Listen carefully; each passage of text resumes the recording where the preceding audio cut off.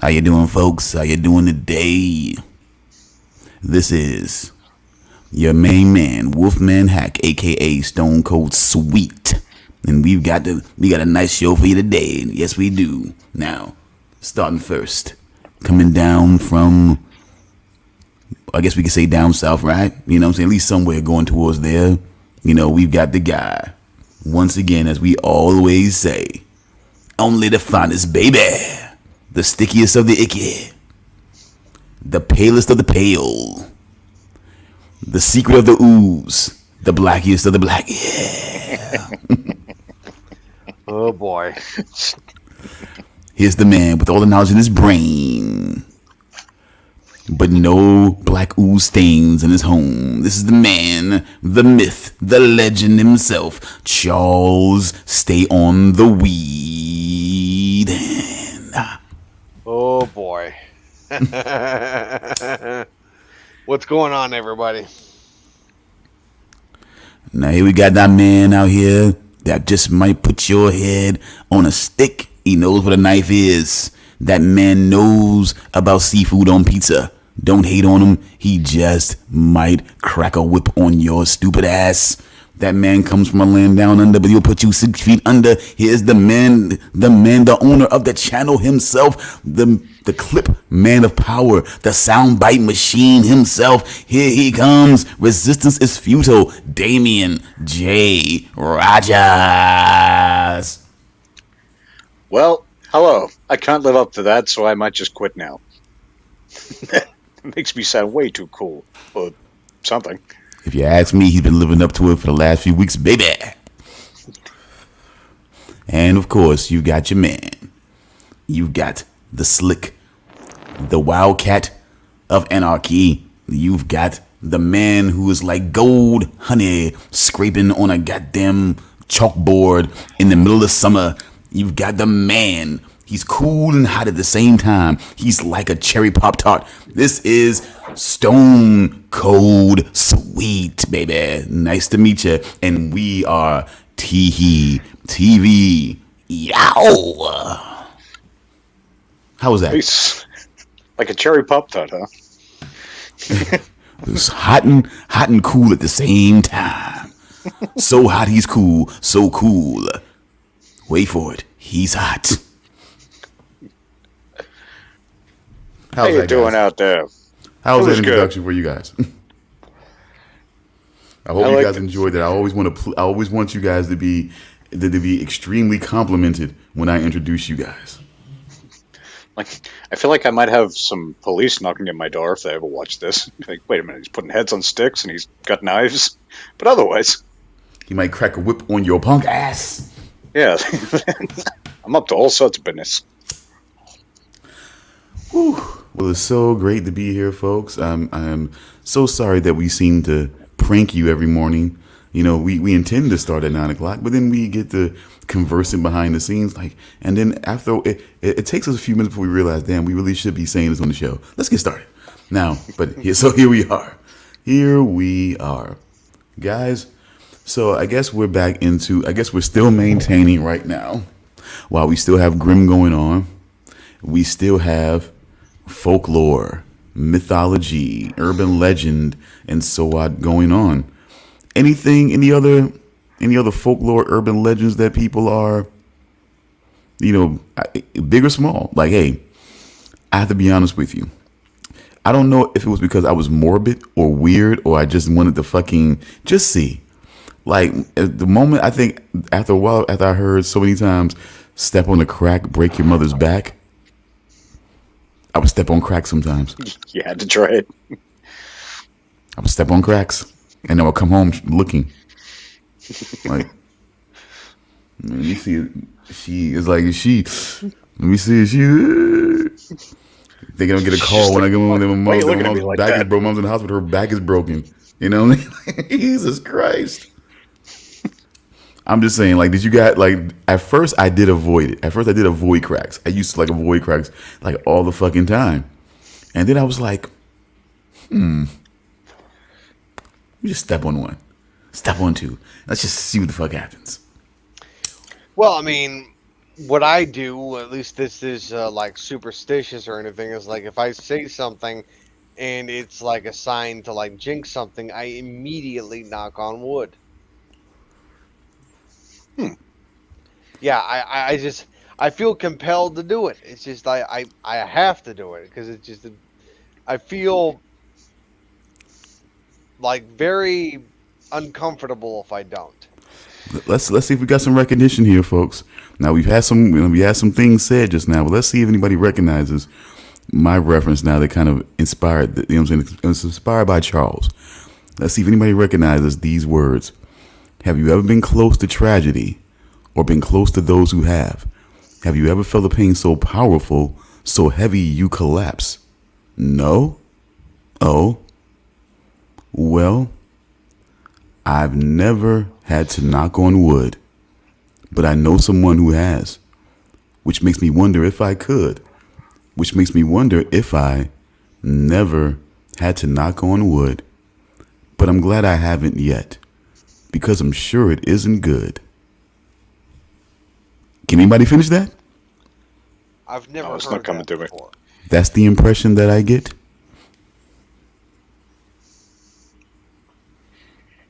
Don't. So no one's remembering this.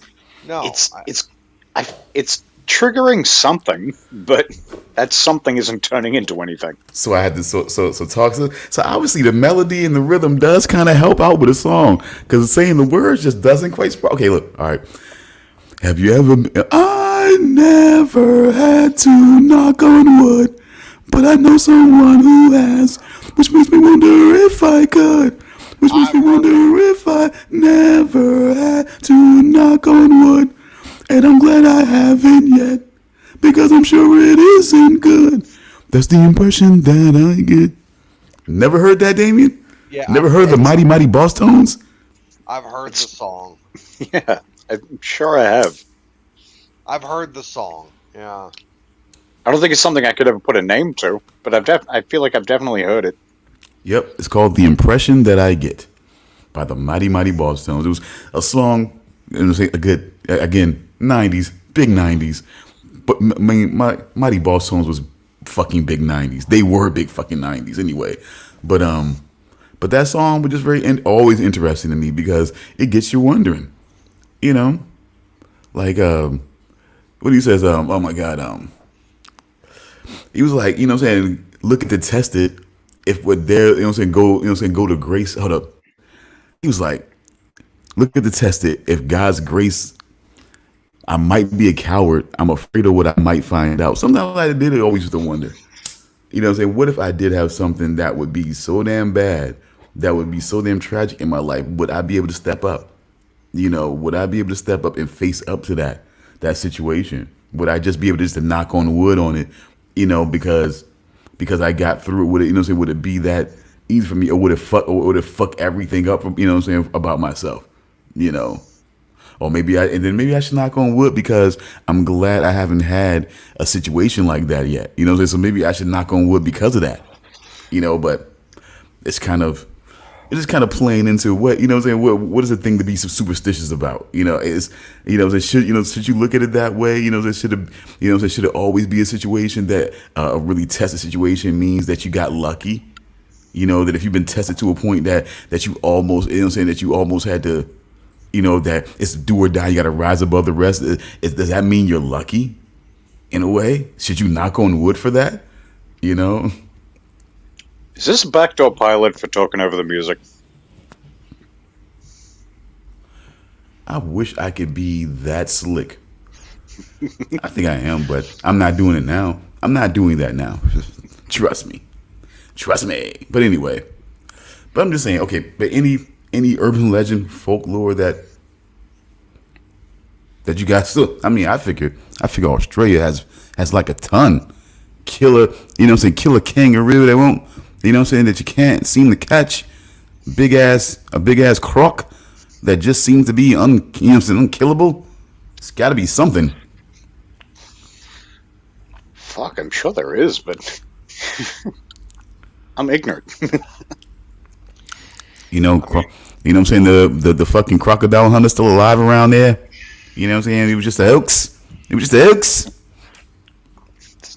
stingray can take down the crocodile hunter. I'm just saying, man. I just Bullshit. Come on, urban legend. Okay, Flight of the Conchords are really Australian. Is that true?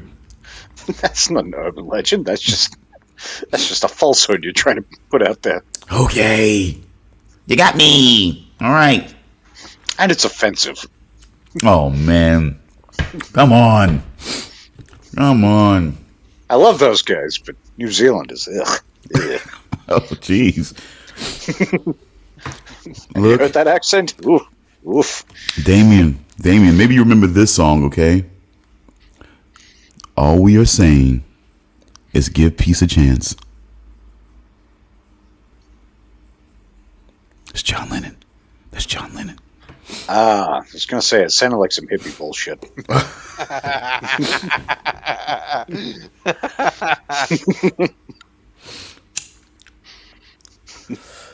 Well, imagine, you know what I'm saying? Well, imagine if you didn't have that kind of hate in your heart, Damian, huh? Imagine that.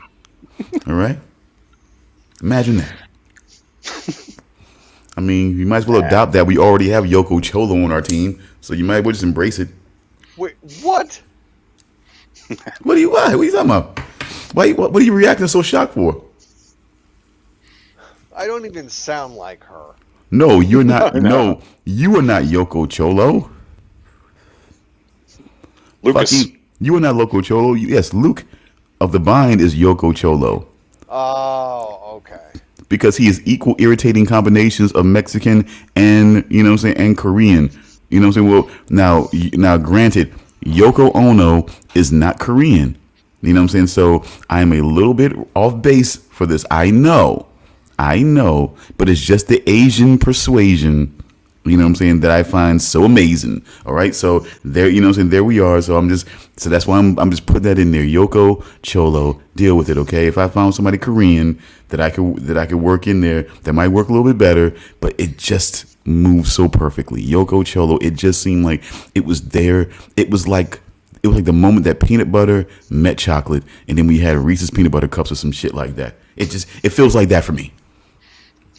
It just felt perfect. Yeah, I'm sorry. It just like, hey, you know what I'm saying? Hey, this Mexican is like an Asian. Hey, this Asian's like a Mexican. Oh, okay, Yoko Cholo. It just worked. I'm sorry. It just worked. It just worked for me. Now, is that could the Yoko Ono effect be considered an urban legend? That she really didn't break up the Beatles? That, you know what I'm saying, that John's non-belief in Beatles and belief in only himself is what broke up the Beatles? It's one of those situations I always felt like she probably didn't break them up, but she didn't help either. She just kind of, she helped things along. I think it was going to happen regardless. I don't need those guys. I can go out here and be a legend on my own. She's like, yes, you are God. Don't listen to them. I guess it was something like that, huh? You know, everything you say is art. You know, some shit like that. And he was like, of course, no. I can't imagine that he would be like Jeremiah Sands. You know what I'm saying? I can't imagine he'd be like that. But do you think there was ever... Your backing vocals are the best. One of the worst voices in music history. My God, that woman. Just the worst. Hold up, now did she do it? Was that her? Was that her that did a remake to I Want the Money? Do you remember? Are you familiar with that song? The best things in life are free, but you can give them to the birds and bees. I Want the Money. Yeah, I'm just not sure. Cover-wise, I'm not sure. It just seemed like that might... Who else had dreadful voice? Was it Linda McCartney that also sounded fucking terrible? There was like an isolated backing vocal track that came out at one point. But I think I could tell a difference between an awful British singer and an awful Asian singer. I think I can. I imagine that they all kind of sound like Jackie. I can imagine they all sound like Jackie Chan in a way. And Yoko was basically just wailing. Just this screeching, wailing kind of just awfulness. I kid Jackie Chan. Jackie Chan actually can carry a tune. You know, if you watched fucking Rush Hour, you know that Jackie Chan can actually carry a tune. He doesn't sound anything like Yoko Ono. I'm just saying. No. He doesn't sound awful. We would never say that he sounds like Yoko Ono. Because no one does. She is uniquely awful. Oh my God! Now this is very creative for the morning. Wow! Morning, Neil Rigger. Aren't we clever? Someone's looking for a gold star. I'm all out today. So we are now here to, I guess at this point, since we're in the order of things from smallest to biggest, if we're gonna go Sesame Street way, then I guess we will of course start with Justified City Primeval then. You were gone for that. Have you heard back yet, Charles? No, I have not. Oh, we were thinking we'll do Halloween first, just on the off chance Jim decides to pop in. Ooh, okay. I at least want to say before we get started on Halloween is that I find it very stressing the way a certain dynamic is heading. It's just a little. In the preview just confirms it's just a little odd for me, and I just don't understand. But it's I understand, but I don't understand. I don't. It's just. You mean a relationship that feels kind of forced? So, yeah, forced or yeah, I guess in a way forced on us. I guess yeah, forced on us in a way. You know what I'm saying? Forced on the narrative. It just doesn't seem to make any sense. But so I guess so are we talking about the same thing? What are you thinking about? And Raylan and that Detroit cop. Like clearly they're gonna fuck, right? The cop? The redhead? No, I meant the dude, but no, I was kidding. Oh God, and doing a bad job of it. No. I was really hoping for something else. But not the fucking lawyer. Yeah, that's what I meant. Oh, that's what. It's just I just don't understand why they feel like that. But I guess what they created is like an older cast in a way. You know, it's almost like they created like an older cast, and it's like if they're trying to make it Slim Pickens the way it's like he ends up having sex with her, and his weird ass daughter seemed to set this up like he's supposed to like her. Like oh God, oh man, I feel so bad for white guys. I feel bad for white guys sometimes. I feel bad for white guys sometimes because they really gotta jump on the grenade in order to push the narrative. You know, so they really have to jump on grenades in Hollywood. They really show them. I mean, it's like, jeez, I just don't. Like, I'm sorry, it just didn't seem like. Anyway, I'm just gonna leave it. Damn, Raylan. I'm just like, I just cannot figure on it. I can't figure on it. But let's just go ahead and get a Halloween. I'll leave it alone for now and just. Anyway. So, Halloween H2O. I don't know why I did that. I forgot the H. 20 years later, but Halloween, H2O, 20 years later, the 7th movie in the series. One that chooses to ignore the last 4 movies. Well, technically they all ignored 3, but chooses to ignore the trilogy we just went through. Say again? H2O ignores the Thorn trilogy and just goes back to continuing on from Halloween 2. Really? So they really already tried this. Okay. I see that, and that's the one thing. But thank you so very much for that, Damian, because I got so detached from these movies that I was really kind of unsure what I was really processing when it came to H2O. Honestly, so thank you for that. And I don't know. I mean, I'm really not going to feel bad or stupid that I didn't make that connection myself. I just, I got so detached after a while. It was just like, I said no. I said know how to fucking process it. So yeah, thank you for that once again. I needed that. That helps, and it helps. But it helps me understand that that's probably why I was kind of indifferent to it. And kind of indifferent to what the hell was happening. So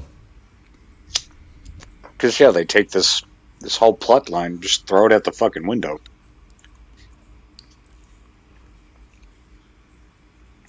And then, do you think do you think Donald Pleasance would have been in this if he was still alive? Like, do I you think don't. it would have? I don't think Like, so. I think I can agree with Charles. actually, no. Wait, no, because he in the original or the theatrical cut of Halloween 6, he died off screen, right?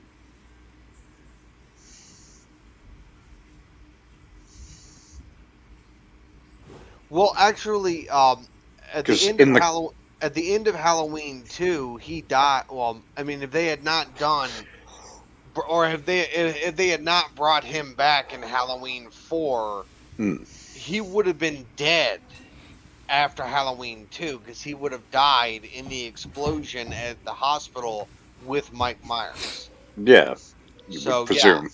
so technically speaking, no, he wouldn't have come back in H2O because he'd be dead. But yeah, he did die in the previous movie though as well, right? Well, Because in the cut I watched, he's still alive at the end. Because remember I was talking about it, he was like, you got the mark of thorn passed on to him at the in very the end. in the theatrical cut, it doesn't actually reveal anything. It doesn't. Okay, for It some just reason I remember him dying off screen. it just shows him standing at the it just shows him like standing outside the hospital as like Tommy and Kara drive away, and then that's it. And then it just goes to the Possibly so. credits, and that's it. Hmm. That's all it does. So no, he doesn't die off camera. But I mean, you know, we gotta understand. So I mean, it, eventually the narrative has to be played out because, I mean, this wears on this will wear on anybody. A situation like this would traumatize and wear on anybody. So, you kind of have to. But I still think, Wait, regardless, he didn't they wouldn't have. didn't they already confirm that Loomis was alive? They just said that he was dead only for like a few. He only died a few years ago. They confirmed that at the beginning of the movie, and then Of this one, yeah, of H2O. Yeah, they confirmed yeah, that in H2O. So yeah, yeah, because that's he survived the explosion. yeah, because that the broad at the start of the movie, who Michael broke into the house and stole the Laurie Strode file. She was like his, I guess, his carer before he actually passed away. I'm fairly sure. Yeah, my cat is being argumentative. See, I got thoughts. Why won't you let me speak? You can't speak, stupid. Yeah.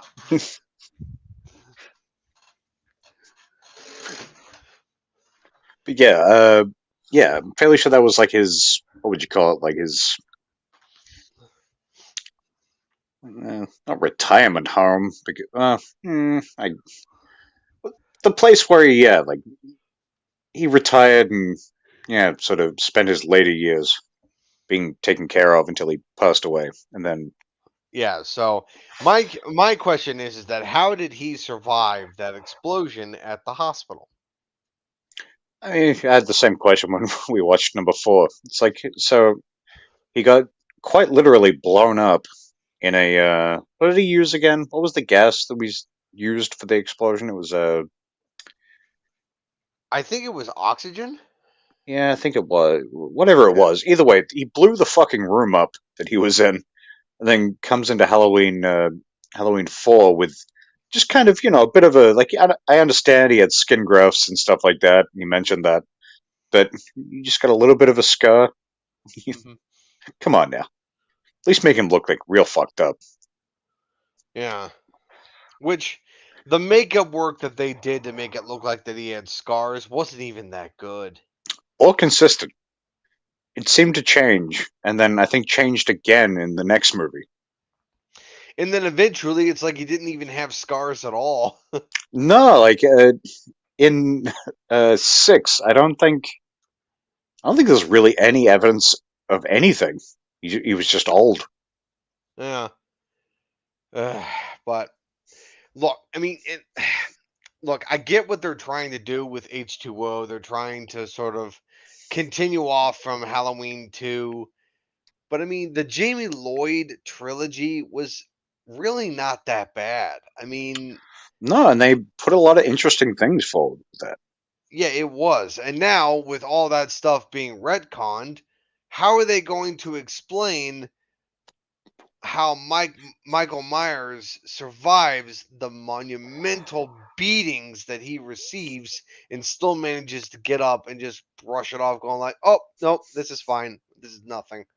That's it, because like even if you think the whole cult thing and all that shit is just completely ridiculous, it it at least explained that, or Yeah, at it least did gave it explain it. something to be like, okay, this is like there's some fucking dark magic shit going on here.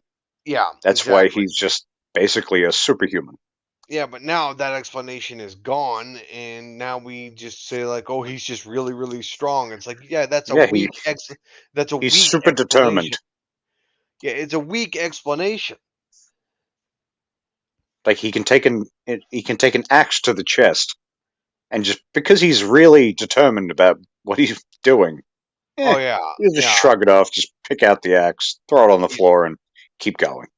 yeah. And then of course, I mean, I don't know. I mean, well, wait, hold on a second. Maybe that's where I got that scene from. The scene where Mike Myers, yeah, not Mike Myers, Michael Myers, Oh, behave.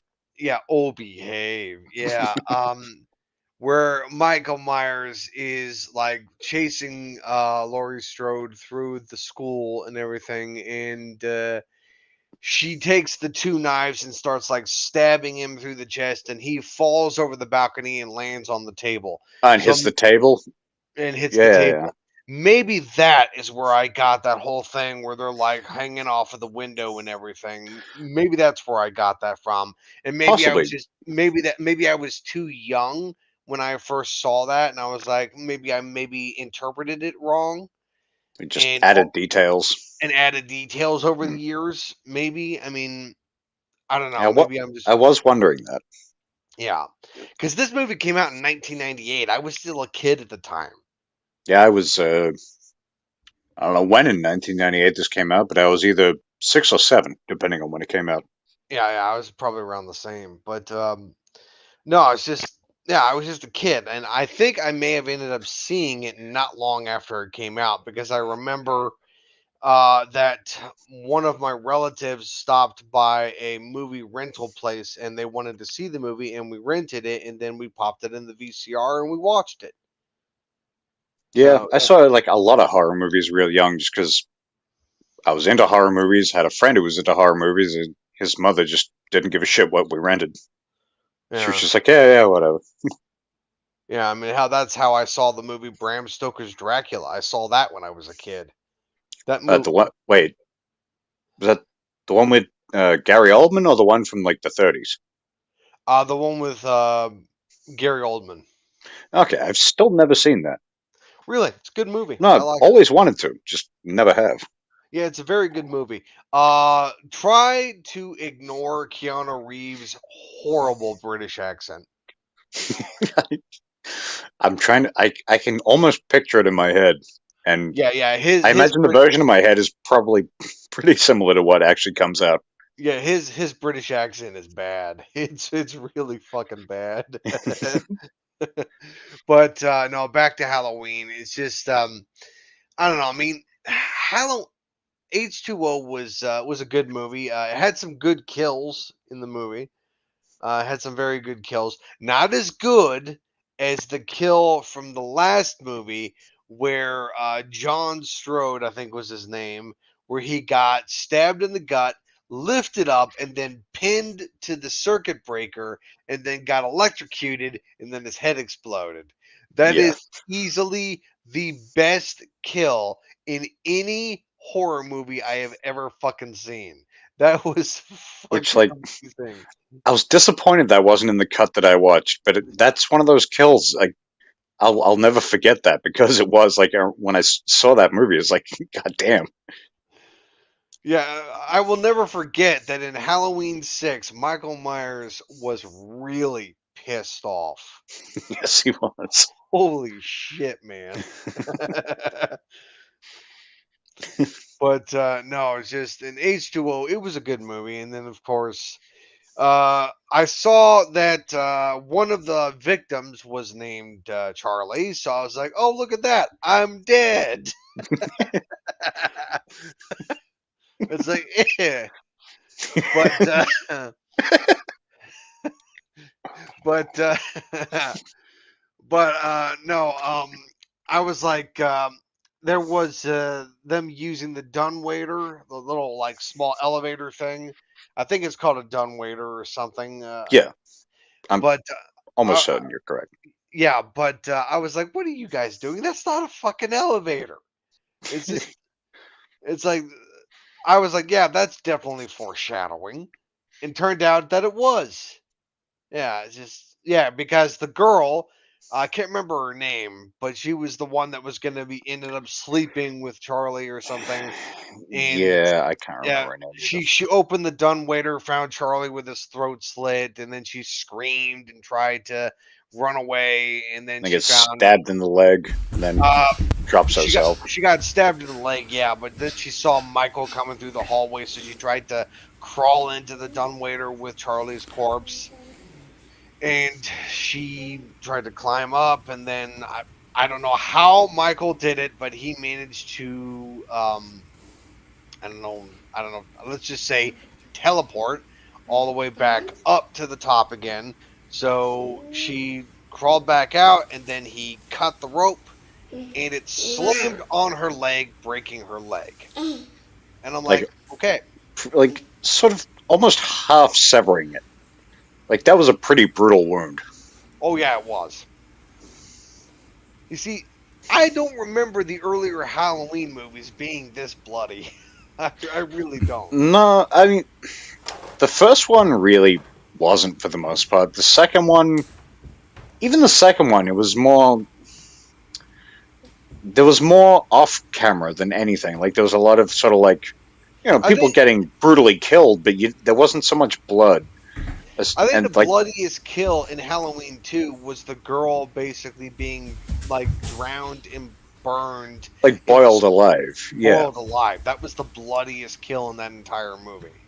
yeah, Well, bloodiest because there wasn't that much blood. yeah, but most brutal for sure. But yeah, I don't recall much blood in either of the first two, and 3 there really wasn't either. But No.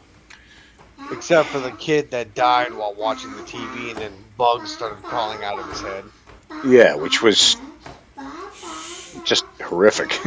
Oh yeah, that was holy shit. It's like, oh, you went there. Oh, you totally went there. Oh yeah, that movie hated kids. Yes, it did. Like the people who made that movie, people who who directed it, wrote it, did the special effects, they're all just like, yeah, fucking kids. Let's make it as horrible as possible. Fucking jerks. Wow. Trying to watch TV, writing the script. Just, shut up. Wait a minute. Dies horribly. Snakes come out of eyes. Bugs everywhere.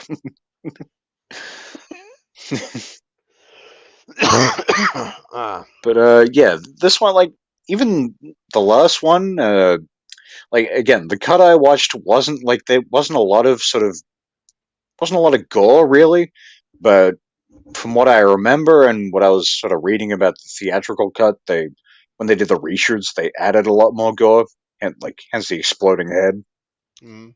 which was still a pretty brutal scene originally, but they just sort of took it that couple notches up when they changed things, Mm. and that kind of really set the trend for the rest of the movies. Really, Hey, I forgot. I forgot JGL was in this movie. JGL. Oh, yeah. Right at the start, he was a super brave hockey punk kid who's like, "Yeah, I'll investigate your house. Who's there? Oh fuck, I'm gonna destroy your kitchen because I'm terrified." Yeah, which I gotta say, how can Joseph Gordon-Levitt only be in the movie for like, I don't know, 5, maybe 8 minutes, At get best, yeah. get killed, and still get a credit in the opening credits? Yeah, like among How? the 5 or so main credits, he's one of them.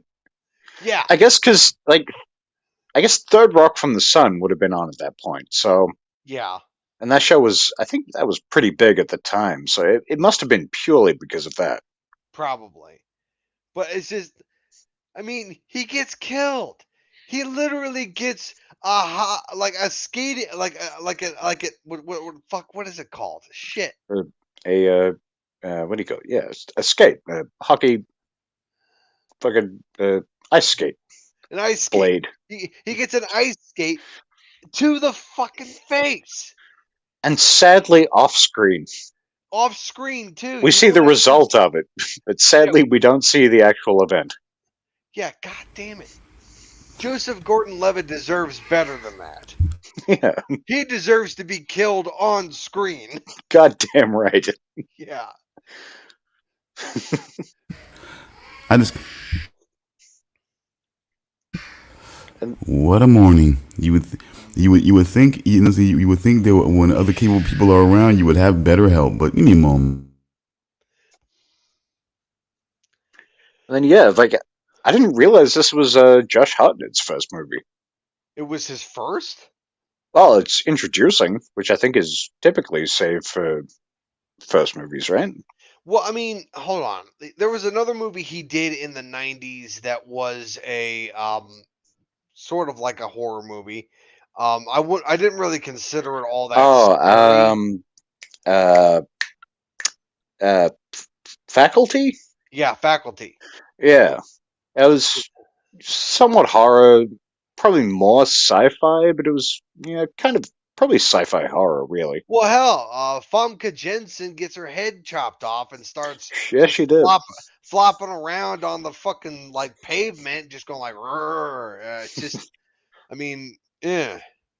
Hold on, I'm gonna see when the Faculty came out because I think it was the 90s, but I Faculty, was thinking 97 for that, but yeah, that maybe was before H2O. Yeah, yeah. So the Faculty. maybe H2O was shot No, first and then no, shelved. Faculty came out the same year as H2O. Came out in '98. Okay. Yeah. Yeah, the only time I've seen introducing is for first movies, aside from Yeah. the Machete movies, where Holy they did shit! I had introducing Carlos Estevez, which was Charlie Sheen in the sequel, and introducing someone else in the first one. I forget. I had no idea, but the Faculty was directed by Robert Rodriguez. It was indeed. I did not know that. I hmm. That actually changes my outlook on that movie. Yeah, it's one I've been wanting to go back to for fucking years. Huh. Yeah, but I saw the Faculty like a long, long time ago. Yeah, same. Yeah, it was a good movie. I liked it. Had Elijah Wood, had Josh Hartnett, Jordana Brewster. I mean, a lot of people. What are we talking about here? The Faculty, which was another Josh Hartnett movie that came out around the same time as Halloween H20. Seemed like Josh Nett's paying dues typecasting was the, was the slick, was the slick outsider, troubled kid, smart, but just, Also has the weird, at the ends, pointed kind of hair. Yeah. But yeah, he was always, but before he became more of a leading man and more of the, and more typecast in a different way, he was that guy that, and it's funny that you bring up Faculty, the Faculty, because these movies definitely kind of connect that, that sort of common thread, personality trait when it comes to the, the Josh Hartnett characters. So I'm not and sure. Then he was like rom-com guy for quite a long time. Yeah, didn't he do one called 40 Days and 40 Nights? Yes. Yeah, I think that was him. Yeah.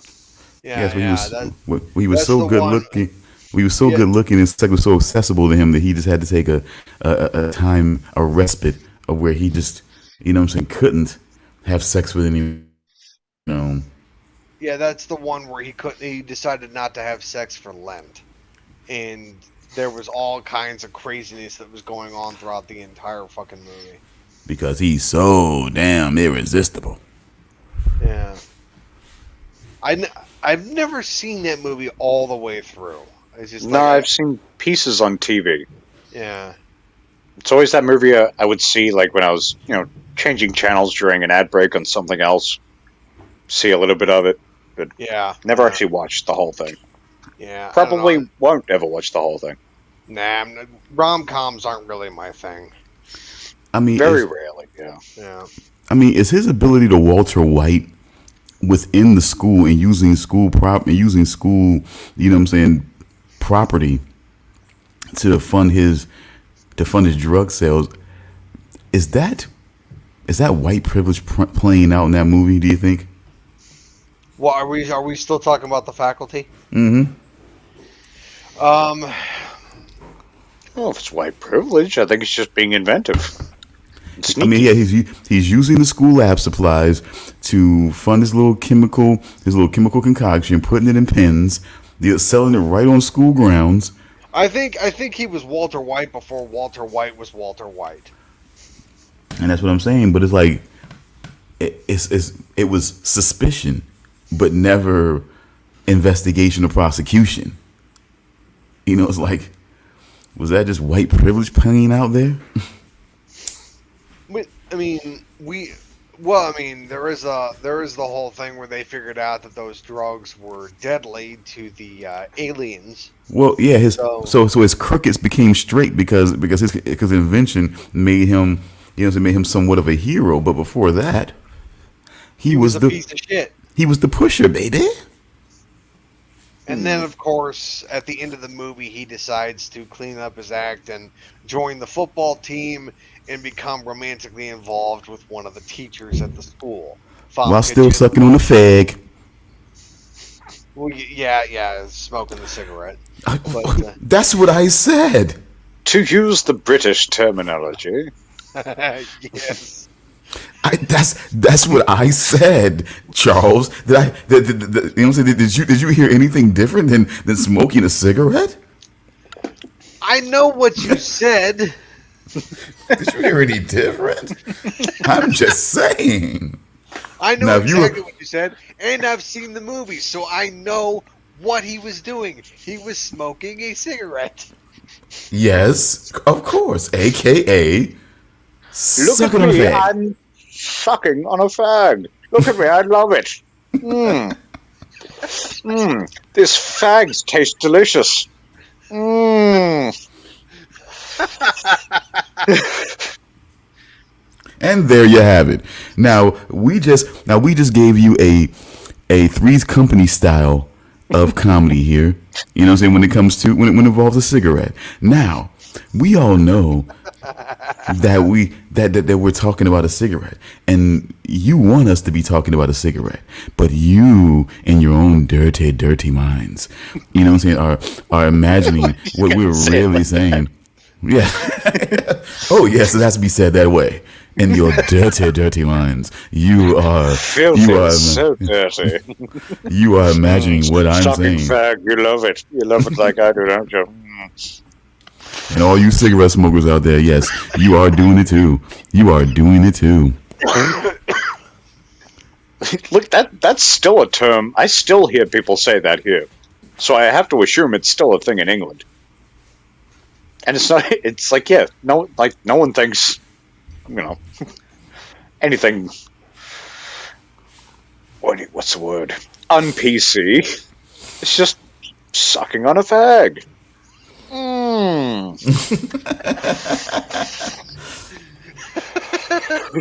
I mean, if we haven't found our first clip yet, I just don't know.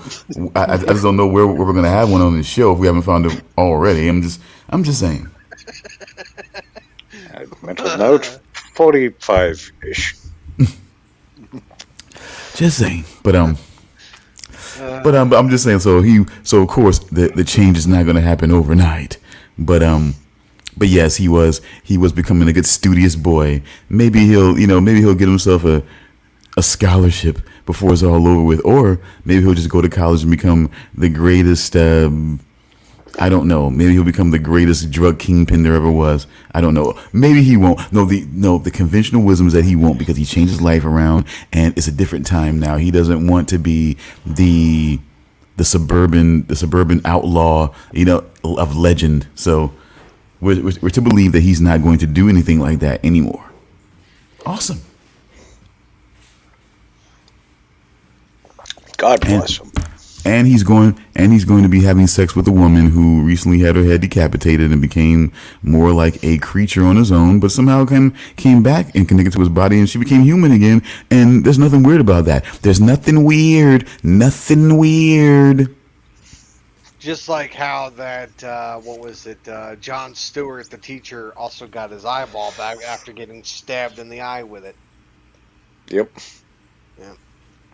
Also, to reference what V said in the chat, yes, that teacher was hot. Her name is Famke Jensen.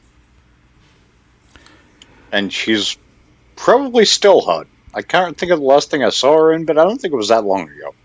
But I would say that the hotness factor goes down when I realized that your head became a creature, sort of like in The Thing, and somehow came connected back to you, and you're human again, and I'm supposed to be okay with that and believe that. I'm sorry. Yeah. Hotness factor kind of goes down on that. Don't you think? Woo! Which kind of ties into Grimm a little bit, but we'll get to that. I have some thoughts about. Is Famke Jensen doing research? Whoa, then I really must have missed something then. Somebody's head turned into a creature and I missed that? Holy shiza. Oh, kind of. Shiza. Well, if you're looking for anything that Famke Jensen has done recently, she recently did that movie Knights of the Zodiac. Don't think I ever even heard of it. It's based off of an anime. It's okay. Yeah. So, because was it her that she took over Underworld, right? Took over Underworld?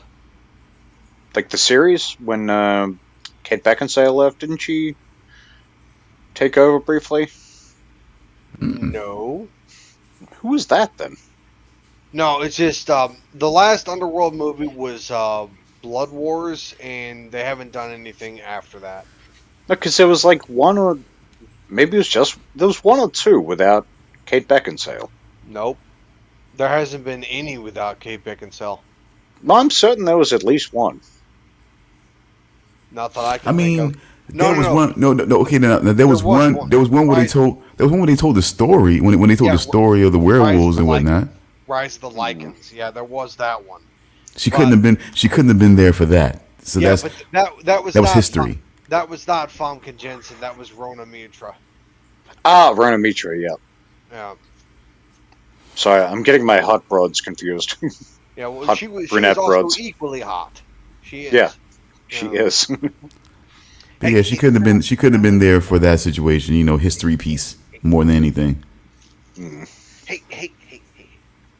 Come on. And I gotta say though, man, Come here. I gotta say, Ow. I hate to go there like that because it just doesn't. Because when I look at it, look, you know what I'm saying? You know what? Much respect. Big ups to Eddie Murphy. Big ups to, I forget, well, I'm forgetting his name, but the guy who played Blackula.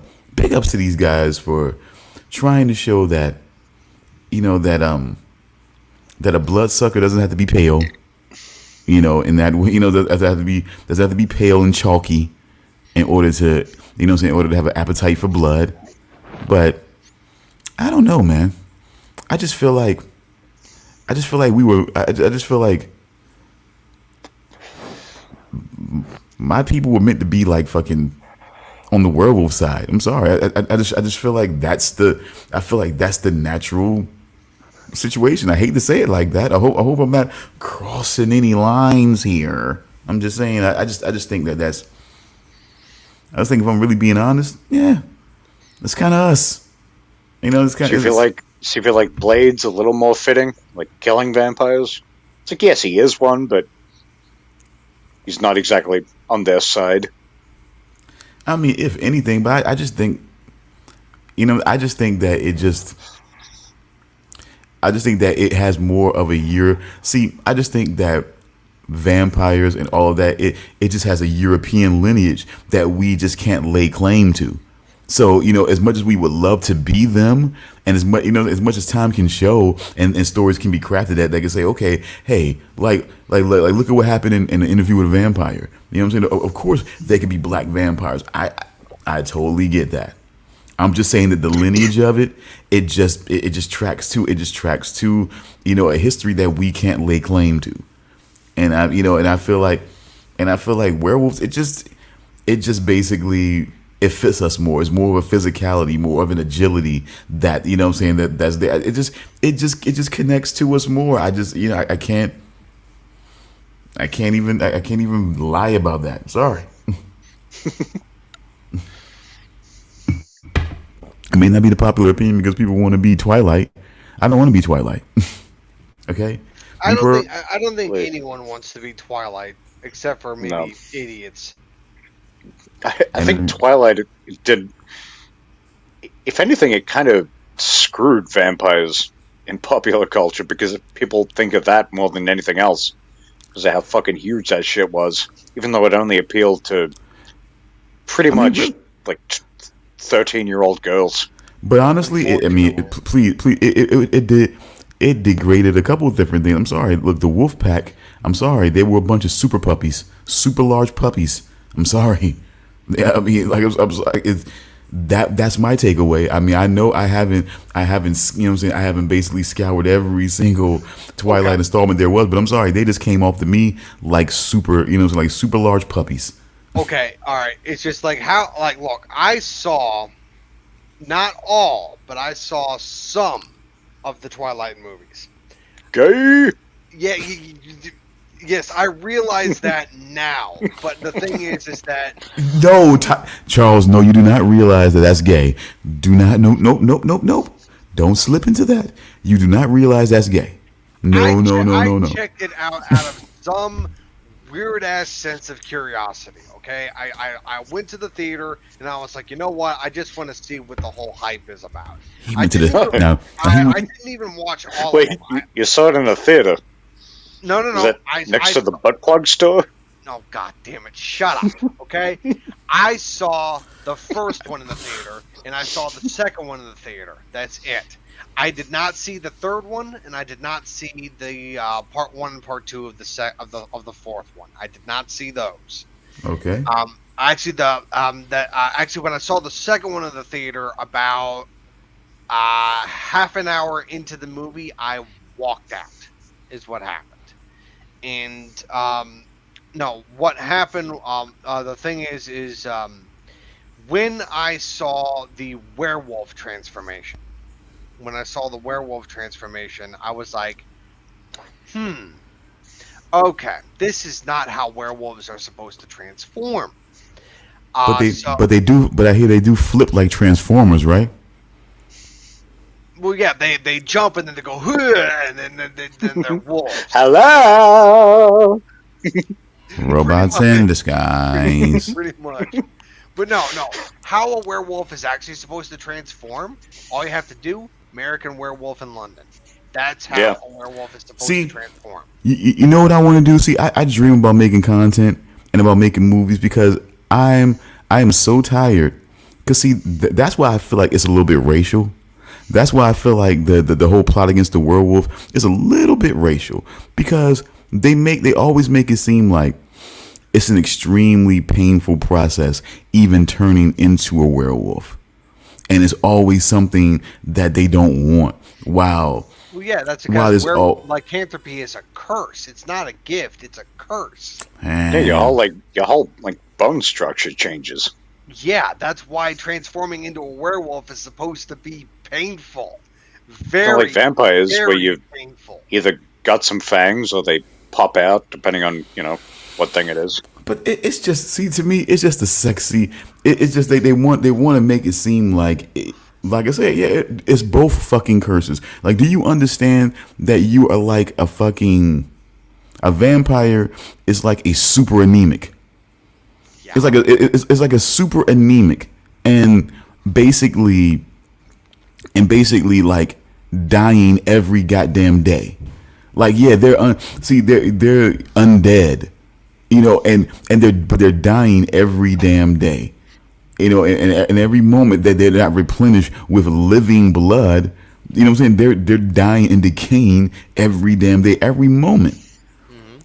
So it's like, I don't see that as some great gift. It's not as sexy as they want to try to make it, but they try hard to make being a vampire sexy. But essentially, you know what I'm saying? You're a fucking little lab patient. You're in the bubble. You know what I'm saying? You really, you know what I'm saying? You really want somebody to bring you to have an IV where it's just running to you all the goddamn time. You really don't want to have to run after, you know what I'm saying, this fucking replenishment.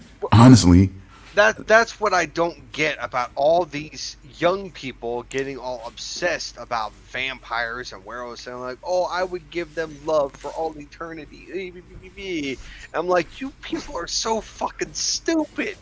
It's just vampires don't, like, if they were real, we're not like some potential companion for all eternity for them. We're fucking food to them. That's what we are. It's just somewhat. Oh my god, people! I have a friend. Who I play video games with, and he is obsessed with vampires. He loves vampires. He plays a tabletop RPG where he, of course, role plays as a vampire, and he loves vampires so much. It's almost to a crazy degree, and he's a great friend. It's almost wellness check kind of level. He is a great friend. I mean, he's a great friend. I love the guy to death. Love him to death. He's a great friend, but still, sometimes I'm going like, it's like, dude, you're worrying me. Just pull it back a little bit. kind of scaring me. Yeah, but the thing is that, I mean, every time he talks about vampires, I'm like, dude, I only got one thing to say to you, buddy. 30 days of night. That's all I got to say. Yeah. The true, the monster form. How about a classic? How about a classic? You know, a little bit of iconoclast in a way. After Dark. Never saw it. I definitely have seen it, but goddamn, it's been a long time. Like, it's more, if at all possible, it's like, it's vampires with a very, very edgy, almost like fucking wasteland, type of, gangland vibe. Yeah. So, you know what I'm saying? It's like that. And guess who's the leader? Guess who's the leader of this, special clan? I'm just going to toss a name out there. Renowned character actress Margot Martindale. Nope, she wouldn't be able to carry the stunts. She. I don't know. I don't know how mobile she is. She doesn't seem very mobile to me. She's a You don't she's a know. nice She woman. Very spry. Nice woman, but I don't think she's quite as agile as a Melissa McCarthy. So I'm just gonna, we're gonna go ahead. I would argue renowned character actress Margaret Mondale is maybe more agile. Even More her at her agile, advanced huh? age. More agile, eh? Woo, okay. Yeah. That'll be something to test out for another point in time. But So you're saying that this like leader of vampires is played by Melissa McCarthy? no, it's played by Lance Henriksen. Lance Yeah, no, this was like 1985, something like that, I think. Oh yeah, so Melissa McCarthy Melissa would just be a kid at this point. Yeah, she would have been like 6 or something, maybe. I don't know how old she is, but I'm guessing quite young at that point. But but Lance Henriksen was the was the leader of this, and Bill Paxton plays one of his one of his crew. One of the few movies where he's not playing scared or or craven. He's actually a loose cannon kind of kind of yikesy. You know what I'm saying? Ran out of blood. What are we gonna do now, man? Fucking game over, man. It's more like he's just like, I don't know. He kind of Bill Paxton has that wacky side of him. You know what I'm saying? Like when he's not being craven or scared, he kind of has that real unpredictable wacky side to him that can be kind of humorous but dangerous at the same time. You're not sure what the fuck's gonna happen. So yeah, that's kind of what he exhibited in After Dark. Is it called At the Dark or After Dark? After Dark. Okay, that's the name of the movie. Yep. Yeah, I recommend it. Like, I haven't seen. It was years ago when I saw that, but Ow. I remember really enjoying it. If my cat would let me use my mouse, I will search this. Well, you're gonna have a hard time with that. Yeah. Come on, Fennel, be cool. Cat giving up a mouse? Fuck. Are you serious? Ba-dum-bum. Come here, kitty. I'm gonna go put. And that right there, folks, is called comedic timing. Comedic timing. You have to know when's the right time to throw in a corny joke and make it seem funny. I can do that. The more you know. But are we? So we're pretty much done with Halloween. Are we moving on? Or we still got some other things we want to discuss on that? Well, I mean, I still haven't heard back from Jim, so I think at this point we're probably not going to hear from him. So I think we should just jump right into City Primeval. Yeah. Okay. Yeah. Final thoughts on H20. I enjoyed it. I just was, just the whole simplistic kind of element of it after going through the sort of, the whole Cult of Thorn thing. It just felt disappointing. It was pretty much like it was a decent, but very much just straightforward slasher movie.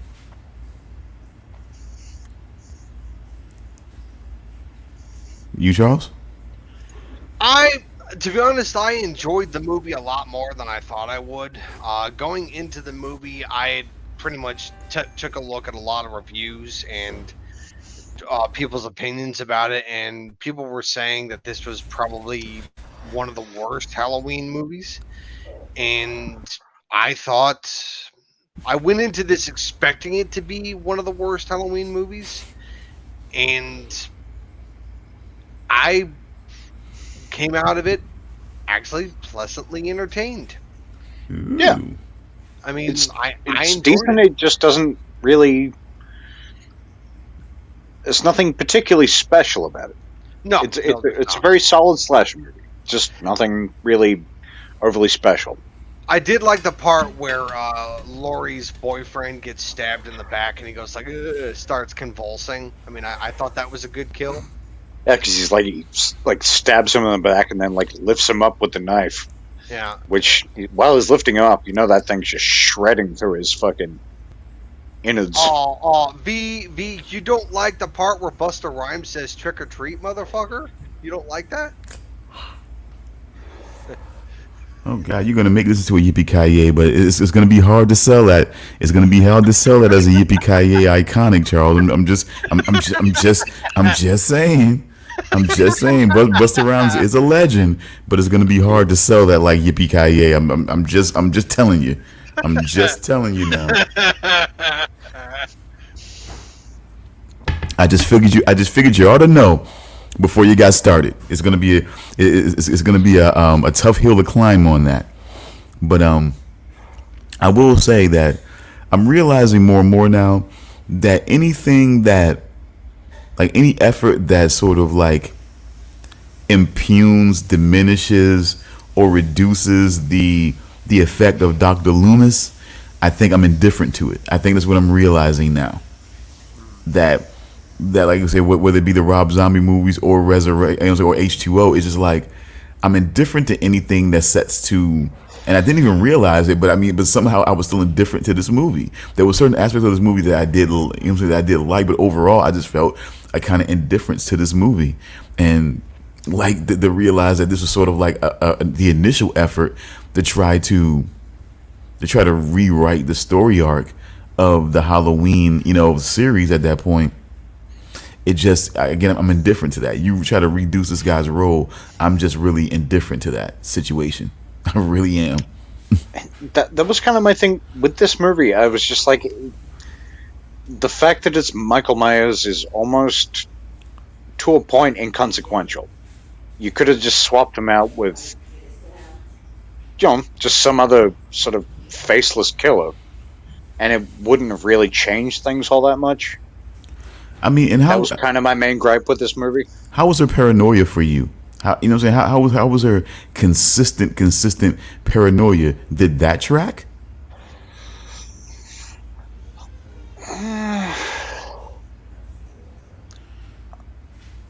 No, not so, like continuing on from Halloween 2. Her son was actually making more sense when he's just like, it's been 20 years, like he's dead. Like, she really had no reason to, have that paranoia. Because as far as anybody knows, he was, well, I think they do make reference to the body was never found, but it could have been just, given the explosion at the end of number 2, it could have just been disintegrated. It could have been like, there was no body to find. Like, did you see that fucking explosion? You were there. I mean, for her to be sharper, more aware, you know what I'm saying? To have that be like an after effect of this, if you're going to play it the right way for the 90s, sure, okay, she's sharper, she's more aware, you know what I'm saying? She doesn't take much shit, you know what I'm saying, because she's been through a lot now, and she's a little more sharpened, you know what I'm saying, and hardened by that situation a little bit. Not too much, but, you know what I'm saying, it's going to do a little something. So, with that, but the overall paranoia, like she just knows, like almost a heightened paranoia, like somehow she knows it's going to happen now. It's just, that's another thing that kind of made me a little indifferent to it.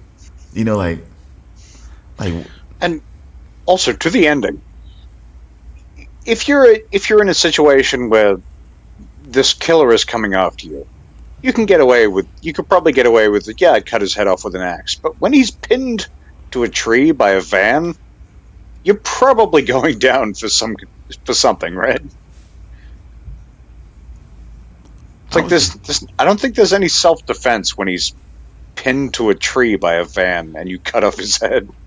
I feel like, in reality, you're probably going down for some shit. Because he killed a lot of people. He's a psycho, but that's murder. Oh my God. Okay, so now I understand. We're getting some of that old Australian logic there. The old, you know what I'm saying, cut down the middle Australian logic. My apologies.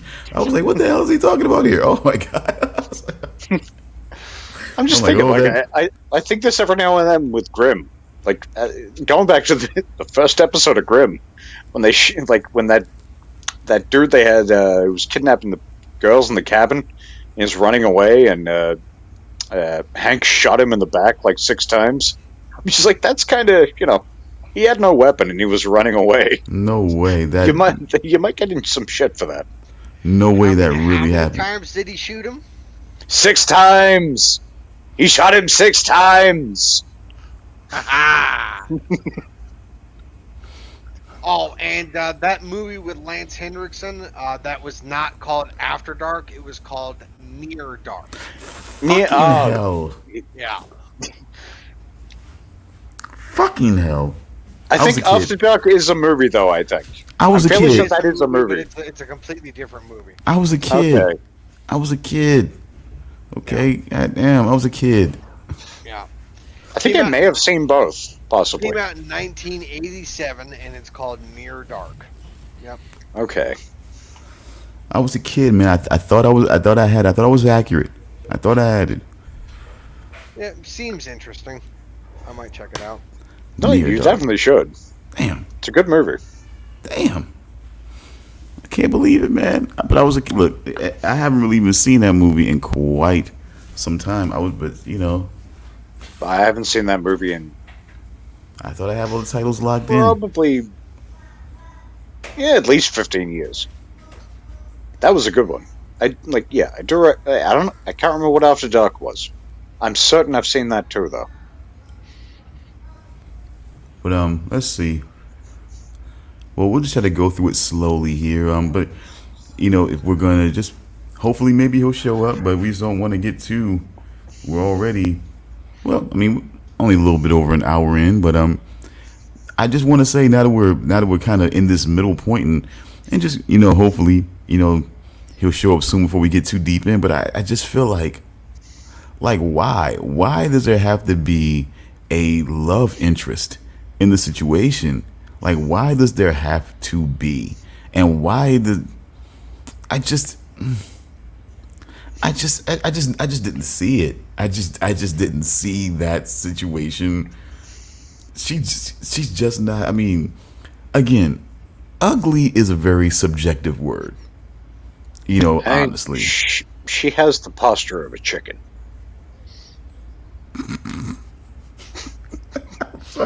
Okay, I see what you. How does one have? Ouch! Are you like, you know what? To respond to that, I only have one thing to say. D, you bitch.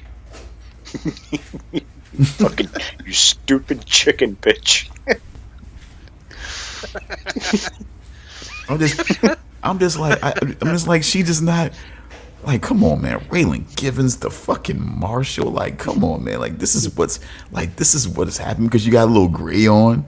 You got a little gray under that 10-gallon hat, and all of a sudden now the Booger Bears can now have sex with fucking Raylan Givens. You know what I'm saying? Their version. You know what I'm saying? Their version of the Booger Mr. Bears? Sutton, huh? You said the Booger Bears? Yeah, I did say that. I did say it. Is that a term for black women who look like chickens? Is that like a thing?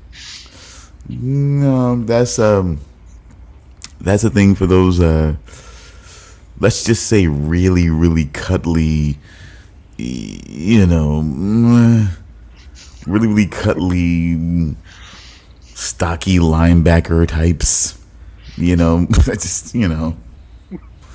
Just Are you saying that you want to cuddle a linebacker? No, never me, pal. I was the I was the linebacker. You know what I'm saying? So I was doing the spooning. I was the big spoon. I was the big spoon, not the little spoon. All right, I'm glad you clarified because I was about to ask, were you the little spoon or the big spoon? Oh, I was the big spoon. Because it's important. That's right. Big spoon. Big spoon. Okay, new stop. But All right, you guys discuss Booger Bears. I'll be back in a second. It's not much to discuss on that. I'm just saying, like, if you're looking, but yeah, please go ahead. But if you just look, I'm sorry. I'm sorry. There's no belt. There's no belt that you can wear. No sparkly belt that you can wear that's going to take the attention away from the fact that we're a little, we're a lot to love. There's a lot to love. I just didn't see that as a match. But it seemed like if you look at the whole team that's after it seems the only really young people or sort of young people are basically I guess the main villains in the situation. I guess Mansell and then there's Sandy. You know, that you know what I'm saying. They're actually younger, but everybody else seems to be older, and it's just like, is that what they're trying to depict? This whole Slim Pickens thing, and it's like, oh, it's more of connecting with a person who's in the same situation. But it's like, yeah, that seems like an easy thing to kind of build that on and say, well, yeah, well then it's natural that they might hook up, but it just doesn't. It doesn't work. She's not like, man. This man. When people think about Winona and everything like that, and come on, man, like, nah, it just didn't work for me. It just really didn't work.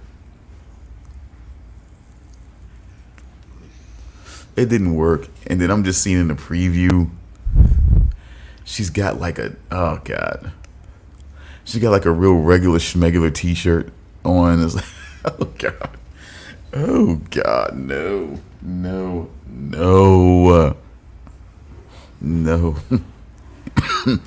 It's too weird. It's too tokeny. It's too. It's just too. It's too being thrown a bone to feel like it's. You know what I'm saying?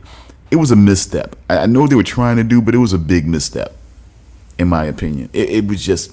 It's just weird. It's just weird to try to push that about. It's weird, and I hate to use the word forced, but it does seem forced. Like it's like the best word. Like it's just really like they're going to try to make this seem like that would naturally. It just I ain't like it. It's weird. It's just come on, man. I don't want to put you in that position if you don't want to comment on it. I just. It's not even the racial aspect. It's just God. Come on. It could have been. It could have been a white. It could have been an older white woman.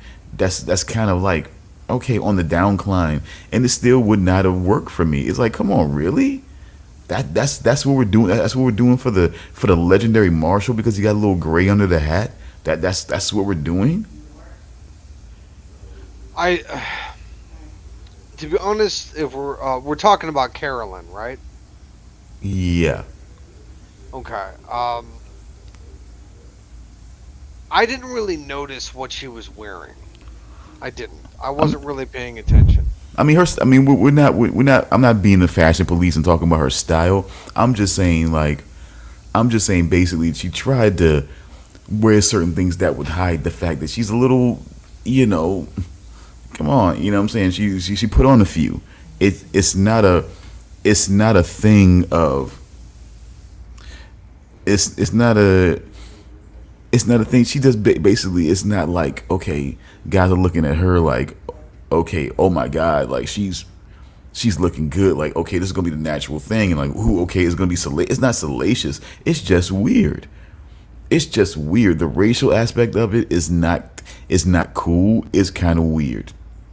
It's kind of, you know what I'm saying, you've seen the foreshadowing happen, you know what I'm saying, like I believe in the first episode where she's talking to this other older black woman in, I guess, in law or whatever, and she's talking about how she would fuck Kevin Costner from Yellowstone and all this type of shit like that, and it's just like, oh god, like I mean, it's like that's the new talk now because it's anyway. Well, That's a look, whole other thing for a whole other show, I guess. look with them pushing for, like I can clearly tell that they are pushing for a moment of intimacy between her and Rayland.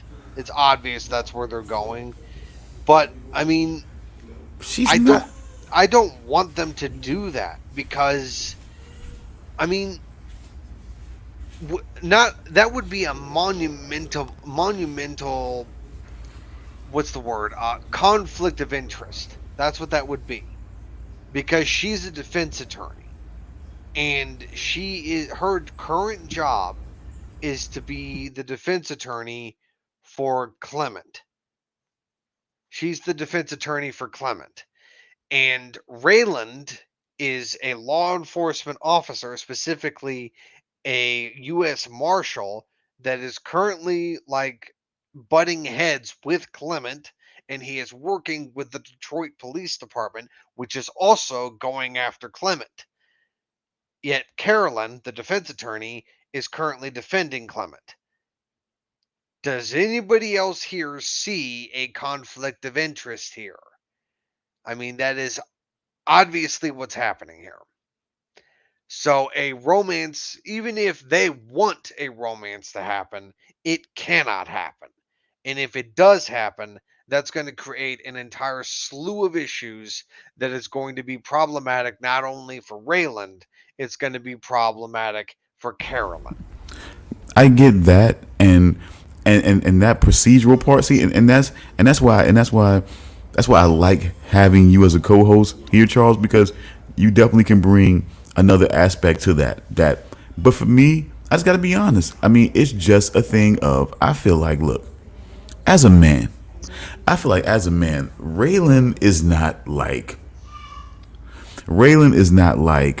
okay, he's 15 years later, he's over the hill, he's a little bit more filled out, he's this, he's that. You know what I'm saying? No, he's got a little more gray, but he's still, you know what I'm saying? But he's still maintaining. He can, you know what I'm saying? Yeah, he's not gonna get the Sandys of the world, okay?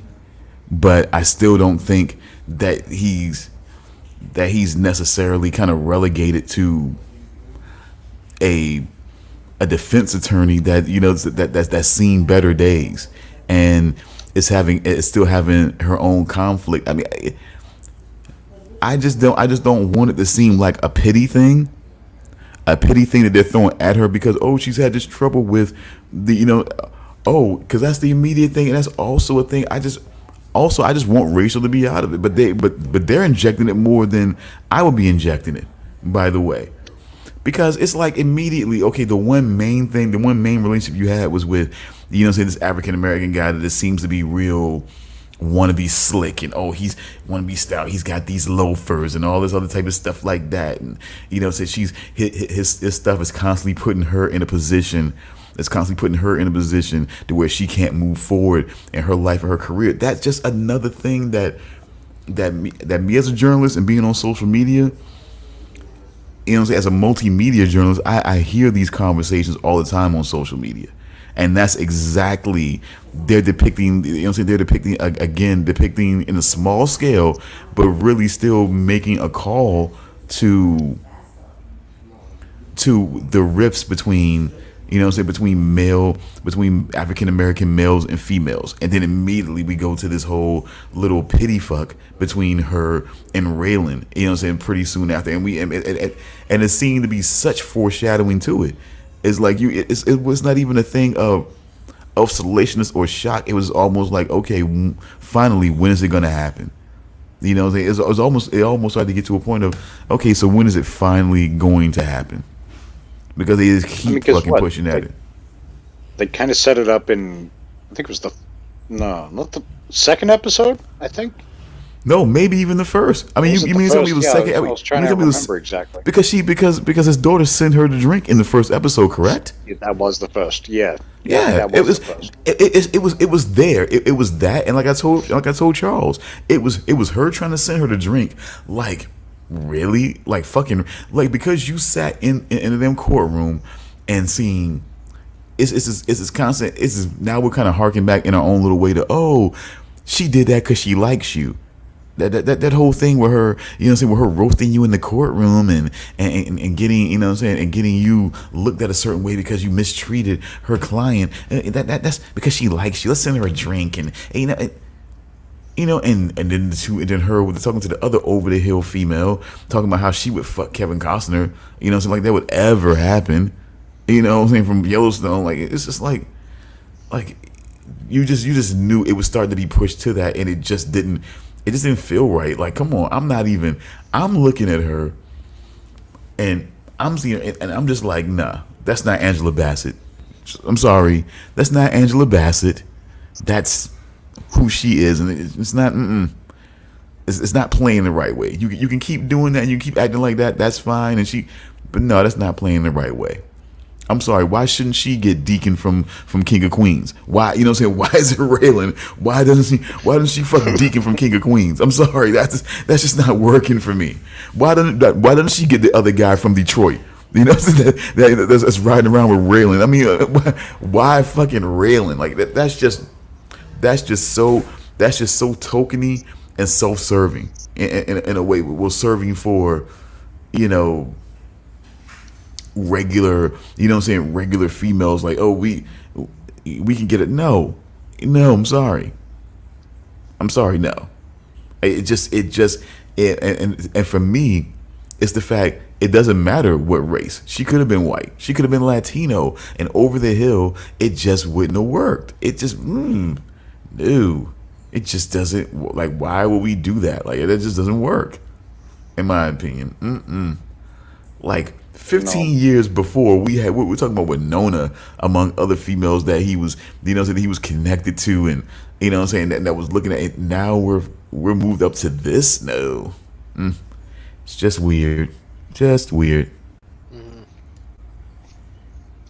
Winona was fine. Yes, she was. Yes, you know what I'm saying, without question. And I'm just like, how in the hell do we think? You would never look at Winona and go, she wants that peacock? But I'm looking, and I'm even looking. Chicken. I'm even looking at Raylan Givens right now. I'm even looking at the poster that you expertly created, by the way. And I'm looking at Raylan Givens right now. Again, I'm seeing a guy that, like I said, you know, Raylan's expression actually expresses my feelings about this thumbnail that I created. I wasn't overly happy with it. It works, but I slapped it together pretty quick. Look, it's crowded because, you know, but just maybe, I don't know. If anything, I probably would have maybe did like that moment, if at all possible, that moment where they were kind of face to face in that door that had the little circular window in it. Yeah, I was considering using that. But other than that, it's fine. But I would just say I'm looking at this guy, and I'm just seeing, like, all I'm seeing is like the 15 years just added on, and the gray, and the you know what I'm saying, the goatee, and like I say, it's just. But I'm seeing a guy that's like still out there, still active, still in shape. He doesn't deserve a woman who is, you know, okay, who is still, you know what I'm saying, who is still out there, lean and mean, competing a little bit, not someone who's kind of like downtrodden and everything. But see that, and that's the whole, and I think that's the whole connection that they tried to make, and like how they ended up together. Their connection is more than just Mansell. Their connection is both being sort of like downtrodden and trying to figure out their lives and their relationships and where they're going in their careers, and somehow they connect, but they're just not. I just wouldn't see her connecting with him. It just didn't track to me. It just didn't. If she was a little more attractive, a little more resourceful in the situation, then I could, you know what I'm saying, then I could see more of a connection there. But it's just, it just, I wouldn't see it. It would be more of a thing I would care. Like, caring about somebody doesn't mean that there's still an attraction.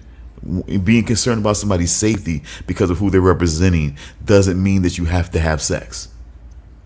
You know, that's it. Just because he doesn't want her to die at the hands of Albanians or the Oklahoma wild man or whatever the fuck, it doesn't immediately mean, okay, well then there's, you know, obviously a love connection here. Yeah, obviously some sexual tension. There's just that we're nothing dealing with about here. it that registers as correct. It just doesn't. So in other words, if it's a woman that Raylan feels compelled to save, he has to have sex with her? Hold on, one second. Hold on, 1 second. Let me put a pin in that because Mr. Kish right here. Oh my God. Okay, Mr. Stone just doesn't like Raylan dating his women. Oh my God. Gandalf the wrong. Okay. Oh jeez. Oh my. No, you couldn't be more wrong. He could take her. I'm sorry. I wouldn't do it. I'm not fighting for that one. No, that grenade he could jump on. I'm just saying, like for my guy over there, like for my guy, I root for Raylan. I root for Timothy Oliphant. Like once again, one of those guys.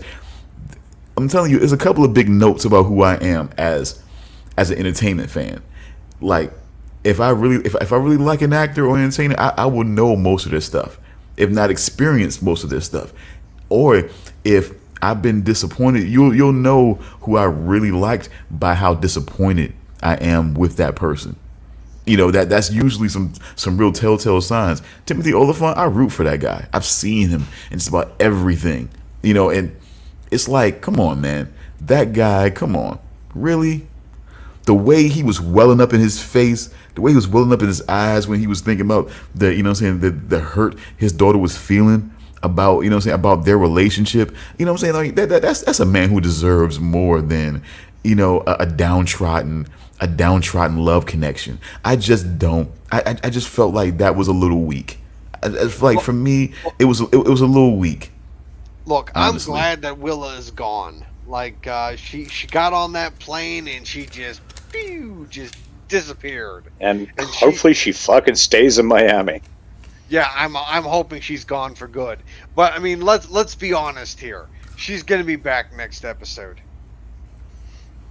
I'm thinking maybe she'll pop back in towards the end of the season, maybe in the finale. Look, the thing about it is, Maybe it's just wishful thinking, but I don't know, dude. It's just like, I mean, I've seen like plot lines like this before. Like, plot lines happen like this before, where in a show that has the potential to be very good, but it's always bogged down by a character that everybody fucking hates. But They write that character out temporarily, but then they immediately bring that character back. They always fucking do that. and you know what? I think attraction is due to bodyguard syndrome. Women love nothing more than to be protected and to feel safe. I get that. I'm not saying that. Somebody Hey, call Whitney Houston. But Richard, I'm not saying that the structure of it is wrong. I'm just saying that there's plenty of older black actresses that are holding up really well that you could have put in that role to be that love interest. I just also don't think that even still, I still don't think that it naturally has to be that because you as a professional, that somebody that's working in the legal system as you are, that you don't want to see them get in over their head, as he said himself in the show, with with a situation that she thinks that she can handle or stay in control of. It doesn't mean that they have to have sex. But I'm saying, if you were going to push that narrative, at least push it to where, the woman is like, I would want guys watching to be looking like, yeah, like, oh, you mean to tell me he might end up with, like, I want, like, there's plenty of African American actresses that are holding up really fucking well that they could have put in that role. I'm just saying.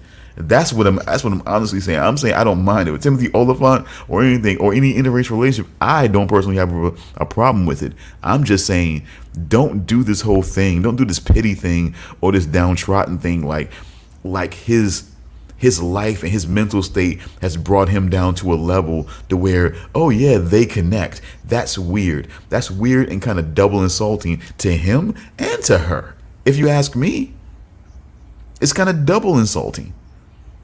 Like his mental state and him feeling bad about his daughter and maybe wanting things to work out with Winona. You know what I'm saying? It's kind of brought him down to where he now seems to be more at a level that she can actually get him or something like that. That's just weird.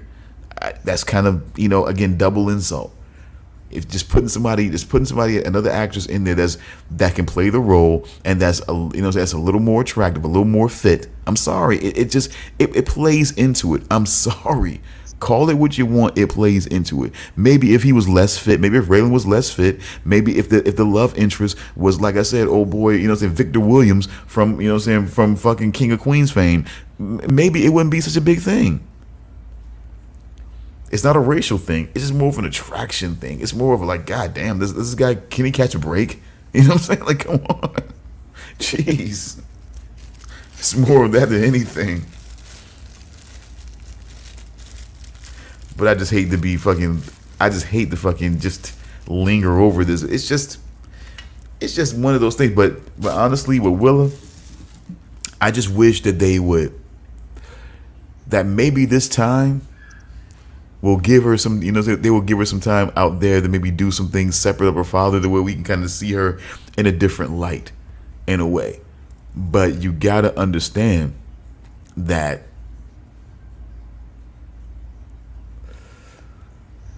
like you guys remember how Winona was, right? Fine. Yes, but personality wise. Personality wise, it's a bit of a mixed bag. I vaguely remember what she was like. Like she was okay. I mean, she was She was a little nuts. She would, but the thing about her is that she would play up the Southern Belle charm, to a certain extent until she's pushed and provoked a certain way, and then the other side of her will come out. But for the most part, Winona would usually play it very, very, very, very easy, almost kind of very coy like in a way, and you know what I'm saying, that's kind of the way Willa is always playing it, especially when it comes to Raylan. But it was like, even in that moment, and it's just like she just where it's like they're trying to talk and he's trying to have their emotion, and but the phone call comes in and he's trying to ask her to say that, but she just ends up going onto the plane anyway. That's, to me, is almost like a Winona move. If for me, from my personal takeaway from what I saw of the original Justified, it was just like, that's kind of a classic Winona move right there. For her to just kind of just be gone by the time he turns around and realizes, what I'm saying, it's kind of like, yeah. But I kind of think Winona, if he had said to Winona the way he said it to Willa, just stay here. Like, basically he was saying, I want you to stay. Like, the way he delivered it, the way he sort of put across that, it's just like, listen, I gotta take this phone call, but stay there. Like, I've changed my mind. I think Winona probably would have recognized that emotion and stayed. Whereas, I think Willa's too stupid. But no, because one of their constant things if you guys remember, one of their constant things was his dedication to the job. That was one of her fucking issues, was it not? It was, but it was. It really was. I mean, and that's a constant thing. And that's a constant thing that's always been there. True enough, and if we look back on most shows where there's a relationship there, that becomes an issue. Like, it was never going to become an issue. Like, it's weird. Like no one. It's like no woman. It's like they always write the way women never seem to understand that being with a cop, and especially a detective, there's gonna be some strenuous issues when it comes to that, dealing with especially if you're talking about a homicide cop, and things like that. But I mean, we get that with Grimm, and to a further extent with the extra stuff. But then here's the thing: it's 15 years later, and a lot of people we're becoming more indifferent to that, to that sort of mentality. So that, on top of everything else, makes her all the more annoying, it would seem. But she's basically like most women are, even though that's his daughter. But she's like most women are. They can't seem to understand that his job in law enforcement is not like a 9 to 5. He doesn't just clock out after a certain time of the day, and especially being a U.S. Marshal, when you have to run somebody down. I mean, it's not quite like the coming home and sitting in for dinner and doing that type of thing. So more than anything, I feel like she knew that. I mean, but she has to. But it's like that. But that's the thing. That's the thing that she might be too naive and young to realize that he's willing to try, but it's not like, how can I put it? But she still thinks that he's still going to have to be dealing with his job, which is going to mean that they won't spend a lot of quality time together. Even with him having to take that phone call at that point where it was, where something ended up happening, with the Albanian, it's like, she's realizing that he still has to, deal with those things. So, she doesn't see much hope in that more than anything. Sure, she might want him to stay. I mean, sure, he might want her to stay, but it's like she's not seeing that. She's not feeling like he's going to be able to do anything different to make things better, while she's still there. So she just made the decision to go ahead and get on the plane. But it's just weird, it's just weird that she can't, that being with her mother, she couldn't seem to make her understand because I guess maybe because she still has her own issues about that. So.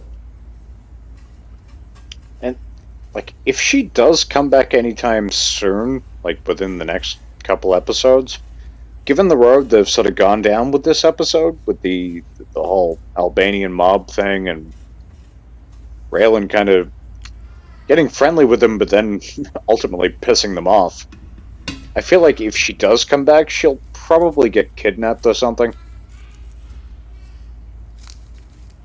I mean, I would say it's very likely. It's fairly, like, kind of predictable storyline if that is the case, but I do kind of see that happening. I'm hoping that, like, they don't really do that, but I wouldn't be surprised if that does happen. And so you think that he's going to. So you feel like Raylan pissed them off. Well, not directly, but he's definitely, like, because he kind of made friends with what was his, well, Toma? Not made friends, but the whole meeting with Toma. Yeah, not made friends. That's the wrong term. But he, damn it, what's the word I'm looking for? Not even got friendly. Just basically, he connected with this guy on a level that's not like, I'm gonna fucking take you down. It was like sort of like a, we got a mutual problem, that whole fucking thing. Yeah. But and then the other officer kills the Albanian guy. Raylan, when the two Albanian guys are following the lawyer, and he taps on the window and says, "Hey, she's off limits. Tell your boss that. Tell your boss Raylan Givens said that." It's sort of like it's not straight up antagonizing them, but I don't think they're going to take it all that well. I understand because they have the usual methods that they go about getting what they need to get and yeah, exactly. They've got their way of doing things, and they kind of thought like, okay, these guys are cool with this. They're basically telling us what we need to know so we can go about this. Which one guy was, but Rayla wasn't. But I'm just like, now how do we feel about Albanians in connection to Chechens? The Chechens, I'm sorry. Chechens are more fun. Wait, okay. I'm sorry? Oh no, I just I was asking just like, what about the Chechens? I'm just saying, like, because I mean we experienced them in Barry, and now we're experiencing the Albanians, and I just kind of wanted to see because it seems because their accent, it definitely seems like, now maybe it may be because of NoHo Hank, but it seems like there's a little bit more of a, I don't know, there's somewhat of a difference, but they definitely seem there's a bit of a connection there. You seem more fun. It's all that sort of Eastern European kind of Euro trash and ease. Yeah, I get it. Yeah, there's a similarity with a lot of them to a point. But Like if yeah, they're because I actually mean, speaking their own language, I mean, even then it's kind of similar to a point. But because old boy could be seem like he could be pretty fun. who? God, what is the fuck is his name? The kid they set up. Why am I forget his fucking name? Because it Ah, just the guy who owned the hot dog stand. yeah. Like Yeah, I don't know why I'm Gender. forgetting his yeah, first I'm name, but forgetting his name. Skinder. huh? Skinder. Yes, okay, that's what it It's is. been Yeah, fucking railing asked him about a hot dog sandwich. It's like, yeah, I've heard people ordering a hot dog sandwich. Is that real? And then they have their whole conversation. And at the end of it, he's just like, hot dog sandwich, bro. Like, are you serious? I'm telling you, man. It's But just fucking the guy who played Toma, Toma, yeah, the boss. Yeah, yeah. that was fucking Terry Kinney, which is he played Tim McManus in Oz. He's like you've probably seen him in a bunch of things, but he was a lot heavier in this. I didn't recognize him at first, and then I was about a minute into the scene. I'm like, wait a minute, is that fucking McManus from Oz? Yeah, but of course I think it is that way now because fucking John Malkovich changed the game in Rounders.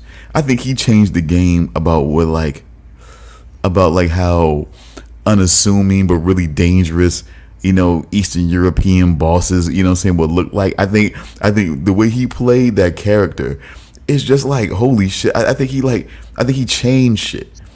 Like everybody's like, look, that's kind of what we want fucking the guy to look like. You know what I'm saying? So like that John Malkovich character, that Teddy KGB character from fucking Rounders. We want everybody to fucking look like that guy.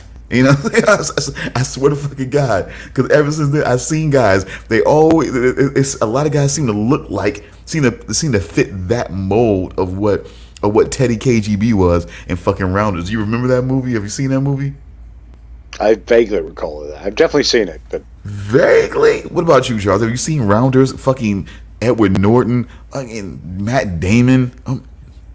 Never seen it. Famke Janssen is in that movie. Never seen it. Just because I know who Famke Janssen is doesn't mean I've seen all of her movies. But what I'm trying to tell you is, then you're missing out, pal. That's what I'm trying to tell you.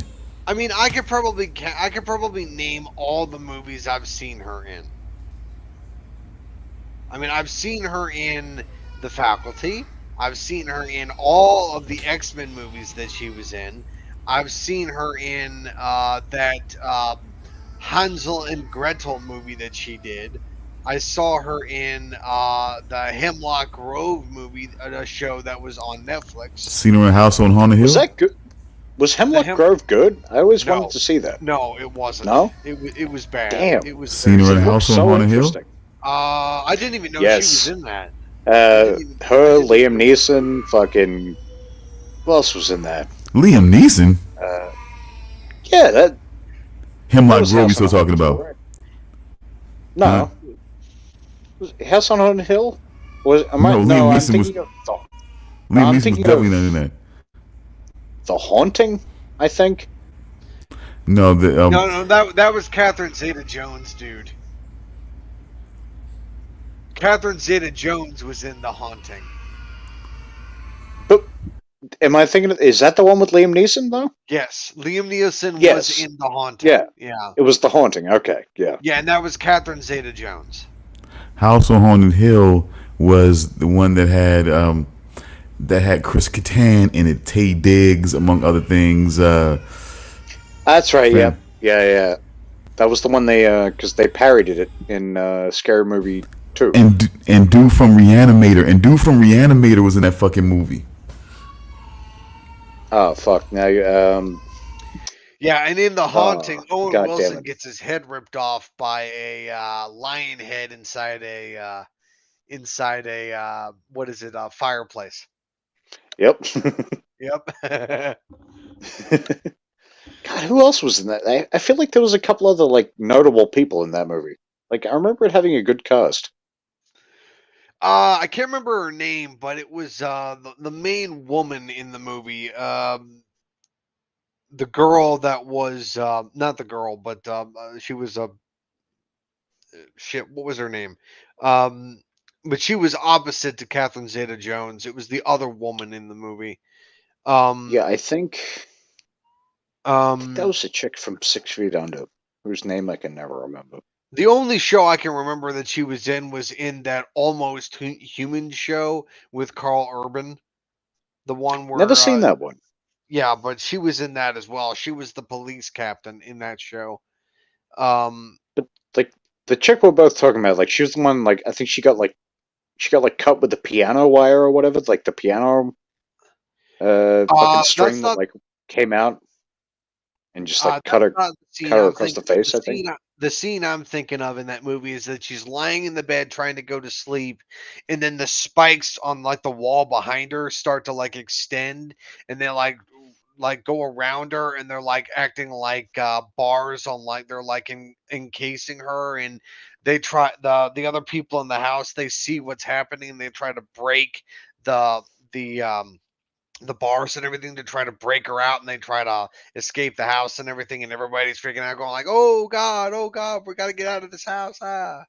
Yeah, it was a good movie, but it's been fucking That's years since exactly I've what they were like. seen it. Okay. Yeah, that's one I remember. I've seen it probably twice. I think I saw it once on TV, and then I bought it on fucking eBay for like $3 one time. But I remember really enjoying that movie. I was Yeah, looking it up. So you got I Liam need to see what Neeson, Owen Wilson, Catherine Zeta-Jones, Lily Taylor, Virginia haunting Madsen, Bruce Dern.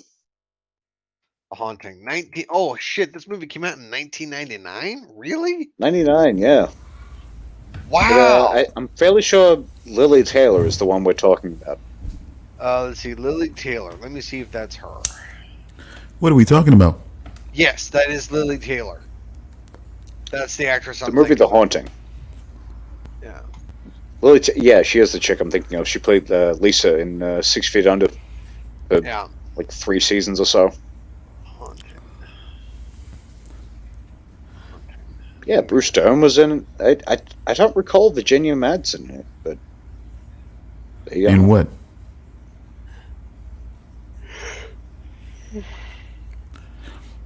Let me see. But I would just say, Wait, what? Sorry, I was reading something. I'm sorry. I'm just gonna say that just kind of just calling back to this last episode of Justified City Primeval. I don't know, man. It's like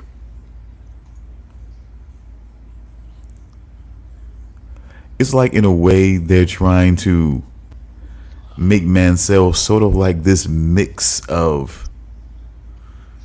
Cause see, I don't know. Jim seems to think that Boyd is like Raylan. I don't think so. I never really thought that Boyd was like Raylan. I think Hey, I always you thought go. Boyd. I thought Boyd was like the Joker to Raylan's Batman. That's what I always thought.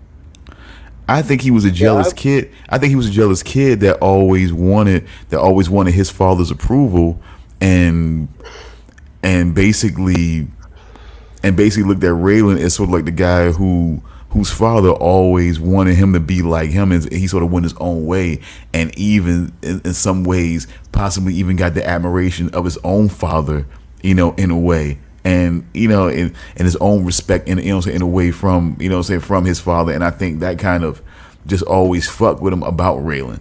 I think. It's not so much that I he's a mirror of him. I think it's more of like he's envious of him more than anything. He was always envious of fucking Raylan. I mean, probably yeah, but I I think to a point, Raylan was envious of Boyd. Like I kind of think I think Boyd is Raylan had he not chosen a different path. I think had he not decided to go the whole law enforcement route, I think they probably would have, if not been working together, perhaps yeah, gone down very similar paths.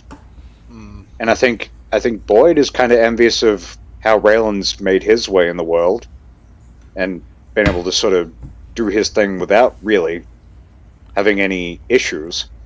Then I think Raylan kind of, yeah, he probably looks at Boyd just be like, fuck, this dude just kind of, he doesn't really have the things holding him down like I do. He's basically got complete freedom. So to speak. Because remember, they dug coal together. Okay, yeah. Like I said, I do remember the history. That's kind of what I'm saying. Like they have a long history, and I'm sure it connects to, you know what I'm saying, that, because that's the thing. Parents talk, and kids, you know what I'm saying, kids, whether, you know what I'm saying, no matter how hard we try, sometimes kids can still hear some bits and pieces of conversation and things like that. So, I think it goes way back with them, but I think they're really trying hard to make sort of like Mansell, like this mix of Raylan and Boyd, in my opinion. Yeah, I could see what you mean now. I am not seeing anything remotely similar to Raylan in Clement at all. That's bullshit. Those stories, the very slick, off-putting way that he tells you stories that seemingly have nothing to do with what the with how tense the situation is right now, but somehow he ends up getting right around to it. You know what I'm saying? And he seems to be real calm about how, about how everything is, even in the face of of looming danger. He seems to be really calm about, about how everything's going. It's just that part, that whole thing in the singing and basically muscling, basically nuzzling up to the window, nuzzling to the two-way mirror, excuse me.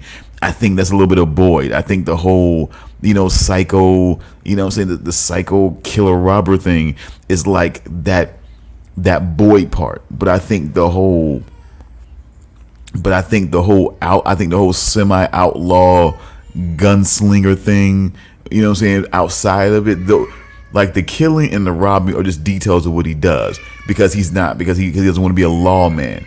But I think the whole gunslinger part of it, the whole slick, the whole slick, I'm better looking, I'm stronger, I'm more of this than you, is more of like the Raylan part of it.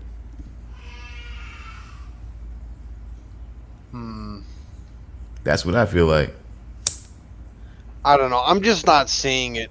I'm not. I mean, maybe I'm just not picking up on it. Because you're connecting more of who Raylan is at the heart of who he is as a man, as a father, as as a gentleman, as a Southern gentleman, and and things like that. What he was trying to break away from when it came to his father and everything like that.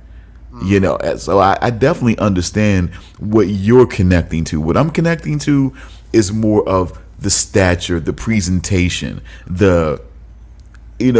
like he's not gonna come off as like a regular city youth type of guy. He likes old, he likes old, Southern blues music. He still wears tighty whities and will still walk around in tighty whities and his cowboy boots if nothing else, and things like that. And it's just certain things about how they carry themselves and try to be like a standout as a Southern guy, different from what you might be used to seeing in a lawman or even in or even a psycho criminal like this.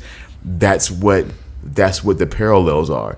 At their core, yeah, Mansell I don't think he really loves Sandy.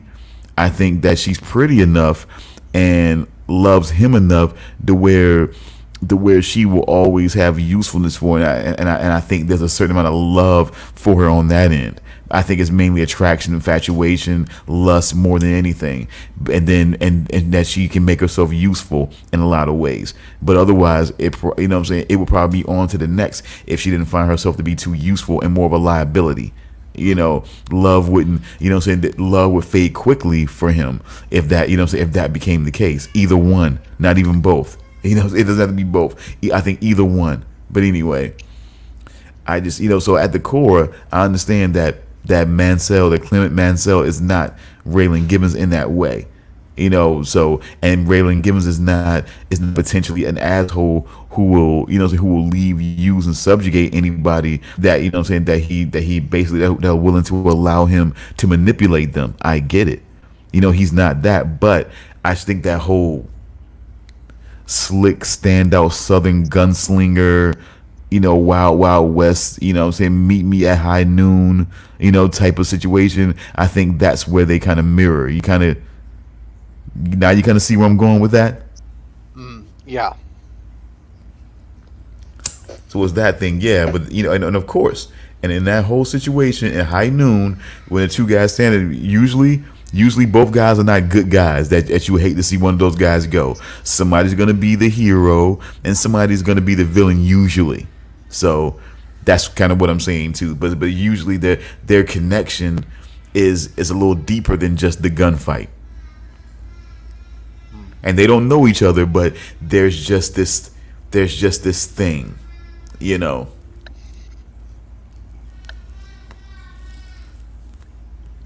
I also found out Sandy is Australian. Oh, wow. Interesting. And Adelaide you know what? Clemens.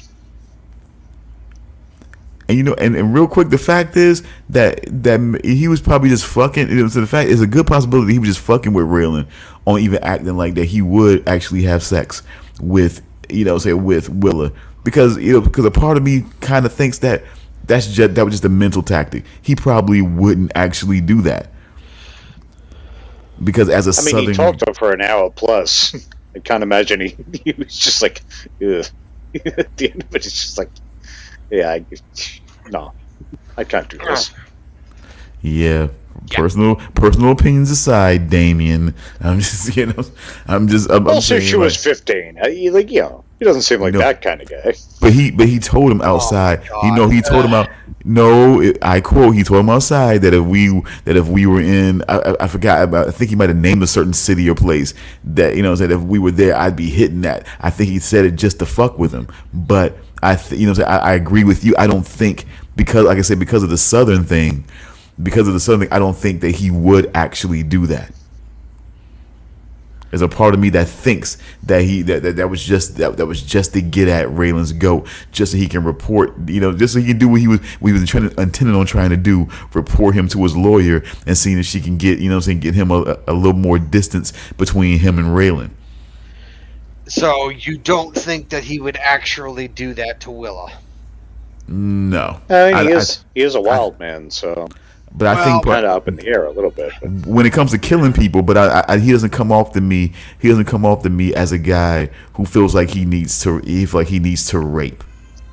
To be honest, I'm inclined to agree with Stone. I don't think he would have done it either.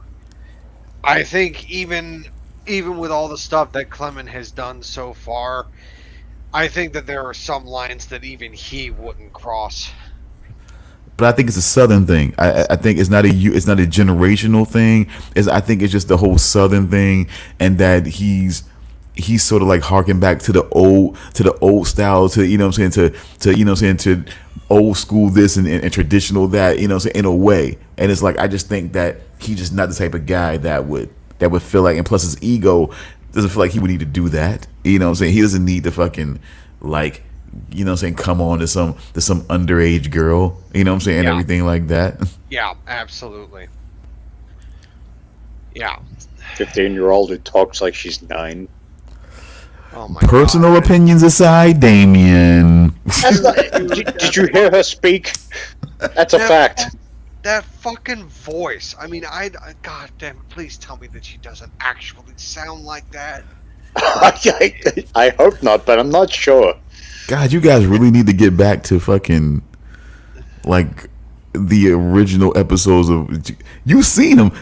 Come on, you gonna tell me? I did see them, and Winona was never just like, "No, Raven, are you gonna leave me? Dude, I got hit with a brick, dude. I like stuffed elephants and balloons." You guys are a weird sort, I tell you. Name me one time, Stone, that Winona ever said anything even vaguely like that. I don't have any quotes. quotes. Look, it's a badge from a car. I'm gonna stare at it and keep it because it's a shiny thing. Fucking dumb bitch. What the? She's. I don't know where Willa gets her voice from, but she sure as hell did not inherit it from her parents. Probably, like No, she didn't. She didn't inherit it from Raylan. I can tell you that much. And I also don't remember Winona sounding like that either. That's what I'm saying. Oh my god! Fuck. It's like. I mean, You guys are so. You guys are so incorrigible for this. It's like okay, like here's the thing. Like I can just see it now. It's like the actress that plays Willa is brought to like I don't know, like the set and everything. They say like, okay, Willa, we want you to sound like that. Like what exactly does she sound like? Like she sounds like that she sucks on helium or something. It's just like it's just like.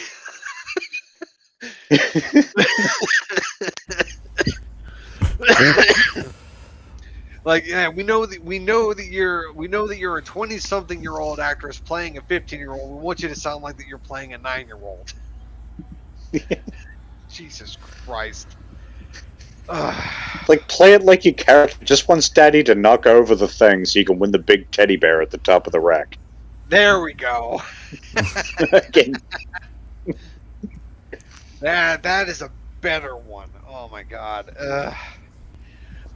But look, I'm just happy that she wasn't in this week's episode, but I'm not holding out hope that she's not going to be in next week's episode. Holding out hope. You guys really ought to get over yourself. Oh my God. Yeah, she's gotta come back and review her handiwork to see now that her dad is actually hooked up with the Oh my God. Yeah. She's gonna be like she's gonna be like off in the distance watching her dad like having dinner with Carolyn, and she's gonna like, yeah, go get her, Dad. And I'm like, it's like, what is wrong with you? Like this is your fault, you idiot. It's just like, you started this shit. Yeah. Yeah. That was so weak, dog. Come on, a bullshit ass obnoxious drink. It's supposed to be the start. Nah, it's this. I was hoping they would leave it there, but apparently no. No. Of course they wouldn't. And then when once I heard the conversation about Kevin Costner, I mean I knew. You know what I'm saying? I knew it was weak as foreshadowing. Weak. Well, I mean, at that point, we knew that Carolyn was into silver foxes. I mean, it's just like, seriously. What do you mean? Or whatever the expression is for the male counterpart. I don't know. So what are you saying? She was fucking Sweetie? She was in, like, no, god damn it, no. She was into older men. And what made you confirm that for you? I don't know. I mean... you know what? No, I don't know where I'm going with this. I'm just talking out of my ass. Are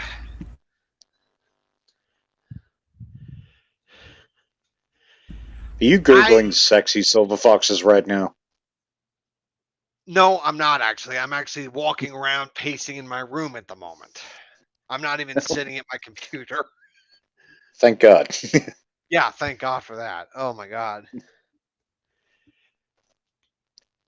But I don't know. I mean, look, I'm starting to suspect that she is interested in older men because of what's going on here, like, and what happened at the end of the most recent episode. Yeah, that was as we discussed earlier. None of it just reads as anything like. There's just, and I don't mean this in a white people and black people shouldn't get together. It just doesn't seem natural. No, none of it. It does not. So, like, I have to say that because people are like, oh! But I don't mean it that way.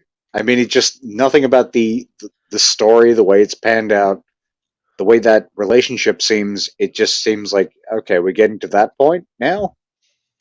Really? I don't know. I mean, she I think the reason why they're pushing for a romance between the two of them is mostly due to them needing a romance in this show. Because, like in most shows and in most movies, the writers feel compelled to implement some kind of love story. They have Which to have one. I've always hated that. Yeah. Forced They, fucking love stories. And one of my favorite examples of writers just like playing with that. Have you ever seen the Brothers Solomon? no, I have not. Will Forte and Will Arnett. And they're both sort of fighting over this girl for half the movie or so. And Yeah. then there's a certain point where like their goal that they're sort of both trying to do, like the chick just sort of comes up to them and she sort of like, expresses interest finally. And I think they literally tell her just fuck off, and that's it. Like they play up this whole love interest thing, and it's just like, no, fuck off. We got other shit to do. And I'm You not see, doing it justice, but I love that so much. It's just like they didn't, play out the cheesy like, oh, one of the guys gets her, or maybe both of them in some kind of weird, weird threesome thing. But they're just yeah, like, yeah, no, fuck off. When neither of us are interested anymore, we got other shit to worry about. Get out of here. yeah. I mean, I like it when they do stuff like that, or when they not have a romance at all, because romance does not have to be the focal point of the story. It doesn't have to be. It's just No, like, I mean, sometimes you don't need to have a romance. Sometimes you get the focus can be something else. I mean, but everyone, all these writers are like, no, no, there has to be a love story because that's what people gravitate towards. It's like, not everybody wants to see that shit because everybody fucking does it. Every movie, every show, every video game, every book has some kind of love story, and people are tired of it.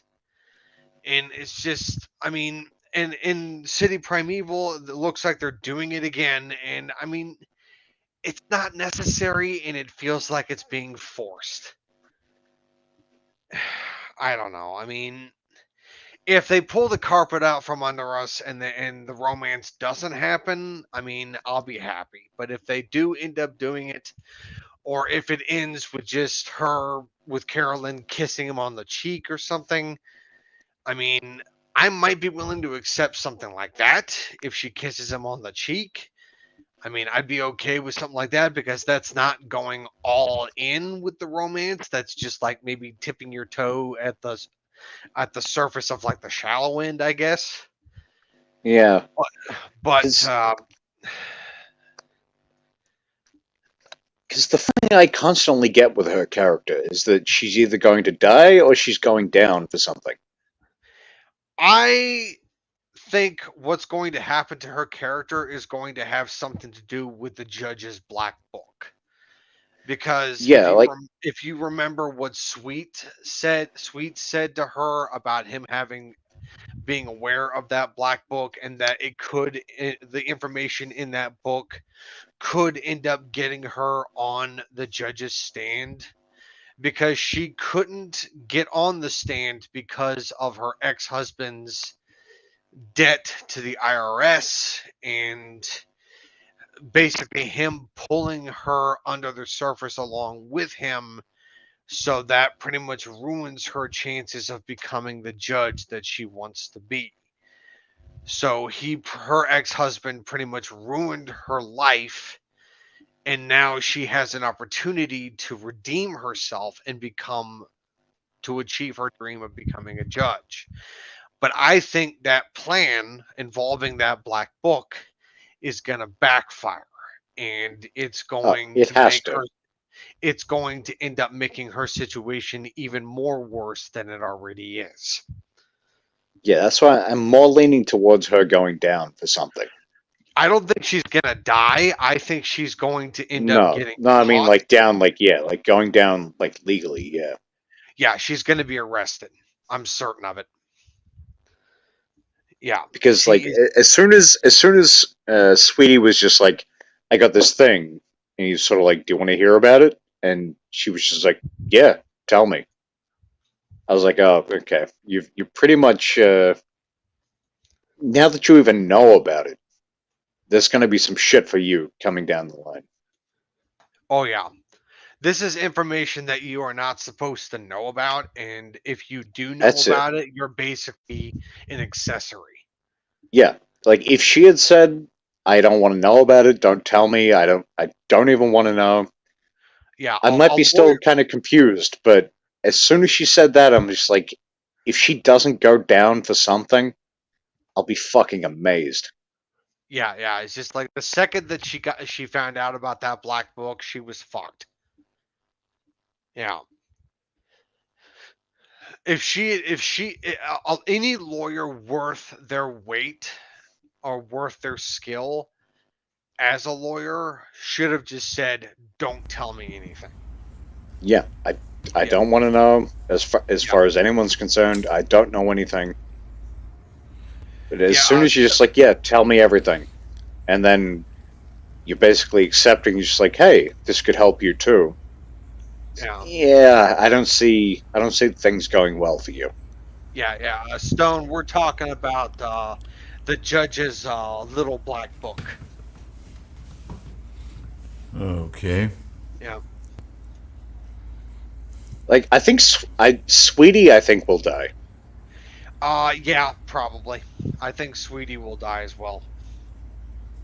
But her, I think she's gonna have more. Yeah, I'm leaning more towards she's not gonna die, but she's gonna have some issues. Yeah, she's gonna have legal trouble, definitely. Oh god. Yep. Unless somehow she finagles her way into just being like, I don't know, maybe like sort of somehow getting the deal that she initially offered to Sweetie before he told her about the black book. Like, Well, I mean, you know I these think. things and stuff, so you can get immunity. But he was like, "Nah, fuck that. I'm getting what's coming to me." Mm, Maybe she might figure out a way into like something like that somewhere down the line.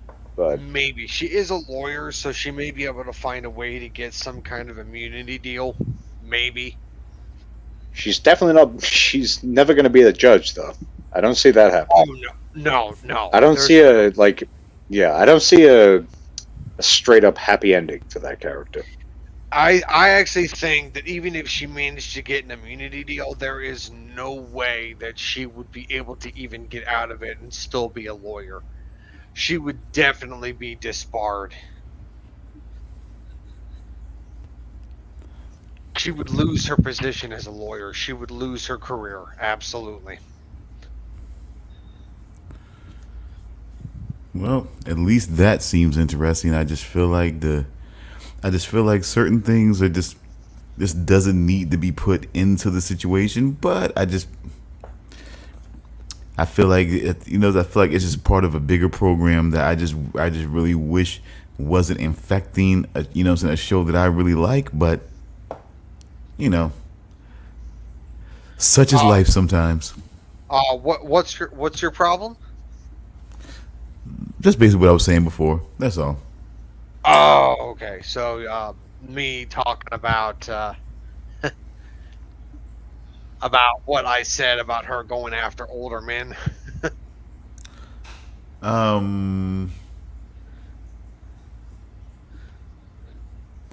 no, I no. think it's more subjecting Raylan Givens to chicken women. Oh, right. Okay. Shit. I just it's just a bigger program that they're running and trying to normalize, like, for some reason. I just it's just weird. It's just kind of weird. Yeah, yeah. That's all. But Well, I was saying that that even if they were to push for a romance, I mean, I would be fine if nothing came up with it, and maybe if it ended with just her giving like maybe a kiss on the cheek or something like that. I'd be fine with that. Little smooch. Yeah. Like But maybe somebody goes after her and he saves her life, and she gets like a kiss on, and she gives him a kiss on the cheek for his trouble, and then they go their separate ways. Maybe something like that. And then we never see her again. Most like Which, Willa. yes, hopefully like Willa. Because I'm going to be very mad if we see her again. If I see her show up next week, I'm just going to look at my TV screen and say, "What the fuck are you doing here? Go back to Miami." Go You Don't play guys act with like Red Rock. Crazy Stone. You are the only person I know that doesn't have a problem with Willa. It's like, I mean, I would just tell Willa to go put on like I don't know, like a meat tuxedo and go play with the alligators. Yeah.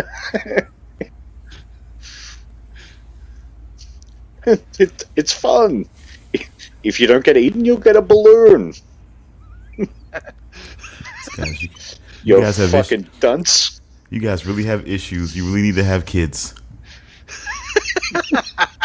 You really need to have kids. I think it'll do you guys some mental good. Well, I mean, jokes on you, I don't plan on at having what? kids. Me neither. And at what point, if I do, at what point am I allowed to leave if I'm that disappointed in my kid?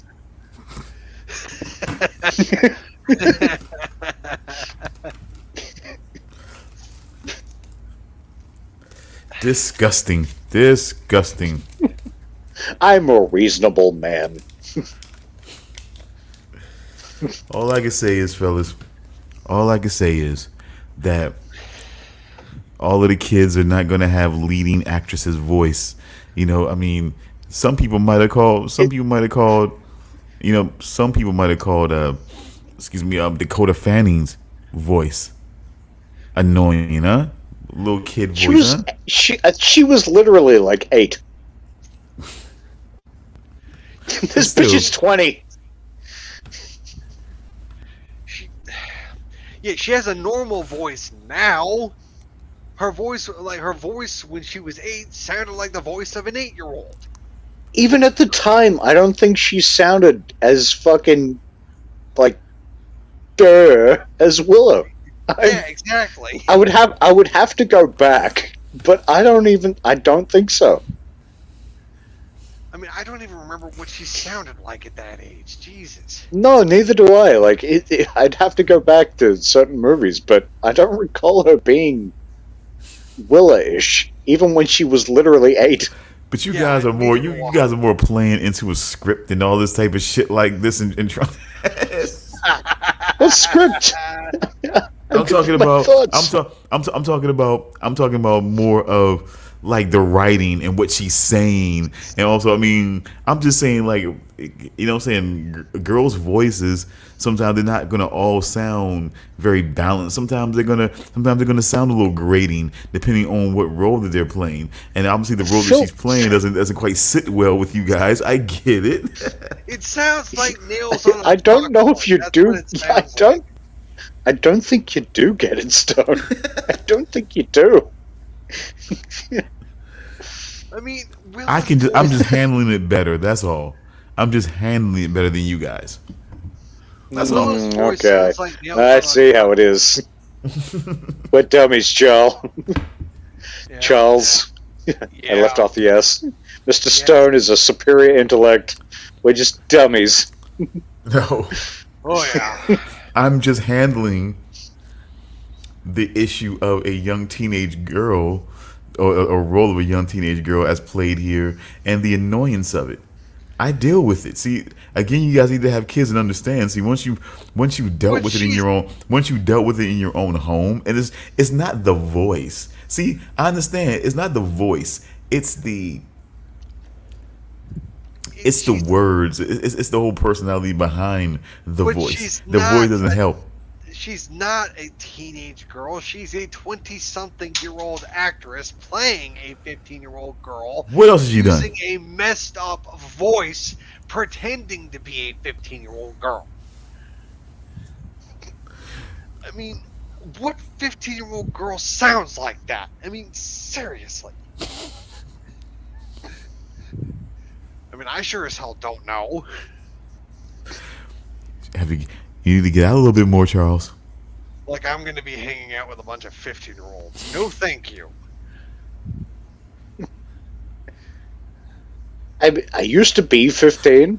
I Just knew buy- 15-year-old just buy some- girls. I've worked with a couple 15-year-old girls at a couple different jobs. I don't recall any of them sounding like they were 8 years old. Just buy some chicken fingers. It'll be okay. You'll find out. Chicken.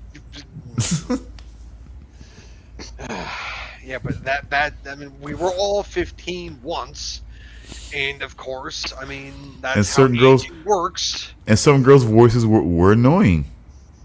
Well, yeah, my voice. Yes, annoying, yes, but I don't recall any of them doing that. Yeah, I swear. I mean, if she like, you could take that voice, have it play on repeat for an extended period of time, and you could shatter the stained glass windows of the Sistine Chapel in matter of minutes. Because that's the thing with even, like, well, I was going to say adult women, but women of her actual age, the actress, Yeah. doing that kind of baby voice. Oh and my god. apparently some people are kind of into that, but I've always found it creepy as fuck. Yeah. Stop that. It's really Stop it. Uh, What are you doing? Anyone who's into that should be probably investigated. Oh my god. Stop it. You are starting to regress back to Superman. Are you saying Are you saying that? Oh my god! Please don't say it. Almost like you're saying it. I'm saying I'm saying it was the thing. It was the plot of an episode of How I Met Your Mother. But there was like this 25 or 30-year-old chick doing like a baby voice. Like it's creepy. Stop it. But what did they think about it? They thought it was creepy too. Yes. Are you sure? Even Barney? Are you sure? I can't remember who was the one that was into it, but I don't think it was any of the main characters. It's been a while, but And I don't think not even Barney. Great. I don't think so. I'm surprised by that. like maybe it was, but he was a creep. So, As depraved as Barney was, he was a hero, but he was a creep as well. So, maybe. Hold on, was I discussing with you guys? I think I either discussed with you guys or somebody his websites. Actually checking out his his websites for this or their websites for the show. Or was it us that we discussed that? I don't think so. It may have been one of my classes then, because I was like looking up certain things and it was like the websites, they had like websites for, like for various characters on the show of, How I Met Your Mother. So there's this whole Yeah, definitely website. wasn't us. There's this whole website for Barney Stinson and everything like that. That's like really fucking crazy. And shit like that. It's like that, and they each have their own fucking like character websites and shit like that.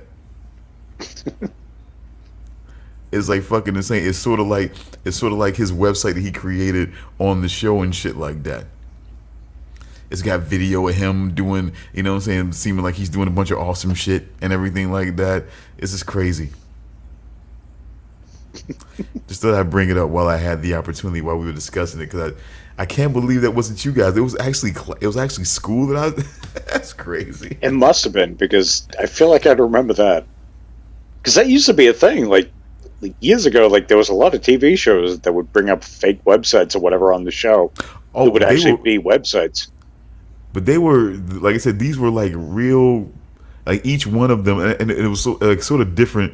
It was like sort of different themes to it, because I think it's sort of like, like, I forget, like Old Boy, like one of them, like the guy with the dark hair. It was sort of like his website was sort of like making fun of him. I think it was supposed to be like built by Barney, Ted? but it was making fun of him. You know what I'm saying? It was all just gay nerd shit.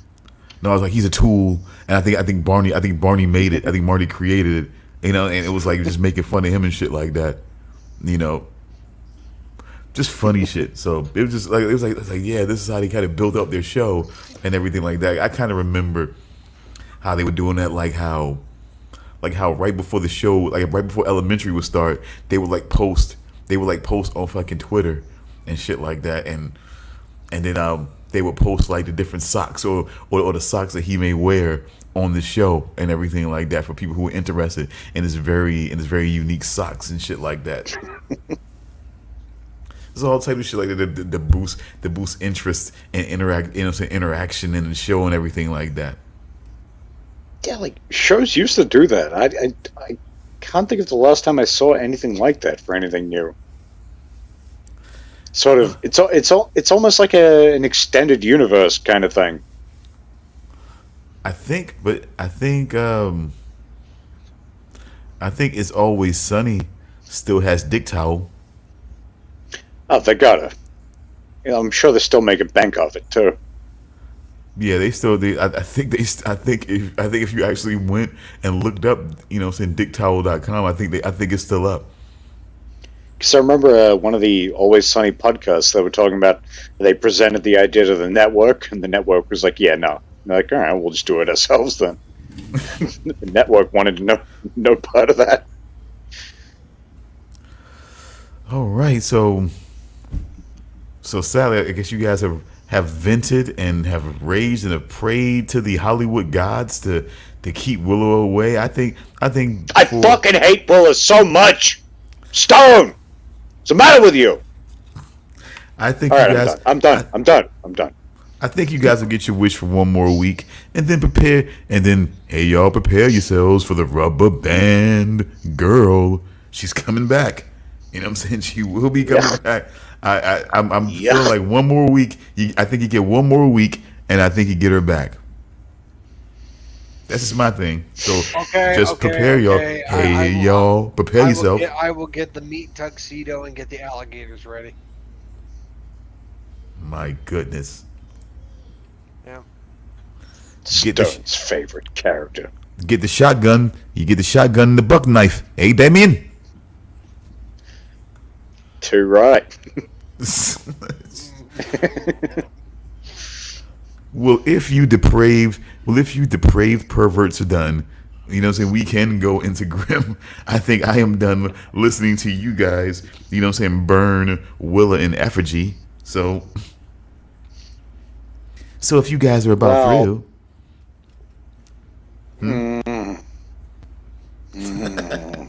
If you take all the time you need. Take all the time you need. But when you guys are quite finished. Rage. All right, let's continue. Because Grimm has other things that make me shake with rage. So she is just a girl. But she's just a girl. She's just a girl trying to get the love that so needs from her father before she goes out there and starts hooking or stripping.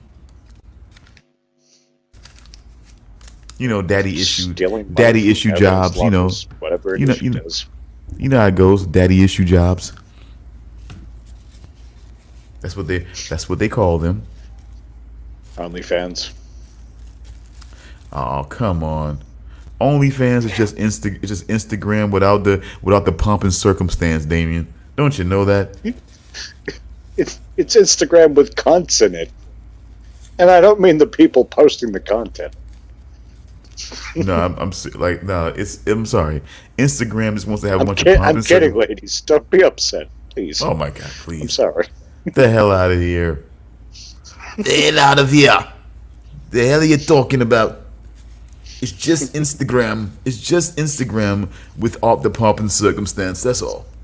I wouldn't be surprised if Google or whatever has no food posts. Just the good stuff.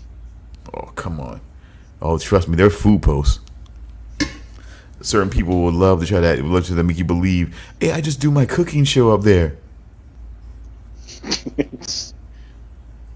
Just an apron. We're just an apron on. Sunday with my.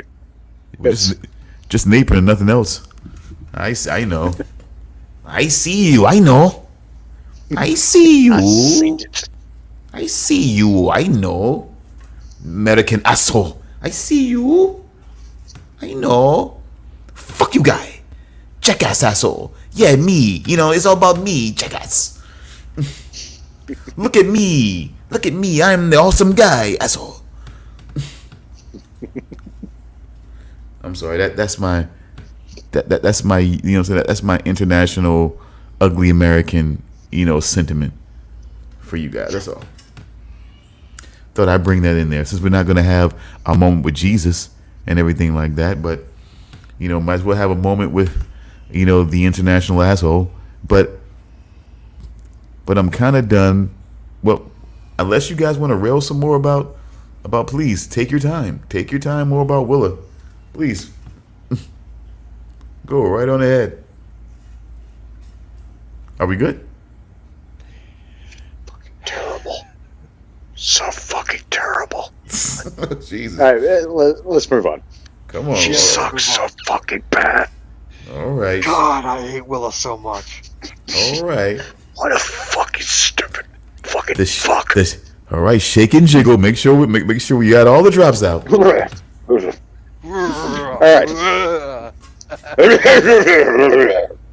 All right. Grimm. Season Willa, 4. more like Go. Wota. Oh. Oh God. Here he is, Johnny come lately. Yeah, he shows up right as we finish discussing City Primeval. You son of a bitch.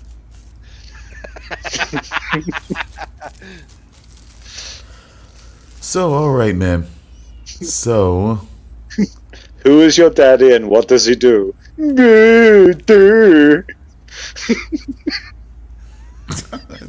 I could have sworn you guys were done. I could have sworn you guys. I'm done. All right, I'm finished. I'm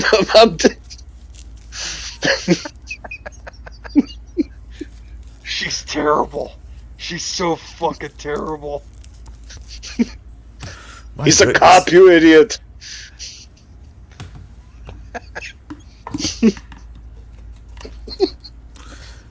God, please don't go anywhere where she might be, because I fear you guys might lapse into a damn rage.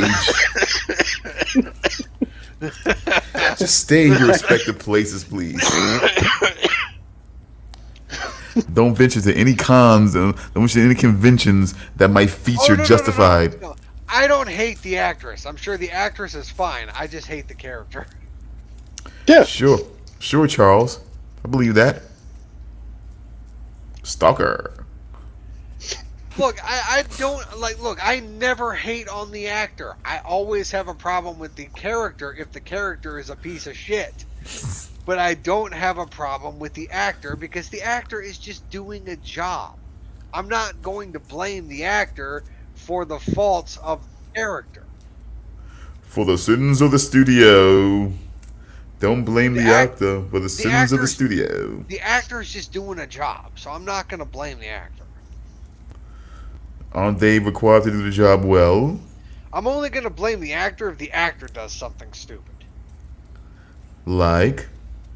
Well, it just depends on what it is. Shitty performance? All right, fine. If the actor does a shitty performance, then I'm going to call them out for their shitty performance.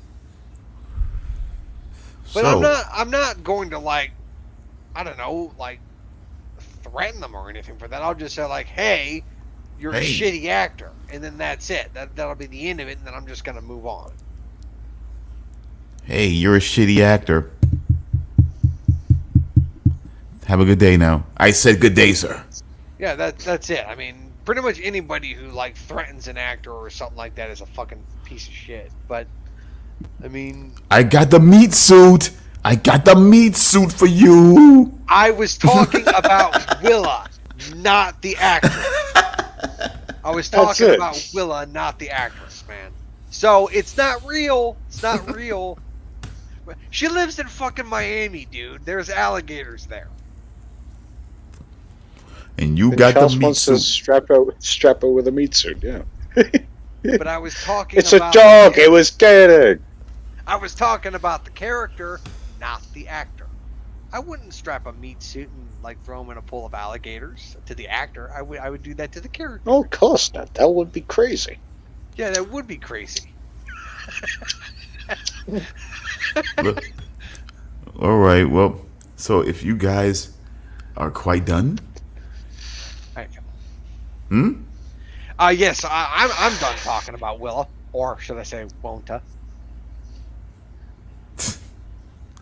Well, all right then. Well, we're getting into Grimm and making pretty awesome time, I guess, at this point. We're not even quite at 3 hours yet, and we're about to get into the Grimm season, which is quite a many episodes here, but we come back into Grimm season 4 dealing with the fact that we seen the foreshadowing of the doppelganger spell that manifested itself in a couple, you know what I'm saying, at least in 2 different ways, I would say. Because I would say that the doppelganger spell, when it came to I guess Frau Pesch and Adeland, it was more of a situation of taking her out of commission, as it were, to sort of like her spell sort of like assumed her, like completely, the way they did like a complete switch, not so much not so much a disguising, but a complete switch in the one that she enacted. And so Yeah, that's one, like, I wasn't quite sure about that. That seemed kind of like that probably would have stayed that way unless Frau Pesch died. I wasn't sure about that one, but that kind of seemed like what they were sort of going with there. more than likely, yeah. I mean, because Unless she decided, like, I'm going to make the switch back, it probably would have been permanent. It seemed like. yeah, because I mean, she had to carry out the deal that she was trying to broker, and since it seemed like she was not going to do it, she had to kind of assume her and kind of broker the deal as her, or at least broker, I guess, a new situation in order to trap, I guess, Stefania at that point. But I guess she kind of, I guess, being in this mystical world of spells and dark magic, I guess she was instantly able to sense that that was really her and not actually Adeland, very quickly. It seems like I don't even know. It doesn't. I don't think they ever explained how she figured that out, did they? No, because I mean, there was no turning point where you kind of noticed that she realized anything. It was just almost, she conversed with her, and as soon as the point came up about how it would be or how it'll be done, it was like, yeah, it'll be done this way, and it's like there was no moment to where, okay, did she just realize something? Because what was it? Frau Pesch, as Adeline said, like, will that work? And what was the other broad's name? Stefania? Just said it. Stefania was just like, I guess we'll see, or something like that. And then all of a sudden, just fucking. So, but then I guess that was more involved, I guess, with what she did, and I guess incapacitating Adeline, and I guess the switch she made with her doppelganger spell was much more involved than what was set up by Adeline, and even by Sean Reynard's mother, but because it was like she didn't have to incapacitate Juliet in order to become Juliet. She just needed some time alone with, with Nick in order to basically do the deed. So it was meant to be temporary for her. But here's also the thing with Sean's mother, who is a much experienced hexen beast, to the point where she's able to preserve her youth, to where it was like, it's unbelievable to me that she was being depicted as his mother. Like, holy... A character a character I never trusted for a second, and still don't trust, but yeah, there's just like, wait, you're his mother? You're like, potentially the same age. Yeah, they alluded to something that she does in order to preserve that, to preserve that youthful glow. Yeah, because did she say it? Or did he say it that she's in town getting some work done? I think she said that. But you know it's a, you know those conversations aren't quite what they seem to be, if you know what I mean. No, like it's obviously she's not going to a plastic surgeon, but you know, she's doing something to keep looking that good. Perhaps the blood of children. Wouldn't surprise me. I mean, I'm just saying, you know, she is a for lack of a classier term, a witch. So, you know, wouldn't be, you know, some witches like to eat kids, some witches like to bathe in their blood, some, you know, different strokes for different hexen beasts, I guess. All right. Guys, I will be right back. No problem. We'll carry this on. Yep. But I'm gonna look. I meant to say this. She really wanted that baby back, and I didn't buy that it was just because it's her granddaughter. Oh, of I course didn't not. buy that it was like, oh, I just love, you know, I love my son so much, and it's my granddaughter, so you know, obviously I want it back. It wasn't like I didn't buy anything she said. Of course not. But I want to make something that's known here. Oh yeah, sorry, Jim. Yeah, we're gonna remove that. Okay. But yeah. I want to say that thinking back to Dark, even freaky Aunt Martha was still more appealing. Which we still than need Carolyn. to finish, goddammit, Jim Grindle. You son of a bitch. Oh Lord, don't if he can get to it, but he's so locked into writing. I don't even know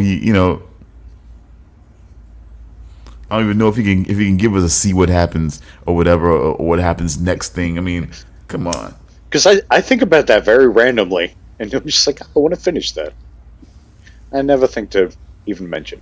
But through Until all now. that weirdness, freaky Aunt Martha was still more desirable Yeah, than she Carolyn. was. I'm sorry. You still want to do freaky Aunt Martha. I still want to yeah. do freaky Aunt Martha. Oh, hell yeah. You know, there's no now when she gets a little older. See, when she gets a little older, she's over the hill. It is what it is. Yeah, that, like, he can, I Yeah, could skip that version. Yeah. But, you know, little menage a trois with the alternate reality or alternate world versions of Freaky Out Martha. Yeah. Long hair That could be version, fun. short hair version, shorter Yeah. hair version, but Shorter hair, darker hair with she had bangs. I can't remember exactly. But back to the grand Hexen beast, I guess. Let me ask you this. Something about the residual effects that we see that happen to Juliet in season 4. I feel like she knew it was going to happen. Oh, For yeah. some reason, I just feel like she knew it was going to happen. I think that's why she was being so fucking secretive with everything. Like, she wouldn't tell them exactly how much. They knew what she was using, but as we later learned, they didn't know exactly how much, and that seems to be very important with this shit. Like, amounts of ingredients and stuff like that seem to dictate a lot. And she also sort of like, there was that one point when she's mixing up the thing where she tells him, yeah, you can just go away for it. It needs to simmer or something like that. So who knows what she did during that time. So you sort of believe that she wanted Juliet to become a Hexen beast. I don't know what she wants. And I don't know if we'll ever find that out. I don't know if that's a storyline the show will actually pursue. She came in there and was able to basically she stops time. Okay, Stops time. or at least I look at it that way. I mean, because the way it looked like she froze everything. She didn't just freeze those people. Yeah. But like she froze everything. And comes in there with this snake with 2 heads. I mean, that's sort of a real simplified way to explain that snake. But one side was Yeah. red, one side was black. They were one long snake of this. Each end was a fucking head, and she used it as some kind of like transfusion shit. But like it's just like what Yeah. the fuck, man? She It's like brings Sean back to life with this snake that, yeah, with two heads that turns to nothing, turns to dust, then nothing after she uses it. Then time sort of opens back up again. Everything starts flowing. And she's just sort of passed out on the floor. and I'm Yeah, like, there's a lot of mystery with that character. but it's like so that kind of alludes to me among other things that she knows a lot about. Saying what's being done, and of course you say, well, yeah, she's a hexabeast. Of course she knows a lot about what's going on here. But I just feel like every little thing, every little residual effect that could be, and everything like that, she knows. So it's like you don't know, you don't think it's. Come on, there's no way that she does not know the possibility that could be a residual effect. That's it. And then we also, I don't think we have any idea exactly, I kind of covered this before, she could be, I don't know how old Hex and Beast lives. She could be centuries old. We don't know. Another good And point. in which case, yeah, if she is, depending on how long she's lived, or even if she's only lived fucking 100 years, the amount of shit you learn over that time, So I the feel amount like of this. traveling shit she's probably done, Yeah, and so the more and more just makes me feel like she had to know that this would be a possible residual effect yeah. and permanent because somehow his blood being mixed in and things like this now makes it impossible for him to basically take it away from her. But and now okay. Does it have to be sex? That was for the Grimm. Only a little bit of blood took her from a Grimm took her problems with. There's at least Exactly, two- which is. No, you go. No, you go, please. I was just gonna say, the fact that his blood took away the powers from Adeline was something they didn't address for quite some time. And I was kind of wondering, is you just gonna leave this out for convenience sake, or is someone gonna remember that this ship worked at some point? And then eventually they did bring it back, but it's like, oh no, it's not gonna work this time. Why not? Yeah, it's just not. I don't think they really gave a good explanation for it. Yeah, they left that to the. I guess they left it to the African American Hexen beast that all of a sudden kind of popped up, to sort of Henrietta. to sort of explain, and it's more of I guess all of the mixture and everything like that happened in the situation that caused that, I guess, but there's still It was to me that was a pretty shitty explanation. They didn't really explain it in a way that I was like, so it's not even worth trying. Just no, just nah. It's definitely not going to work because you did it to Adeline, and she's the one who made this situation happen. So your blood's not going to work this time. I was like, yeah, really? So you just don't try it. I guess so. And then Trouble's gone, and they don't exactly know where his mother is. So that's two Grimms that could possibly blood could be used, but they can't seem to access them. So there's that. I miss Trouble this season. Huh? She's a character who Trouble. I missed her this season. At first, I was when she first came into the show, I was like, I wasn't quite sure about the character. Then I grew to like her, and then it's like, yeah, she's gone. She's got this other stuff to do. But I did, I kind of wish she was more a part of the show this season. I don't know if she is going forward more. I have to assume, given the way the series ended, but we'll get to that eventually. I just don't know. It's like, I think in a way to sort of see the thing about, how can I put this? I think one of the better representations. Again, I got to give this guy a lot of credit in case, and hopefully somebody will hear this and maybe start to, or maybe I just need to do it myself and then start to bring up content about Michael Bain, of Terminator and Alien fame, Aliens. and just, oh, it's right. Okay, thank you. I'm sorry, Aliens actually, and like giving him his credit as a balanced guy in the situation. In both of those situations, it was not about diminishing the other person, in both of their situations, but he was able to help befriend. I don't know. I don't think there was an intimate situation so much with Reese and Ripley and Aliens. Do you remember? Because I don't remember there was really an intimate situation. I don't think. No, not really. No, but at least you kind of that there was a connection there, but it was able Oh to yeah, help. a connection for sure. Yeah, Yeah, but I think the common thread between those two movies and Michael Bain is that he helped the two the female leads in the movie become more substantial, become more fierce in their own right. It didn't diminish him.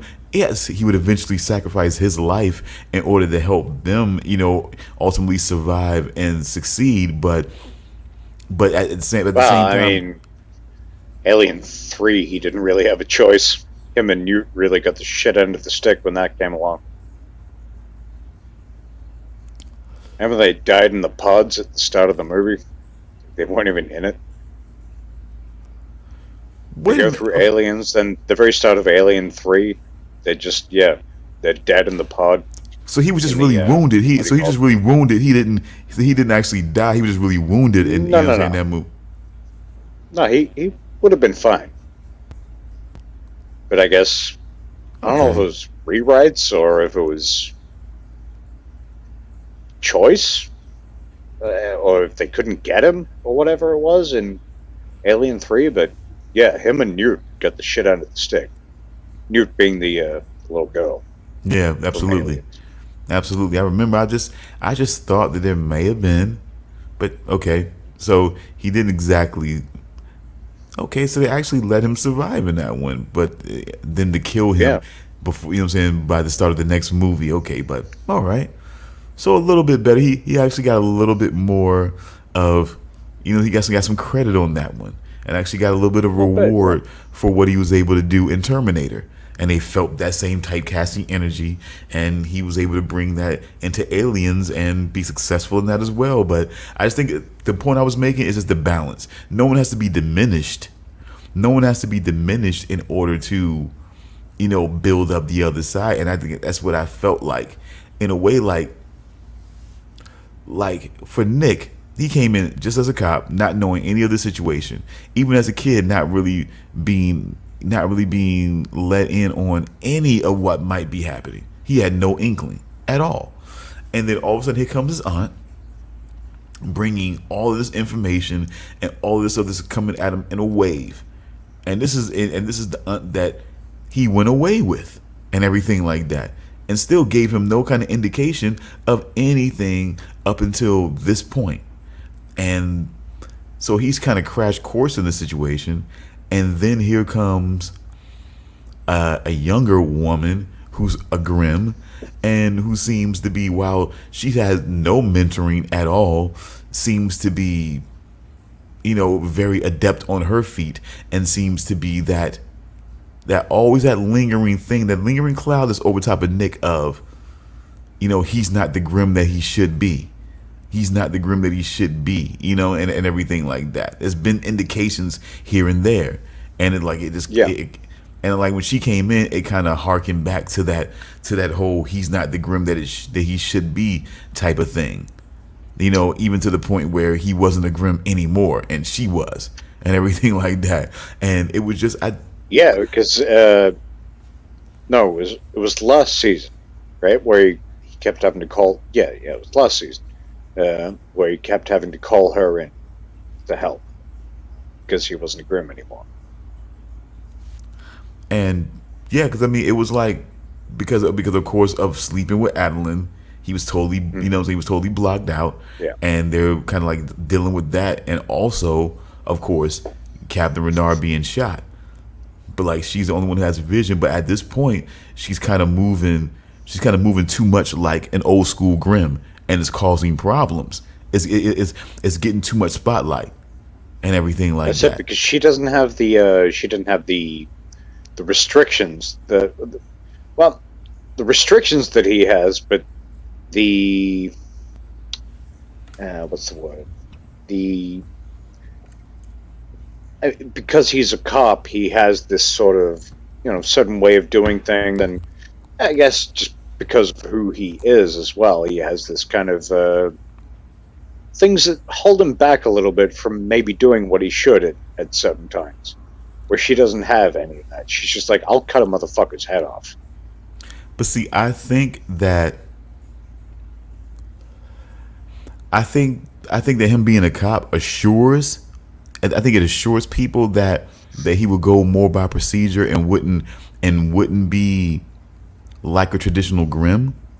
But because honestly, a traditional Grimm, I do love that he has to frequently let them know that, though. It's like, oh shit, it's a Grimm. Please don't kill me. He's like, no. Yes, I'm a Grimm, but I'm here as a cop. Relax. Like, I'm not gonna behead you right here and now. well, see, that's him assuring them. I think, like, for the audience, I think him being the cop, like, almost assures that he's not gonna sort of be an old school Grimm. The audience, but I think that a part of me feels like that if he was not a cop, he still wouldn't, because the point of this is, and it can't be disputed, that most of the time, unless something special is done, once once someone who's a Vesson dies, they turn back into their human form. So unless, and more times than not, it's still going to be considered murder or vigilante justice. It's not going to be something that's going to be considered a righteous kill unless they can prove self-defense. Life was in danger every single time, and so yeah, that's what I meant when I said, like, he's a cop, but he also is, just who he is by nature. Like, he's not that, like, despite what he learns, he's not that cut a head off first and then figure it out later kind of guy. Because maybe not so. Go ahead. You do see a bit of a shift in that. Yeah, he gets a little bit more. See, he gets more locked into what these powers are, which is still a mystery. But I just want to see him be a little bit more. I was liking every once in a while the way he was a little bit more steadfast in what he was saying and what he was doing. But it's just like, you don't have to cut the person. I mean, it's just like, you don't have to cut the person's head off, but you could really make them feel like you just might, cut their head off. It's just like, it's like sometimes because he's so busy being Clark Kent in a way. Yeah. He's sort of like a dark Clark Kent, but not that dark. But it's like his girlfriend is quite literally Lois Lane. Now, yeah, and it's like, but it's like it's him in that way. It's like he has the ability to be a Grimm, but not. But it's like a lot of people started to like her more. And I understand why you started to like her more, because she became more of like, okay, this is how a Grimm can really like take charge and really intimidate people and really get certain shit done in a certain way. But at certain points where she gets into a fight with somebody, and like where she killed the bull, the bull type mother, that was the trainer, the promoter for the for the boxer and whatnot. Yeah. It's like, even in that situation, she like mistakenly just snapped the guy's neck, and it's like, yeah, it was just like she was just acting purely out of instinct. But the thing, she was like, I didn't mean to kill the guy. It's like, yeah, I'm sure you didn't. But she risked exposing a lot of things. Instinct just kicking in. But it risks exposure. It risks turning a Grimm into more of a criminal organization. But I mean, honestly, I mean, we can't really say it's not. You know, I mean, if you, I I mean, because mean, given what we learned, like as we were, what was it last week? I think we were talking about the turtle, like the turtle Grimm, whatever they were called, like the very like kind of friendly, like non-harmful turtle Vesson, not turtle Grimm, turtle Vesson. I can't remember their name, but I think I know who you're talking about. Like the ones where it's just like he was reading the book and he's just like, yeah, they seem very like, I can't remember the words, like they was sympathetic and kind and whatever. It made killing them all that much easier. Yes, I know who you're It's just talking like- about now. Yeah, so it's like at a certain point they weren't worried about, yeah, are they good or bad? It was just, no, they're not human, so we gotta fucking kill them. Whereas the introduction we get to Nick as a Grimm, and I guess his aunt is one of the newest sort of one of the newer generations of Grimm. Is just like, no, the bad ones are the ones that have to go. You got to learn to distinguish, and I think in a way, it may be still a slippery slope. I think without modern times ushering in, I think it still may be a slippery slope in some ways. I think modern times have made it so. I think it's like what the guy, Osler said about his version of it, about his vision of a new world order, as it were, where it wasn't just like old school just savagery where Blue Bottom could just basically go out there hunt and just basically track down the Bauerschwein like that. It's a little bit more of a situation to where they risk a little bit more exposure. Back in those times where it was more mythological and you could believe there were beasts abound of all types. You would never think Yeah. that it was actually some humanoid character that was snatching people up. You just kind of attribute that to all the different animals and beasts out there that that might be meant to take you as food and things like that. So they wouldn't think it was some sort of humanoid thing like that at all. And they wouldn't think that the things that some of the people that were being taken were humanoid type creatures as well, aka Vesson. So it's just modern times has made it so to where they have to kind of put themselves more into the frame, more into the fabric. They have to blend more into the framework of what's going on today, because everything being a little bit more primitive back then, it made it easier, for them to blend in a little bit more. Oddly enough, less investigations, less technology, less, also, and then just more belief in the mythology of things and less on, and basically some people even having a knowledge of what was really going on and willing to keep those secrets also.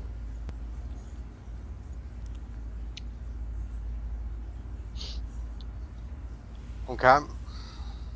All right. Damian? sorry, I'm just trying to figure out something. My fucking yep. Me? Nope. Well, do you have anything to say about that? I got distracted. I'm sorry.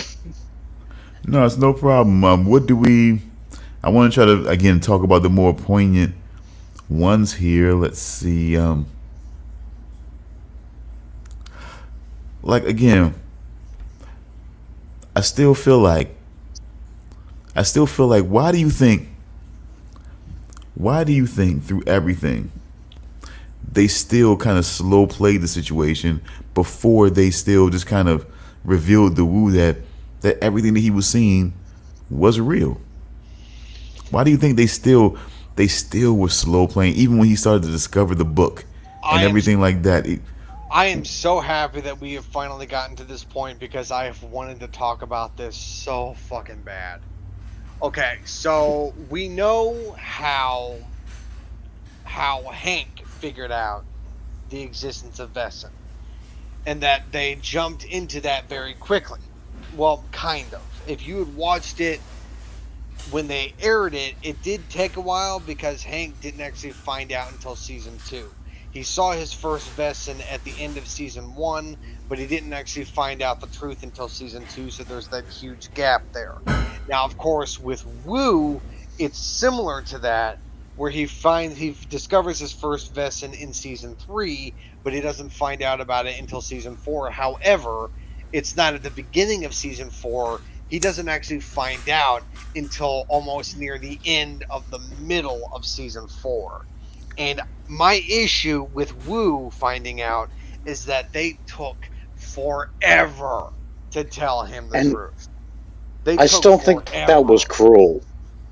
Oh, it was cruel. I still think it was cruel what they did to Wu. They let him, like Hank lost his mind for maybe a week, 2 weeks, at the best. At best, maybe I wouldn't say about a week, and then then Nick was just like, "All right, I got to tell him." Wu was like, he checked himself into an asylum. They still didn't tell him. He got out of the asylum. They still didn't tell him. Yep. And it's like they really didn't tell him until he threatened really had to. Yeah, and it was just like, really? Threatened to leave his job. He was threatening to quit, and Hank and Nick were like, you know what? We have to tell him at this point. And I'm like, are you freaking kidding me? You could have read him in months ago, and this whole thing would have been resolved. But see, the thing is, the more I look back on it, his experiences almost paralleled in a way, in an indirect way, to what Hank was going through, because he ate those fucking cookies that fucking Adeline meant to give to fucking Hank for one, and a lot of the other different things that he was sort of privy to and bringing up certain certain working knowledge about that that people knew that they knew had some ring of truth to it. And then on a more personal level, it hit him on a personal level just like it hit Hank with the old with the childhood friend and the baby and her husband and his mother and everything like that, the Aswang. And it's like the whole stories that they used to hear about that. I mean, he dealt with that thing right over top of him, and it's like they still didn't feel like, I mean, I don't like, Hank didn't know what the hell Adeline was trying to do to him. So it wasn't like he was in the know of what Adeline was when everything was when he was being affected. So Adeline was not his first experience with a Vesson. It was actually, of course not. It was actually Monroe with the Wildemont. Of course not. I mean, of course not. But still, but it's still situations that Wu may have seen flashes of but didn't realize, just like Hank. And then there were things that he directly dealt with that affected him, just like Hank. Just like Hank, but in different ways, because the spell wasn't meant for him. He got, it hit him in a different way, but he still mistakenly, I mean, the police house is cookies. I mean, he could, there's no way he could have known that was what was going to happen right there. So I just feel like a lot of his experience, a lot of what was affecting him, and he couldn't figure out, no one could figure out why. I mean, the way he was looking all racked up like that off of just eating cookies, it's just like, it's crazy.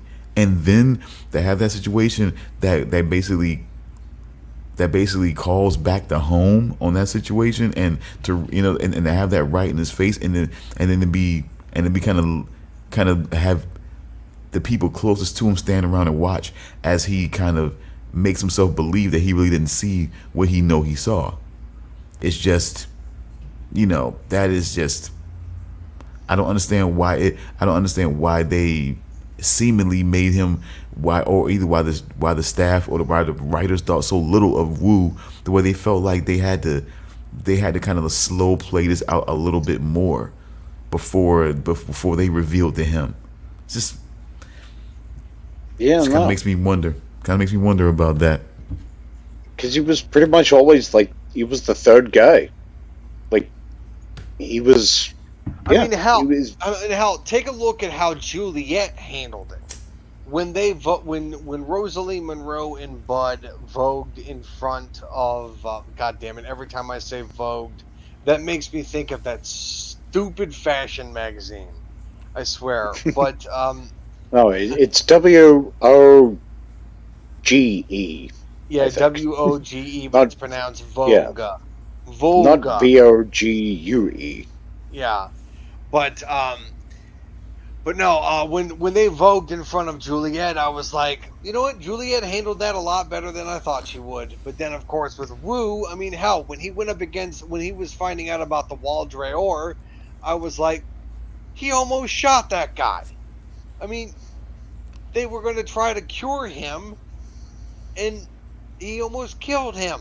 God damn it, He Wu! did. Wu, Come on, now man. you're the, Wu, now you're the cocksucker.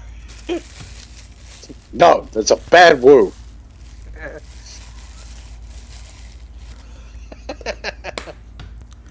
Terrible people. Terrible people. But let's see here. Let's see here. Okay. So now we get into this whole weird like issue of relationships and cross breeding, I guess, and this whole because this whole thing is German. This whole thing is basically so tragically German that it was bound that for Tragically, John. yeah, that the Nazi feel had to finally come in there at some point, don't you think? You know, Yeah. you realize like how like do you let me ask you this. Okay, the Wessenreit. You know, I guess the Okay, Wessenrhein or Wessenreisen. I have the name of the actual order right now. So it is Secundum Naturae Ordinem Wesen. Secundum nearly killed him. Yeah, But but for short they are called Wessenrhein. okay, is it just me? Did we see any other creatures there? Any other Vessen there besides Bluebot? Yeah, there were several. I think I saw a shackle. There was, I think, there might have been. There was a Bauerschwein that was a part of one. The cop that was at the precinct. No, what I'm That saying. No, what I'm saying is, at that tribunal, there oh were different ones there. at the tribunal.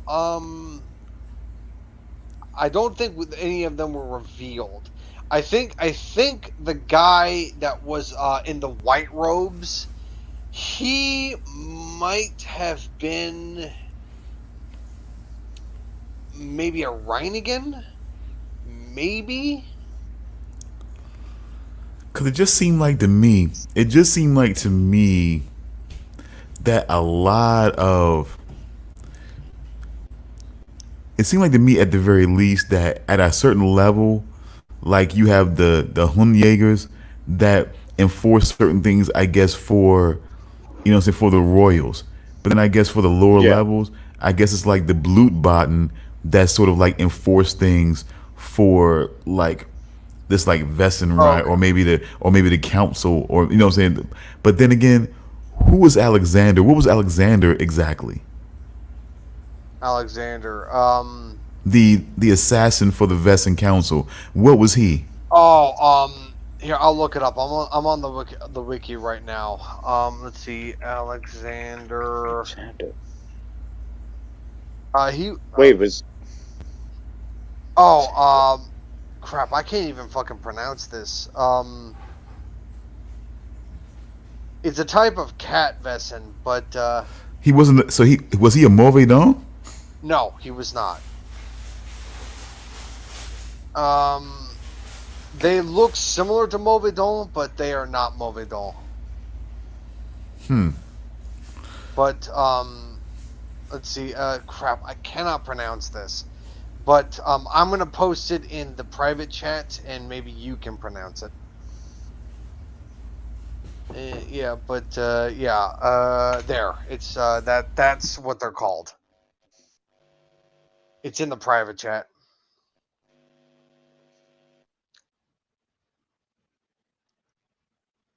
Do you see it?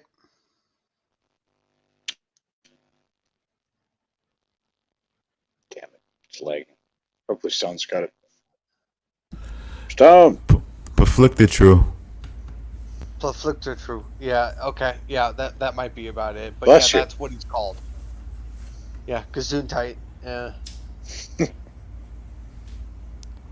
Yeah, I say, you know what I'm saying, either Perflictaru or Perflicted, you know what I'm saying? But see, it's like they put the two T's together, so it's got to be Perflictaru, something like that. Maybe the P is silent. I don't know, not with them. They seem like they like to, it seemed like them much like Hawaiians and Africans, they like to pronounce almost every letter. Like Oh, so everything that has guy- got to be pronounced. Okay, so that guy was not a Movedon. Okay. You know, it's just every single time I say Movedon, it sounds so good to say that word. It sounds so good. I love the way it rolls off the tongue. What, Movedon. Kunstlanger? Just that Movedon. It sounds so good to roll that too off the though. tongue. Movedon. It's just like Movedon. Jesus But Christ. I don't know. Like I said, I it felt natural to say, "Hey, Last get a look." night I I had say, "Hey, like- get a look at my Kunstlanger." You came with not at all. Movedon.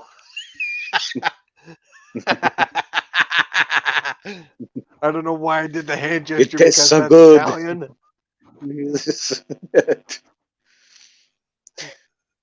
I don't know what's a French hand gesture. I don't know. I don't fucking know. I imagine a French hand gesture is just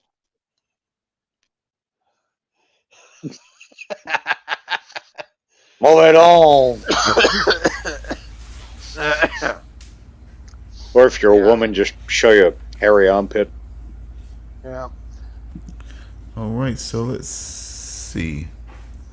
I just felt like that was a little weird. It did, like I said, those flags did feel a little Nazi. Did seem a little Nazi to me, or at least a little Well, third Oh yeah, Reich. it was like Nazi mixed with damn it, I was thinking something at the time. It was like a mixture of a couple different things. They were like Nazis mixed with fuck. It's not coming to me.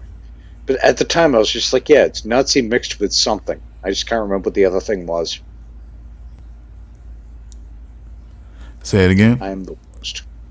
At the time when I was watching it, I was like, it's like, yeah, Nazi imagery mixed with something else, and I can't remember what that something else was.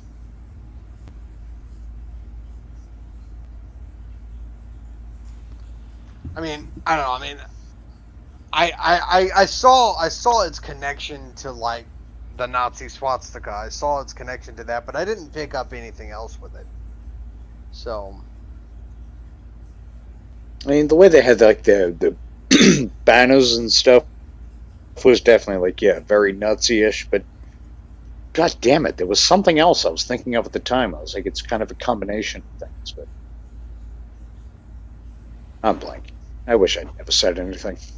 yeah, but no, I thought the best. Yeah. I thought the Vess and Ryan episodes were really good episodes. I thought it was really well done. I liked the second episode more, and it was also a good episode for Bud, to be honest, because Bud usually is kind of cowardly and a bit skittish, Yeah. but he really stepped it up. He was kind of brave in the episode, and I liked that a lot. I thought that was good for his character. And they kind of gave us a little bit of a like a red herring moment where it's like, wait, is Bud a piece of shit?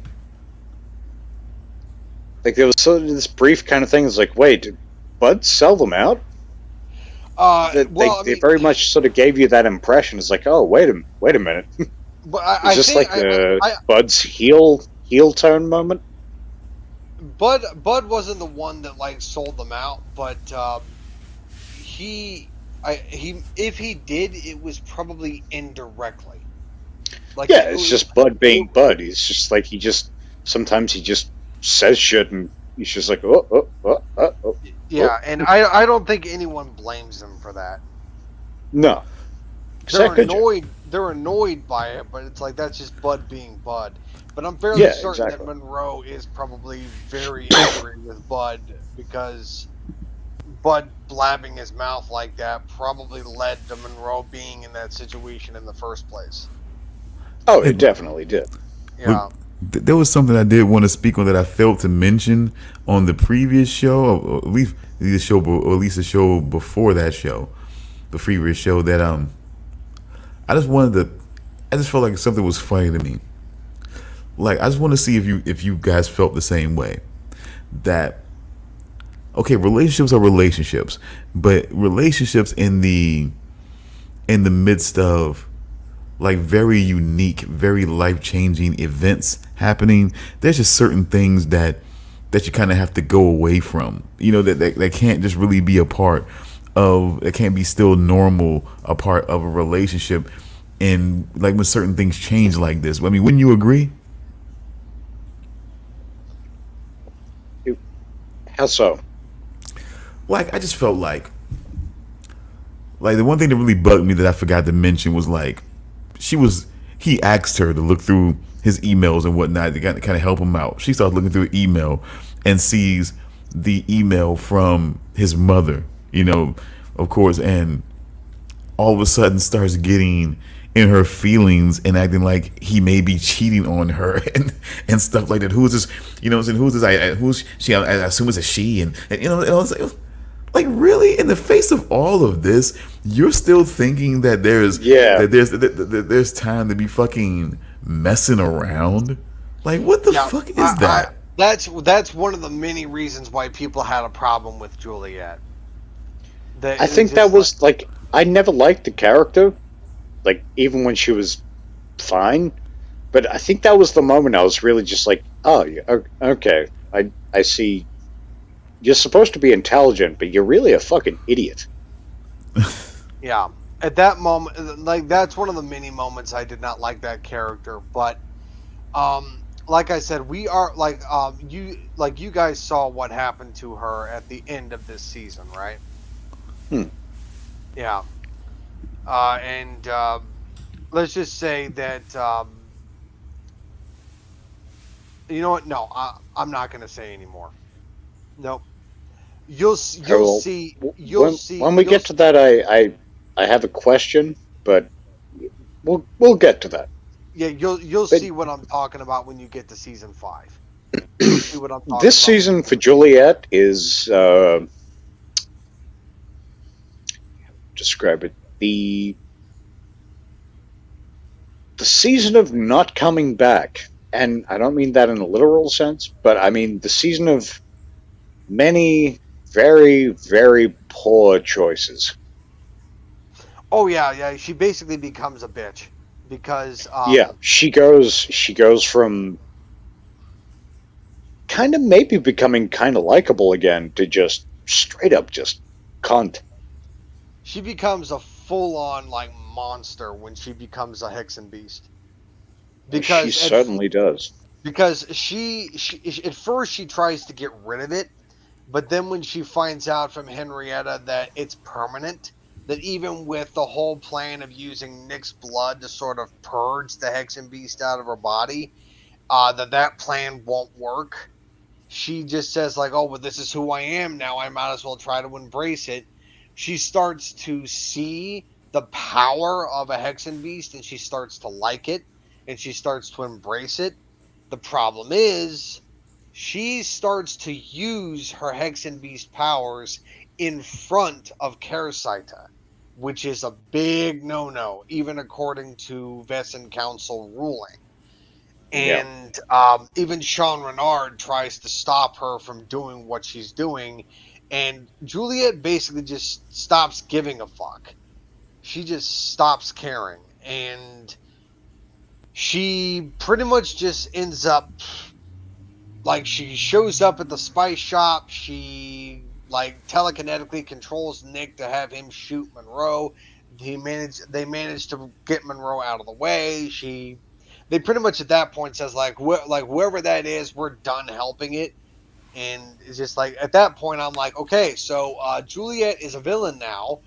All right, so I guess at this point, like Juliet is at least interesting now. She's an Yeah, at interesting least, character. yeah, I will give it that. At least, like, despite, my dislike of the character skyrocketing, at least she became interesting after 4 seasons. Yeah, she's interesting now. But I don't know. I mean, like aside from that, there was a lot of interesting stuff that happened this season. I like season 4 quite a bit. Uh, the stuff that was going on with Monroe and Rosalie was also very good. I like the stuff they did with that. Let's see what else. What else happened? I will say, my feeling with season 4 is it's starting to get to the point where I'm kind of feeling like the procedural element is becoming almost somewhat of a hindrance to the show. But it's a hindrance if he continues to use it as a crutch. He has to be more in control. He's a detective. I've seen corrupt cops have more confidence and assuredness, of situations than Nick sometimes. It's like you're a do right cop. You should really have more assuredness about yourself when when you're operating and maneuvering. You have the full support of the captain of your department, your partner, and even one of even one of the the main sergeants. Like you should really have more control in this situation. He should have been able, like by season 3. You should have been able to rein. You should be in a position to rein in trouble a little bit more than what than what you were. Like she had to find her own balance, but it's like you should have been a little bit there more. He should have been there a little bit more to rein her in a little bit more, having because it's a more modern situation. Like that's why. Like you have to talk to her. Like that's why you can't be the Grimm that you want. That everybody thinks you should be, because it's a more modern time. You can't just go out just just killing, because you may know through your eyes and what we see that you're killing Vesson, but when they look at that person, they're not going to see that. Nope. So you have with what's his name, the FBI agent. Stanton. C. Thomas Howell. Stanton, yeah. It's just like all they see is an FBI agent without his fucking head. Yeah, and even when they know he was going rogue, even when they know he was into some bullshit, they're still feeling it's still a headless FBI agent. And they still feel like they may have the charge, but they couldn't charge her. Her story was consistent, they couldn't charge her, but it was like they were still looking to do that, even though he may have been dirty. We see, to them may have been dirty. We know he's dirty, of course, but to them may have been dirty, and they're still looking to, it's crazy.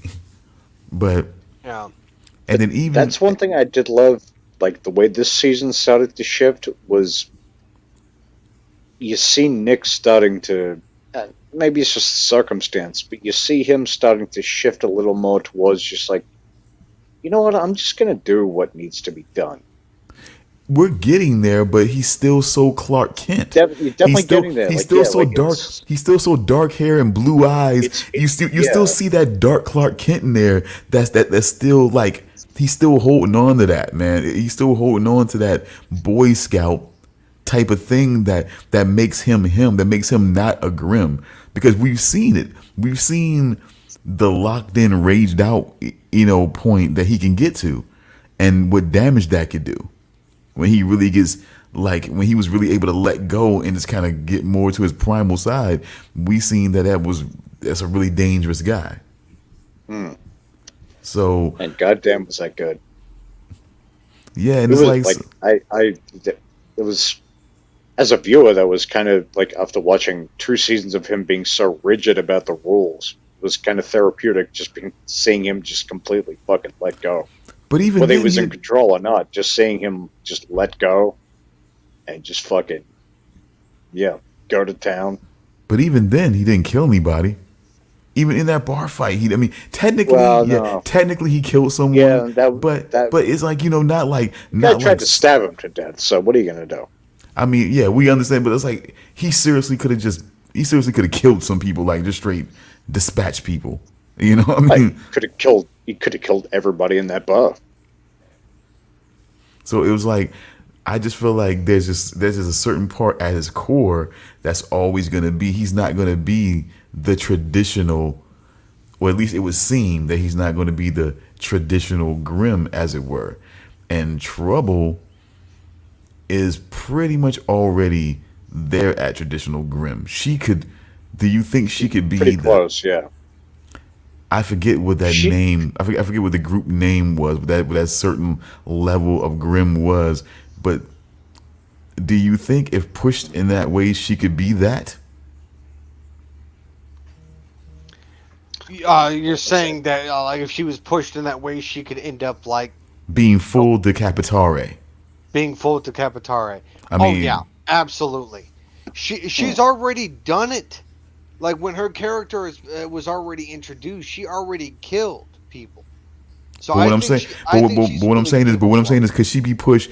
Could she be pushed to the point of, behead first, ask questions later? yes, absolutely. Oh, yeah, 100%. Yeah. Yeah, absolutely. Look, Trouble is like she is learning from Nick, but she still has that instinct where she kills first, asks questions later, because she had to survive on her own for years before she met Nick. It's going to be And went very through a lot of difficult. shit, too. She's gonna. It's gonna take a lot for her for her to get rid of that instinct, if she ever can.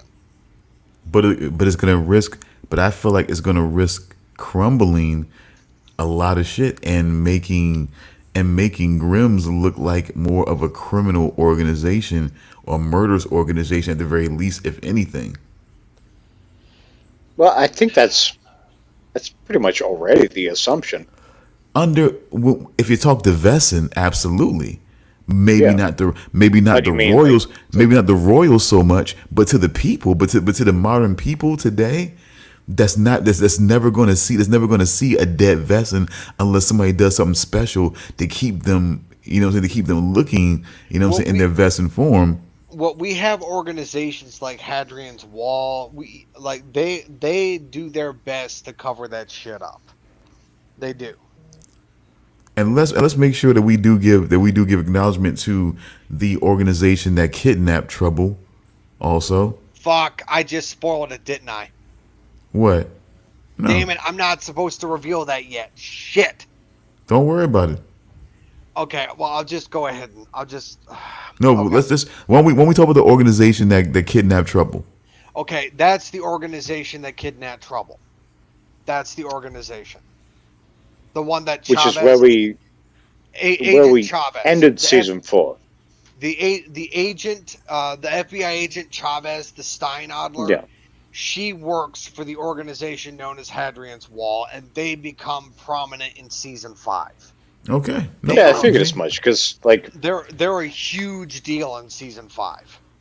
yeah, because to jump ahead a little bit, like we go through all we do at the end of the season, and then the last moment is them closing in, and Chavez pops up and he's like, I don't know, take her or something like that. Yeah, but So no. yeah, Yeah, they recruited her, and she works for them. But no, remember that terrorist organization that I mentioned to you a while back. Okay, yeah. That terrorist organization is the threat in season 5. Hadrian's Wall is fighting that terrorist organization in season 5.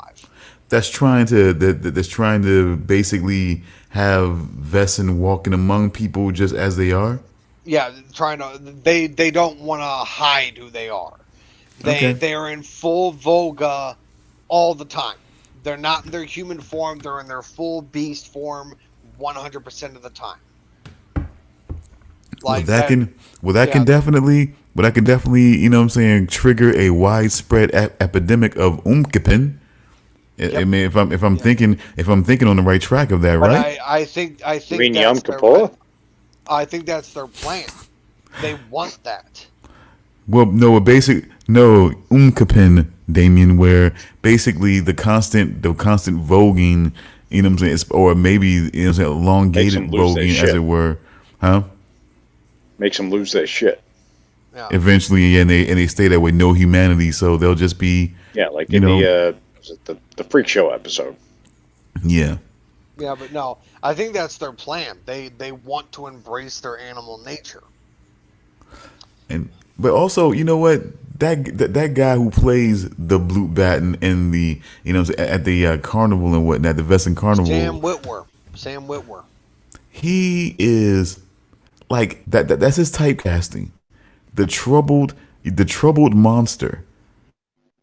Like Yeah, He also that is like the I he think al- we mentioned at the time he was Doomsday in Smallville. he yes. also plays Darth Maul in Clone Wars. Yeah, nice. Yeah. And he was also in Being Human. Yeah, he I've played a never seen that. vampire. I've always Yeah, wanted to. good show. I liked it. It was a good show. Very Because interesting take on things. there's two versions. There's the UK and the US. I never Both, saw the I UK believe. version, but I saw the US version, and the US version was pretty good. I liked it. Yeah, I believe both have been received really well. Yeah. Yeah, so that, like, so he's always seemed to be like the troubled monster, and that was like his typecasting for a while. So for a while, I started to really notice that. It's like, man, he always seems to play Here's like another that. example. Here's another example of his typecasting. He was also briefly in the show Once Upon a Time, where he played a version of Dr. Jekyll and Mr. Hyde. He was Mr. Hyde. Yeah. Yeah, always seem to play the troubled monster. That I guess that's old Sam Oh, there. and a unique twist in that show, the character is Dr. Jekyll and Mr. Hyde. Mr. Hyde wasn't the monster. Dr. Jekyll was the monster. What? Yeah, Dr. Jekyll was the monster. Mr. Hyde looked like a monster. He had like all the deformities and everything, but he actually wasn't that bad of a guy. He was actually doing everything in his power to keep Dr. Jekyll suppressed because he knew that if Dr. Jekyll came out, he was going to hurt a lot of people. And he was doing everything in his power to keep him suppressed. But nobody trusts Mr. Hyde because he looked like a monster. So they all assumed he was, even though he wasn't. And I actually liked that change. That change was actually kind of cool. I guess Was that was Once Upon a Time CW? No, ABC. ABC, yeah. ABC, okay. I would, if you check out Once Upon a Time, I would only watch the first 6 seasons. Don't even bother with season 7 because season 7 is so far separated from the rest of the show. So just think of the finale of season 6 as the series finale and just don't even acknowledge season 7. Just fucking forget Very it. much treat it like Supernatural. Watch the Pretty first much. 5, enjoy it, and then just Yeah, yeah. exactly. Yeah, exactly. Maybe there's a handful of episodes. Maybe. Yeah. Yeah, absolutely. But no, it's just back to Grimm. But oh, somebody's backing up, or is Sorry, that a car alarm? That's me. I Okay, think it's a car alarm. but it's a car alarm. Okay, somebody trying to steal your car. Not mine, but hopefully not Stone's either. Okay, but okay. So on to Grimm. Let's see what else happened this season. There was the whole situation with Wu on how they handled that. Yeah. Yeah, which I'm not pleased on how they handled that, but I'm glad they did. Yeah, I'm glad it happened. Like, because if it had gone on any longer, I think Wu would have either just gone completely nuts, or Or he would have quit and he would have never spoken to them again. not even quit. Like, I think Wu was very much in that Hank sort of spot where it's like he probably would have, taken his service weapon and just. Yeah, probably. But let's see what else. Oh, all right. But let me ask you this: do you think Juliet is alive? See, all right. When she. Jumping forward again, but when she died at the end of season 4, Mm-hmm. I was very satisfied with that. Okay. Because after certain events in the show, I was like, she's gotta fucking go. When that happened, I was just like, great, but I don't think this is the last we've seen of her. I don't know what form she'll come back in. I don't think it'll be this, but I don't think she's gone. I assume you don't want to know everything. No, just give me a yes or no answer. She does come back. Okay, I figured. I figured I couldn't be that lucky. I was like, She does come back, but not in a way that you think. okay, so in the different form kind of way. Kind of. Kind of. She gets a first class ticket to one of those resurrections. That only means that she died, but no. Because all I'm gonna say is that she does come back, but she's different. She's different. Okay. That's it. She's just because like the second she torched the trailer, that was when I was like, I think I might have literally said at the screen like, "Oh, this fucking bitch has got to go." yeah. I was like, "This." I believe I called her a rancid cunt. I think those were my exact words. I was like, "Oh, you fucking rancid cunt! She gotta go." And even Wu said, just like, yeah. Even if she is a hexen beast, this is like she's crossed a line here. And then, all right, fuck it, we'll just go into it. Like, and then she sets that whole thing up with Victor's replacement, Kenneth, which leads to Nick's mother being beheaded. And it's like, oh, she's really got to go now. And even Nick's just like, they're like, I think, I can't remember who asked him. And they're like going to lead the assault on the, like, mansion. Rosalie Monroe, someone asked him, like, what do we do if we see Juliet? And he's just like, kill her. Yeah, because he's done with her at that point. Because at that point it's like, I love this woman. Yeah, I do love this woman. She caused my mother to be beheaded. She destroyed my family legacy. Like, this is not. I'm not even doing this. I'm done. I can't do this anymore. Yeah, and I don't blame him. I really don't. No. Yeah. And yeah, it's just. But I will say that Nick does eventually get with somebody else. I'm not going to say who, but I will say that, is it Wu? No. Oh. But he does get with somebody else. We have met her before. She is currently in the show, and we have met her before. But you're never going to believe who it is. And you know what? I'm going to let you... The headless body of his mother. I'm going to let you guess who it is. Okay.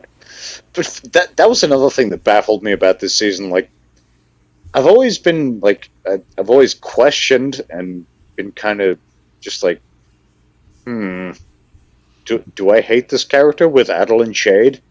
But she became more sympathetic than Juliet in a very short space of time. In about the same space of time as Juliet becoming so fucking absurdly hateable, to me, Adeline became kind of like I actually kind of like this chick. No, I'll admit I got older. And I realized that I wasn't paying as much attention to the relationship aspect of the show as a lot of other people were, and as was intended. I guess I've gotten older. I've realized a certain aspect that it's more male female interaction stuff, relationship stuff. That it seems I could criticize certain things seem a little weird, at certain points, but hateable.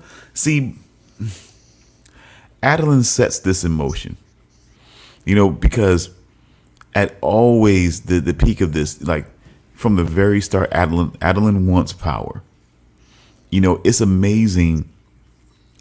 Like I guess the one thing that I realized about myself, even as a teenager, is when I was in basic training, but mostly not so much basic training, but we were kind of like on our weekend pass and everything like that. And we're hanging out at the hotel, me and a couple of friends of mine, and we ordered, hotels, you ordered a movie off of TV. We ordered Breakdown.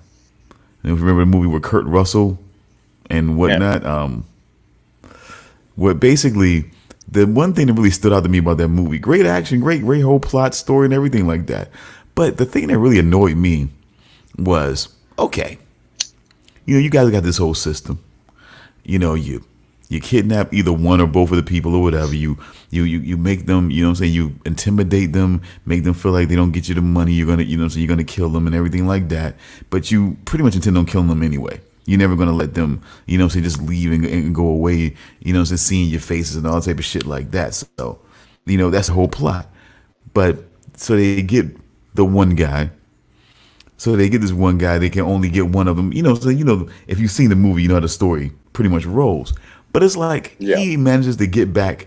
He manages to get. He manages to be one of the guys that sort of prevails, gets his wife back, and he's not trying to cope. He's just trying to basically get out of there and leave. But they're so pissed now.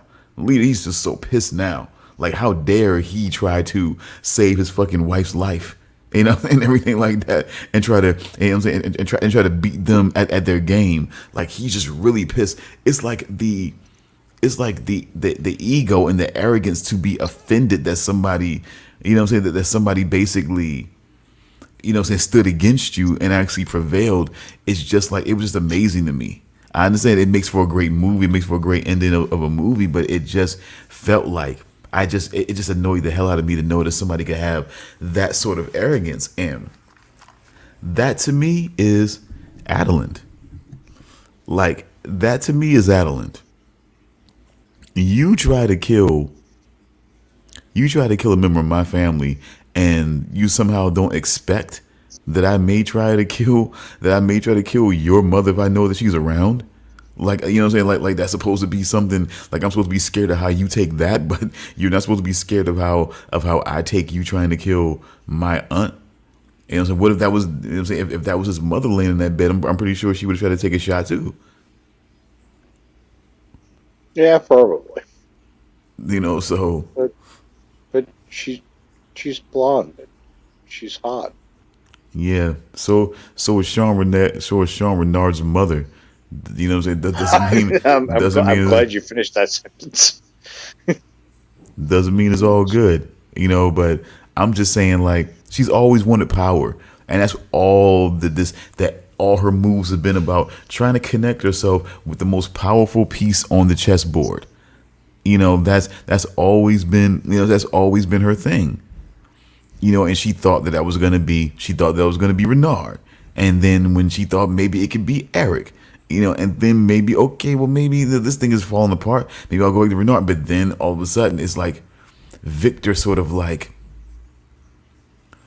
sort of persuaded her into thinking that it's best to work with him. And it's just, I don't know. She's gonna make sure that she hedges her bets to make sure that she, that she comes out, in a good position no matter what.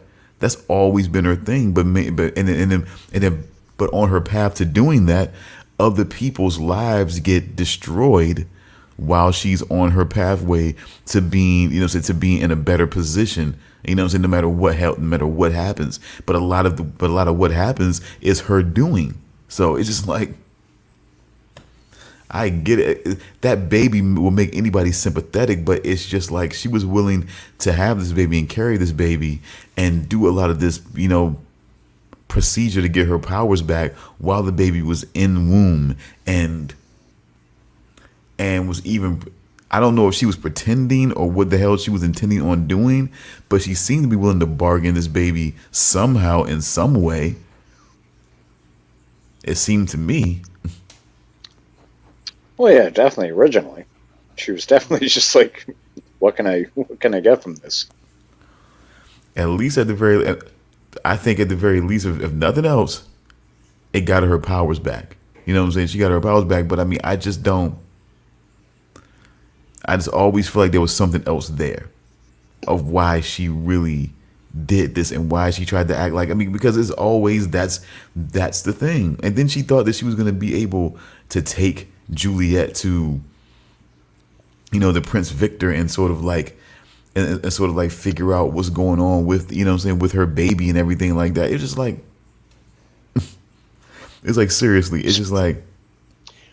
Oh, and speaking of Victor, do you think they sorry to cut you off.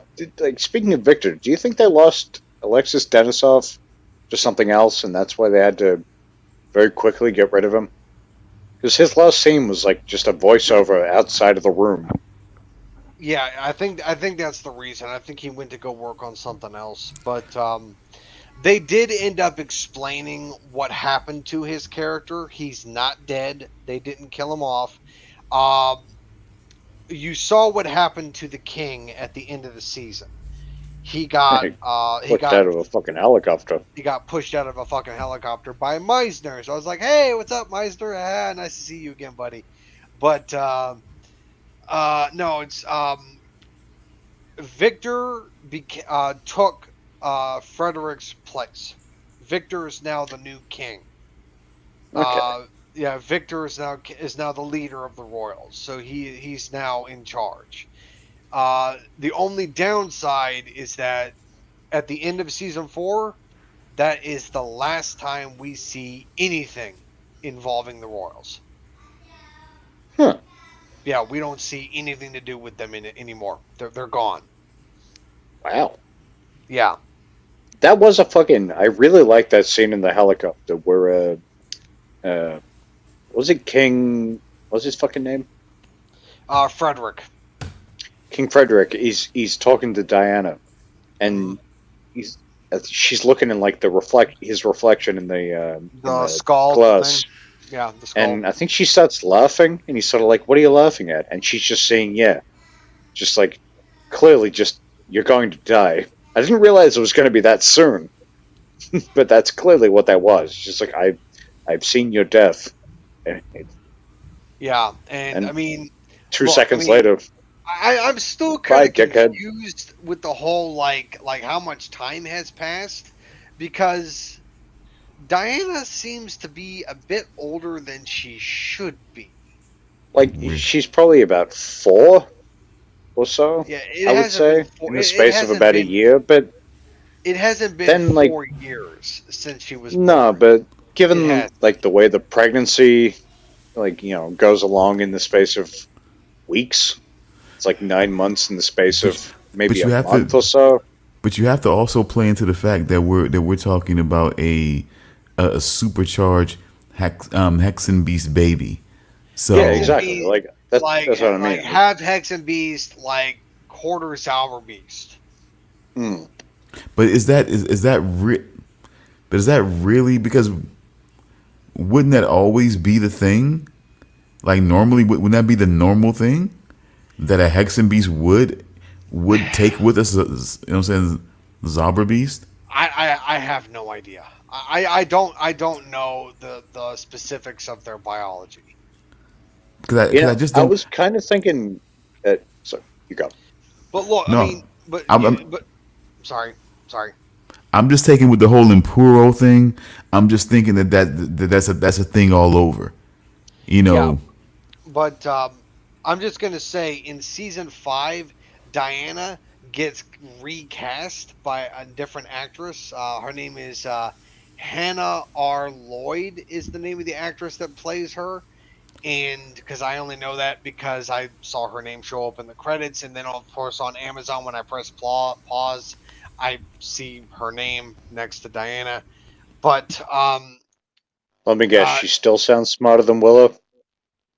actually no, terrible child actress. I actually think Hannah R. Lloyd is worse than the actress that plays Willa because What? yeah, she's worse. She No, is so much no, fucking worse. no, Yeah.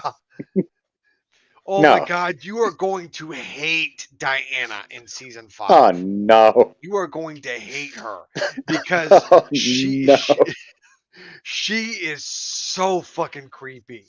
The way she talks, the way she whenever she meets up with her with Adeline and Renard, she says, "Oh, hi mommy, hi daddy." And I'm like, "Oh god, this is so creepy."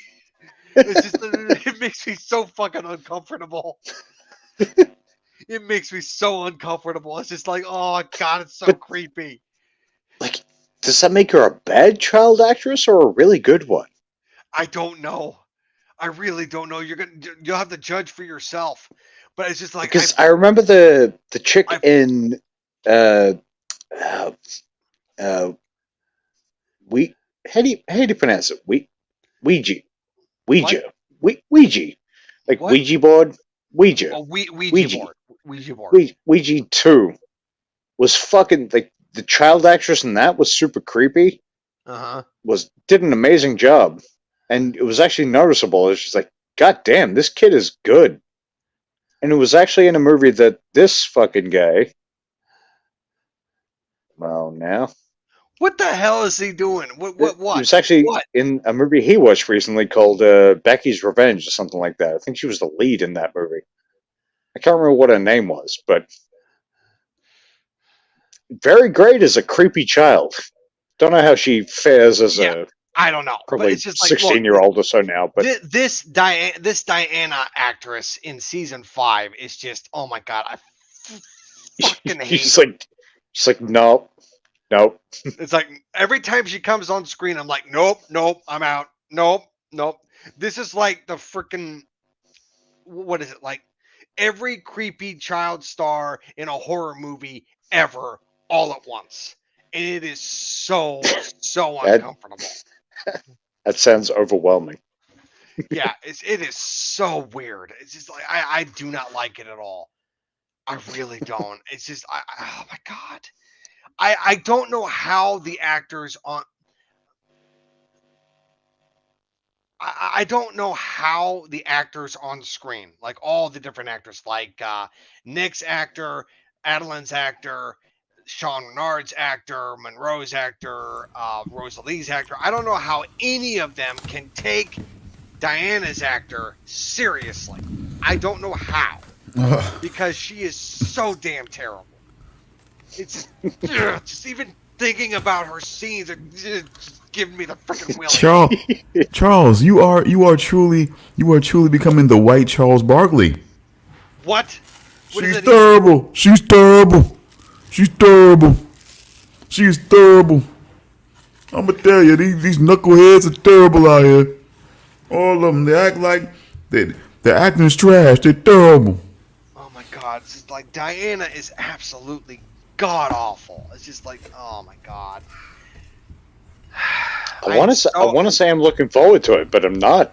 I'm really It's just not. like, look, I am so happy to be done with season 5 just so I don't have to. Well, actually, no, because this actress of Diana, this version of Diana, is in all of season 5 and all of season 6. And she Oh, is God. actually a prominent character in season 6.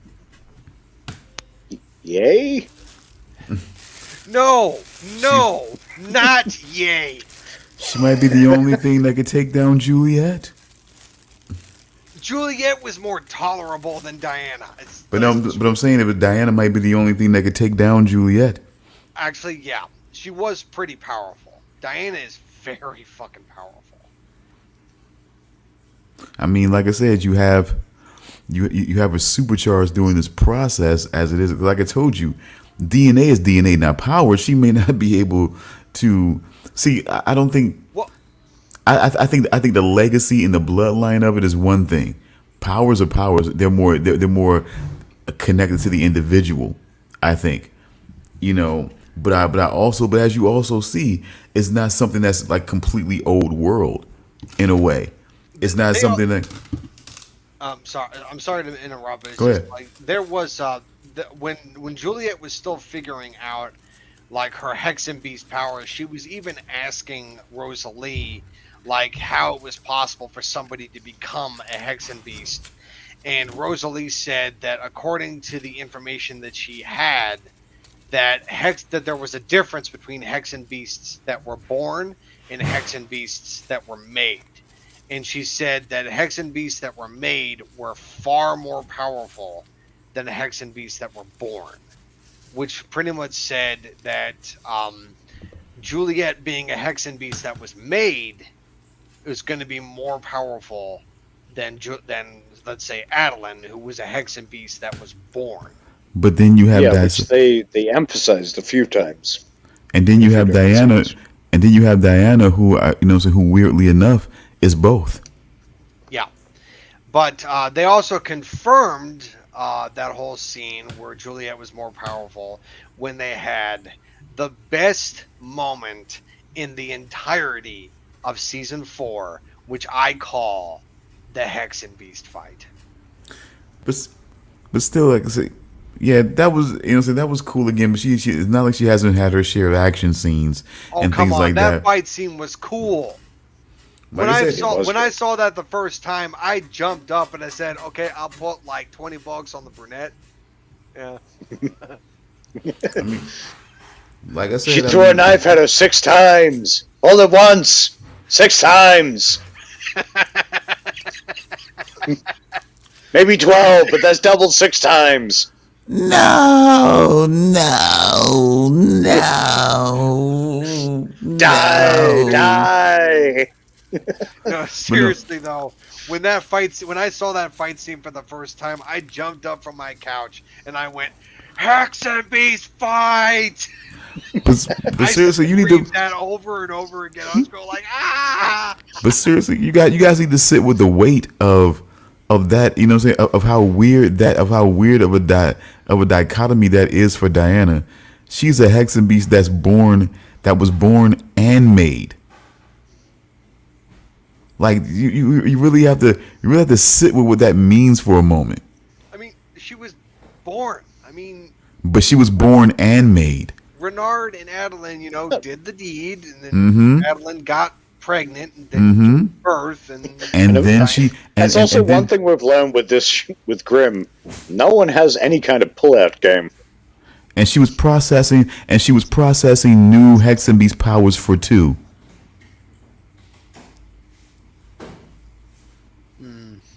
She was processing new Hex and Beast powers for 2. She may have been doing it for herself, but she was processing it for 2. oh, that's right, the scene in the cabin. She was it was before Adeline got her powers back. And because like I told you, the powers as they are more individualized. But at her core, her DNA, who she is an Hexen Beast. And that girl, you know what I'm saying, was born, you know what I'm saying, basically was being carried by a Hexen Beast. Whether she can manifest her powers or not, she's still a Hexen Beast. So she already had that in her DNA. It's part of who she is. And then to have her go through the process of gaining her actual more manifestive powers back, you know what I'm saying, while she's in the womb, it's just like doubling up. So she was born and made. She's Juliet and Adeline all in one. How was Juliet connected to Diana? What I'm saying is she was given extra Hexen Beast powers. You know what I'm saying, that were brought in through this process. And she has her own powers as a Hexen Beast being born, you know what I'm saying, being born unto one. So she was super. So that's why she's supercharged. She's a maid. She's a halfway made Hexen Beast, like you know what I'm saying, like Juliet. But she's also you know what I'm saying, a halfway born Hexen Beast, like her mother Adeline. Okay, so in other words, she's a super beast. I guess. But Yeah. she's even more dangerous than even Is that a Juliet Rob because Zombie she. reference? Oh, you know what? That was completely unintentional, but let's go with it. So yeah, she's got a lot more. She's got a lot going on with that because of all of that. I mean, think about it. I mean, she's you have to understand that that this process was, you know, what I'm saying, was basically brought along, you know, what I'm saying, through, you know, what I'm saying, through the body parts of another Hexen Beast. Yeah. So it's just like it's a lot going into this, along with her own natural things that she may have had. It's just, you know. Yeah, well, we'll find out how powerful she actually is in season 6. How powerful, terrifying, annoying. Several things. Annoying is an apt word because just I really did not like her in season 6. I didn't at all. Just oh my god. And we're talking about Diana still. Yes, we're talking about Diana still. Well, she's a Hexen Beast. I mean, what would you expect? No, I don't like her actor. I really don't. It's like her there is a reason why Hannah R. Lloyd, who is the actress who plays her, doesn't act anymore. It was just like a 2 seasons and done kind of actress. Well, I mean, I look. I wanted to see what she's been doing recently, and I haven't seen anything. She hasn't done anything in years. So yeah. Let's see here. Let's see what you're talking about here. All right. Let's see. I'm just going according to what her IMDb page said. Fair enough. Oh, come on. What? Wait a second. If I didn't know any better, bro. What? I swear to God. What? But it can't. But it can't be her. It can't be her though. There's no way that that's her. All right, fine. I'm gonna look it up too, just to No. see if I can confirm what I saw is accurate. No, what I'm saying is, Yeah, I'm she looking up almost things looked- also as well. she almost looked like the girl from Barry. Barry? What girl from Barry? Wait, do you mean The Kung Fu Psycho. Oh, God. Oh no, it's not the same girl. I know. I'm just saying she kind of did though. Okay, so the last thing that she did was the Mortuary Collection in 2019. That's the last thing she did. And her first acting role was Diana in Grimm. So of course she... yeah. Oh my god. No wonder Wait, she was like- bad in that show. No wonder. And how old she meant to be, like in this in that role? And what, in Grimm? Like as a guess, because we don't really have a specific Well, age. it's just, with we that. already established that she aged like she had a short pregnancy. Yeah. So was she like a teen when we see her again? No. I want to say, according to let me see. I'm trying to guess. Probably younger than 10, but older than 6 or 7. So I'd say about 8 or 9 years old. See, I'm just saying. Look, you know what? I think you're misdirecting a little bit, or I think you're overloading on her. Because I'm sorry if you find her annoying, because it's She meant to is be that. annoying. Okay, come on. But you find Adeline delightful. Get out of here. I never said delightful. That's not the words that came out of my mouth. Though I will say, if you're bored, look up Claire Coffey Esquire. Claire Coffey is, of course, very attractive. Even though I'm not even that into blondes. I prefer brunettes, but which is why I consider Bitsy Tulloch attractive as well. She plays Juliet. Yeah. Yeah. I don't know why those eyes just bug me. Coffee. Claire Coffey. But Bree Turner is always Claire Coffey Bree- Esquire. Bree Turner is Thumbs up. always the easy favorite. I slept well that night. That's all I'm going to say. But Bree Turner is always the easy favorite. But I think, you know what?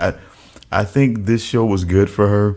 I think because she could have easily been like a lot of different females that were really pretty and who really got on because of they were really, really attractive and could have been dropped off if people didn't give them a chance to really show their talent. I think it's almost like for example, I forget her name, but the girl who played the older sister in I Know What You Did Last Summer, who played Sarah Michelle Gellar's older sister. You never saw that movie? Freddie Prinze Jr.? I saw it. Older sister, dude. Not. What? But I mean, I haven't seen I Know What You Did Last Summer in many. But it was the girl. It's the girl that played the teacher in Billy Madison that he ended up, hooking up with. Oh shit! Yeah, I can't remember her name. Oh, but yeah. I know her. Yeah, I can't think of her name. She was also in the movie Love Stinks with French Stewart. But it's just basically at one point she was like that hot girl, that it girl, and then it's almost like in a way. Like in I Know What You Did Last Summer, it was almost reflective of it was almost like art imitating life. Like it almost seems like she played that role a little too well.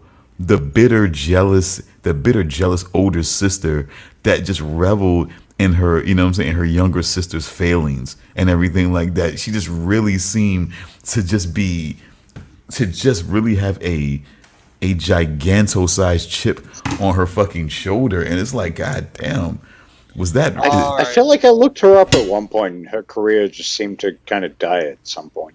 Okay, I found her. Bridget Wilson Sampras. Oh, and also, I feel like she didn't do shit after a certain point. And thank very you for, little. And thank you for bringing her name up, because I want to also say, Brigitte Nielsen, Red Sonja. I know it wasn't a fucking big series, but Brigitte Nielsen and fucking Red Sonja, fucking awesome movie that she, that she played. I like, the fact that she played in that. Regardless of what you think about the merit of the movie, she was a lead in that. And the fucking fact that she also had a prominent role on fucking Beverly Hills Cop. I want to say 2. It was 2. Okay, so the last too. credit she has on IMDb is she voices Sonya Blade in Mortal Kombat 11, the video game. Yeah, that's Last on-screen credit? Last acting credit is Mortal Kombat 11. But she was actually that though. Yeah, she was. She was Sonya Blade in the Mortal Kombat movie back in the 90s.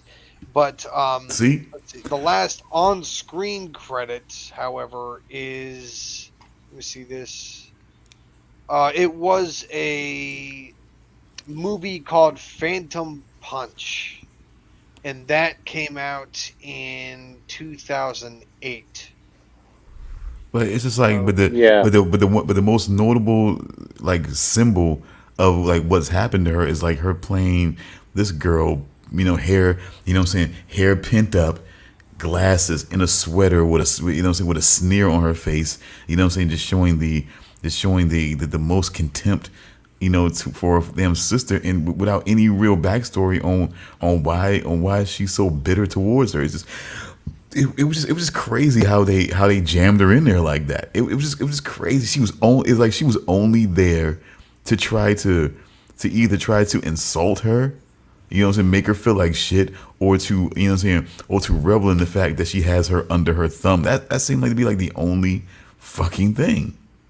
It's just weird, but And in it's Billy Madison, she had her tits replaced with Chris Farley. Billy was trying to do like a whole like test thing about his knowledge of history. She started taking her top off. He kept getting the questions wrong. She put him down. And the next scene is him getting him right and Chris Farley taking his top off and putting his finger in his mouth. All sexy like. and that, folks, was Damian's perv hour. I'm not sure. He had the vent on the fact that he didn't get to see her take her top off, I guess, you know, and I'm disappointed to this day. I can tell. We can tell, folks. I think 25 it's years evident. later or whatever the fuck. I don't even like Billy Madison. That's like one of my least favorite Adam Sandler movies. Little Nicky is mine. I love Little Nicky. That movie is hilarious. That's the one I've seen the least. Boo, Charles, boo. Little Nicky is hilarious. I love that movie. And I'll It's a probably good movie, say, but Billy Madison is so good. and I don't know. I don't like a movie that opens up with him riding a lawnmower to his mailbox and repeating the words "Nudie Magazine Day." I just What is not great about that?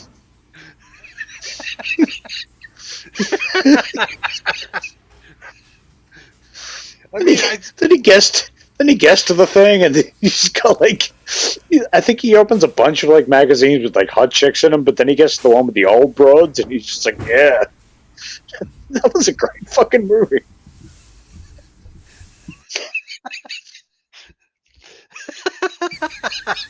When he asked Norm Macdonald, he's like, hey, what day is it? I don't know. October?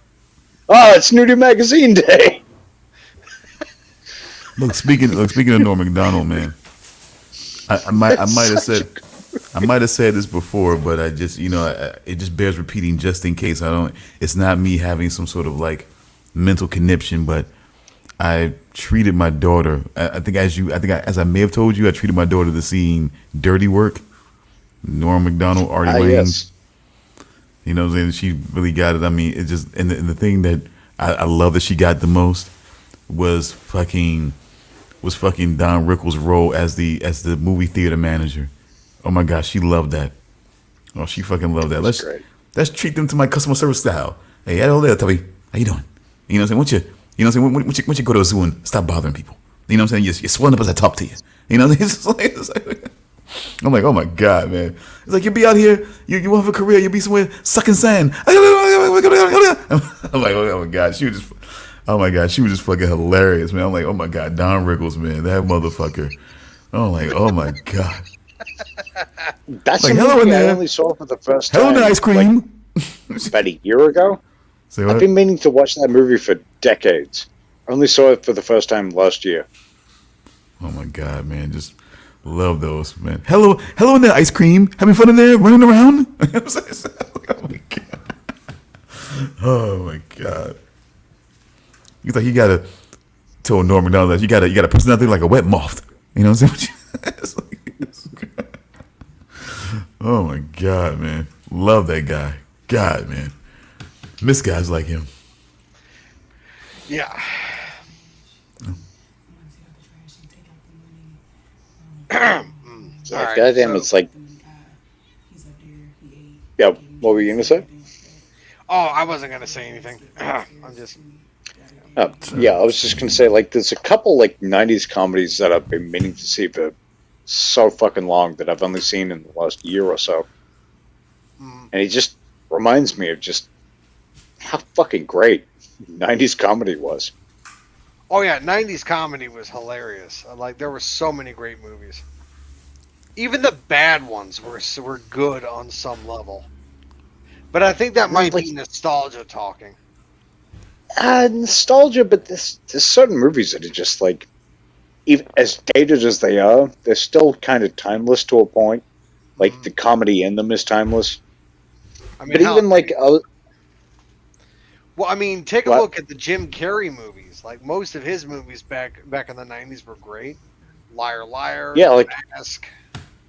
I'm sure I could still watch the Ace Ventura movies and have a good time. Oh yeah, the Ace Ventura movies were great. Even though I wasn't really the biggest fan of When Nature Calls, I didn't really care for that one. Really, that's the one I watched the most. Like that one I that was the one like I saw the first movie a couple times on TV, but When Nature Calls I actually like recorded on VHS. Back in my day, we used to record things on VHS. We'd watch them a bunch of times. But yeah, that one I fucking love so much. But the first one, the reveal at the end of Ace Ventura 1, because I watched it when I was a kid, when it was revealed that the that chick was a trans, I had no idea what that meant at the time. I thought she just shit her pants, and that's what everyone was so bald about. Like you see the bulge in the back of a fucking thing, and everyone's just like, ah! Which like, is also something you couldn't get away with today. Einhorn is Finkel. Yeah, like at the time I had no idea. I thought she just shit herself, and that's why he burned his clothes in a barrel and was dry heaving the whole time. No, it's just I didn't know what it meant either because I saw it when I saw it when I was a kid too. My father introduced it to me, and I didn't actually realize what was going on until I saw it again when I was an adult, and I was like, "What the fuck?" Exactly. And I'm sure now that's probably considered a hate crime. Oh yeah, but no, it's just I fucking love the first Ace Ventura. That's one of my favorite comedies ever. like Jim Carrey is a weird, I was going to say kind of nuts, very nuts human being, but yeah, fuck me, he makes some great movies at a certain point. Oh yeah, but no, it's just hands down one of my favorite comedies from him is actually Liar Liar. I love that movie. Yeah. Another one, like anytime when it was on TV, I would watch that. Yeah, favorite scene in the entire movie, of course, is the pen is blue. The pen is blue. The goddamn pen is blue.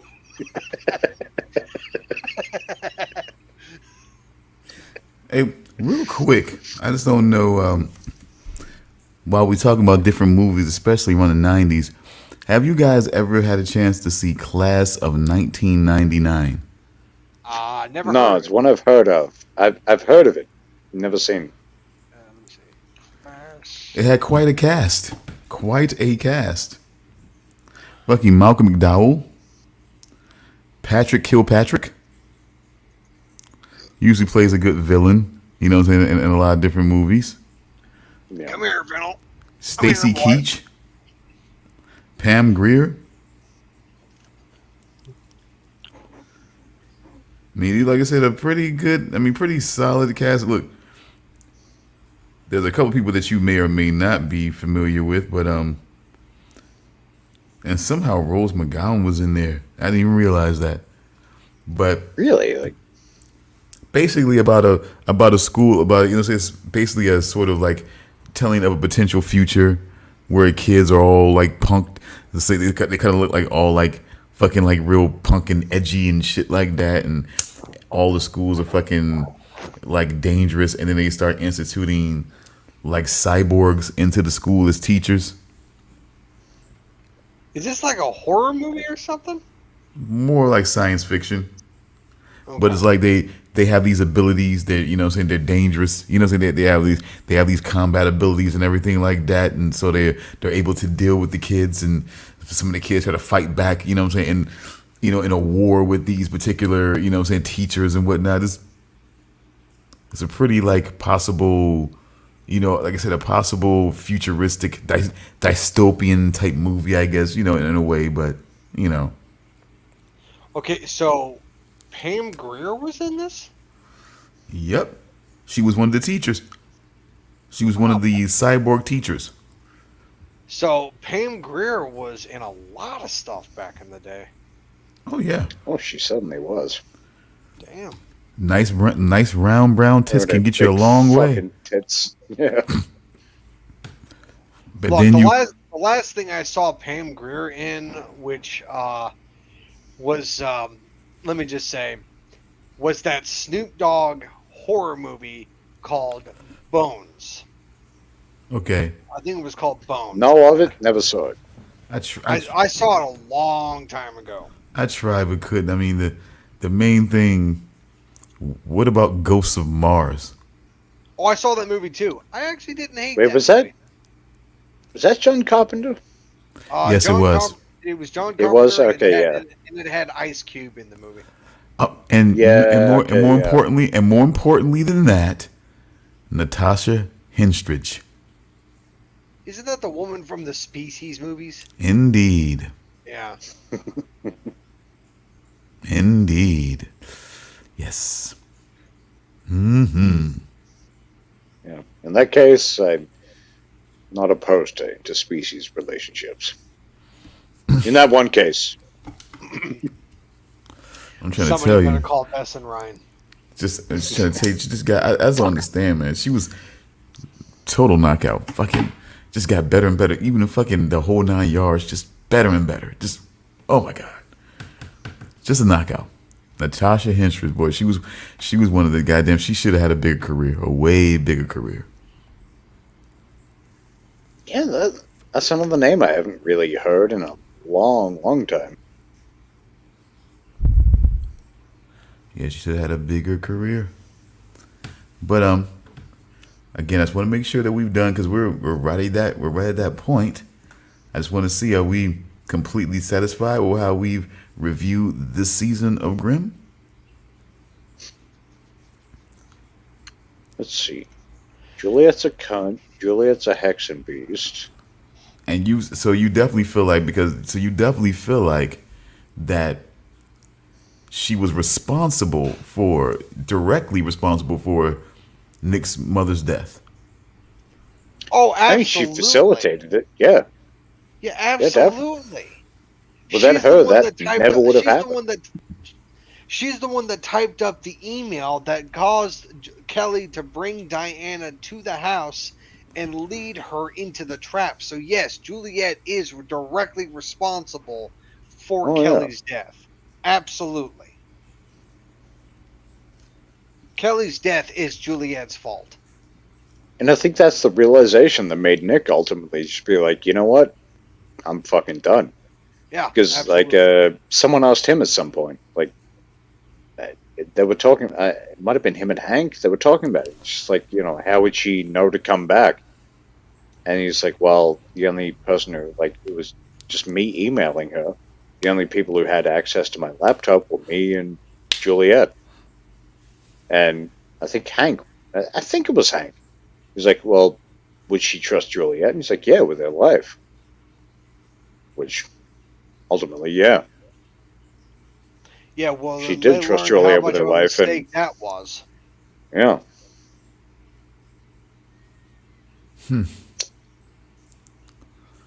I just want to. No sympathy for Juliet towards the end of the season. Because I mean, but still, is this new power something that she completely? I mean, she knows how to wield it, but does she know what what it does to her, though? I think at a certain point she understood enough to know what she was doing, and she decided to go the evil route. At first, I was kind of like, yeah, maybe she's maybe this is something she can't quite grasp. But the more I saw, I was just like, no. At a certain point, she knows what she's doing. She knows, and she's just being a vindictive fucking bitch. I think, really, when she got to the point of burning the trailer, which, as I said before, as Wu said, she's like, I don't give a even if she is a hexen beast, this is crossing a line. And I think she knew that at the time. She was just looking for revenge.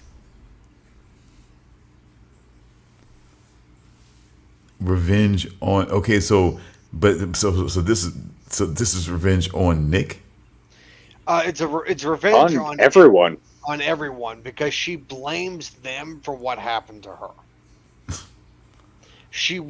Like she had even said as much. She had said that before meeting all of them, she had a normal life and she wanted that normal life back.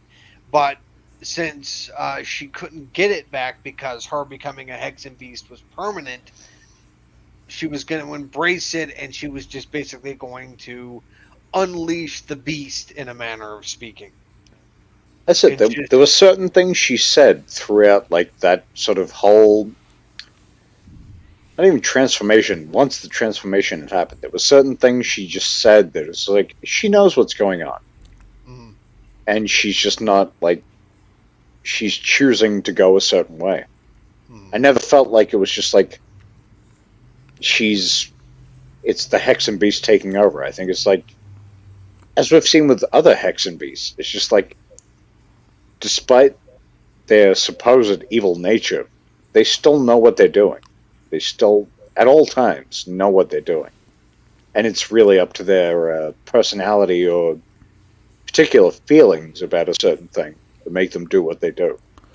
But I mean, is it widely agreed that all Hexen beasts move upon self-interest? You know what I'm saying? You know what I'm saying? Mainly over, you know what I'm saying, over any and everything? I mean, I would say based on what we've seen, that seems pretty, yeah, I would say they do. Because that means, and of course, that would mean that there's got to be some self-interest, you know what I'm saying, agenda, like you were thinking, that Sean's mother has as well. Oh, 100%. I think pretty much everything she did was driven by her self-interest. As we, I don't know if you were here or not before, Stone, when we were mentioning that it's a good chance that she wanted that baby back, just not the baby back ribs. She just wanted the baby back. But perhaps to make herself younger again. There's a very high possibility of that.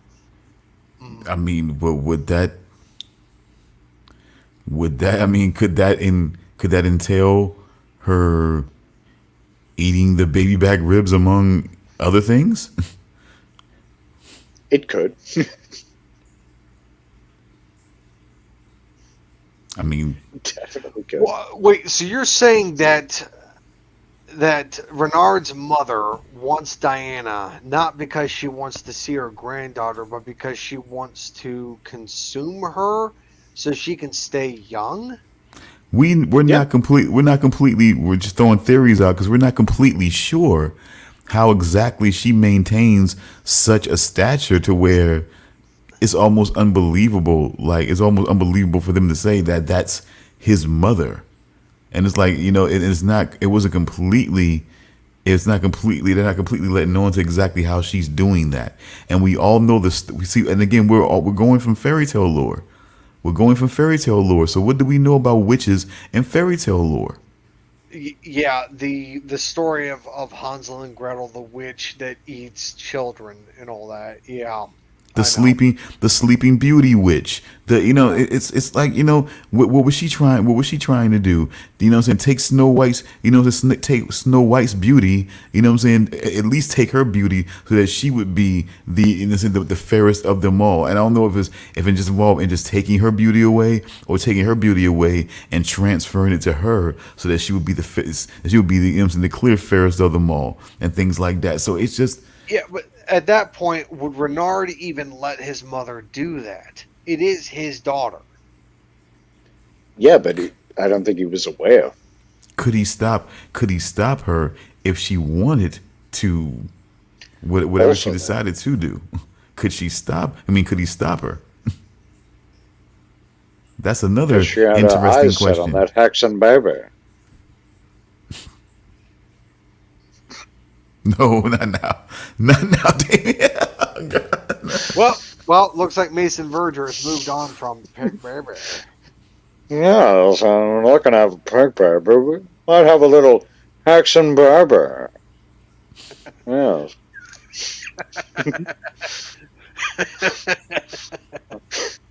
My son in this, I made a Hexen baby, and I'm starting to look a little bit crossfade popping up, so where's that Hexen baby? Oh my god.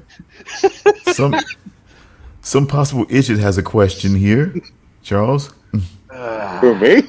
I have no answer for this. I mean, this is just my webcam. And he likes look, he's proud of his, you know what I'm saying, his man cave, you know, as he should be. So, you know, My man cave is just the way it is. I mean, and he's proud of it as he should be. And I don't know if I'm proud of it. I mean, come on. I mean, look at that. I got a cat tree behind me. Oh, come on. It's fine. It's fine. It's fine. Siegfried and Roy has one too. I'm sure. I got like a bunch of books on my bookshelf and some water bottles there that I use to drink my medication. That's what a bookshelf is for. It's for books. I don't have many books. I have like some of the Wheel of Time books up there, the Witcher books behind the water bottles. I have some Expanse books. I mean, that's it. Oh, I see no problem with any of this. I see no Around the World in 80 Days. I don't have that book. I can promise you that. I do not have that book. Okay. What about Jurassic Park? No. I want that book, but I don't own it. I mean, come on, man. I'm trying to give you some suggestions here to beef up your... No. I'm going to get that book eventually. It just all comes to a matter of money. Okay. Yeah. But I need to finish my collection of the Wheel of Time series, but that's like 14 books to get, dude. You know what? You need to stay up late at night and check out the infomercials. See what they got in the way of, book sets for you, man. They used to be really great with that. Well, I have 6 of the Wheel of Time books, so I'm getting there. Well, I found eBay fucking perfect for books. I've gotten a lot of shit off eBay. Absolutely. Very amazingly cheap. Well, I know that season 2 of Wheel of Time is almost here, if it isn't already here. I don't know when it's coming out. But I would like to get the Wheel of Time books read before season 3 comes out. Because I know I'm not going to get it done before season 2 comes out. Because that's 14 books I have to get through. And Just a few. I haven't even finished the first book yet. Because I'm a slow reader. And a slow reader. Wheel of Time. Oh, fuck. The second season's out already. Yeah, pretty much. You know what? Fuck the whole thing. Yeah. But no, it's just like, look, I mean, I thought the first season of the Wheel of Time was... It was... I mean, that's pretty much... It was Amazon or... Amazon. That's where it is. It's Amazon. Okay. I'm hoping season 2 will be better. I'm hoping. But I'm not sure. I mean, I'll watch it just to find out if it's going to be good. But my expectations are low. Hold on. We never said this. I can't believe I've been checking for this and double checking. And I think it just has to be what this is. What? Do you know who writes for Grimm? No. 2 words. 2 fucking words. No, 3 fucking words, I'm going to say. Okay. Terry fucking Silver. Oh. Terry fucking Silver. Am I supposed to know who that is? You are. All right, fine. I will search his name or their name or her name or whoever the fuck it is. All right, let's see. Terry fucking Silver. Damian, are you kidding me right now? Terry Silver. I know that name, but I don't know why. I'm hoping Charles will give me an answer in a second. Terry Silver.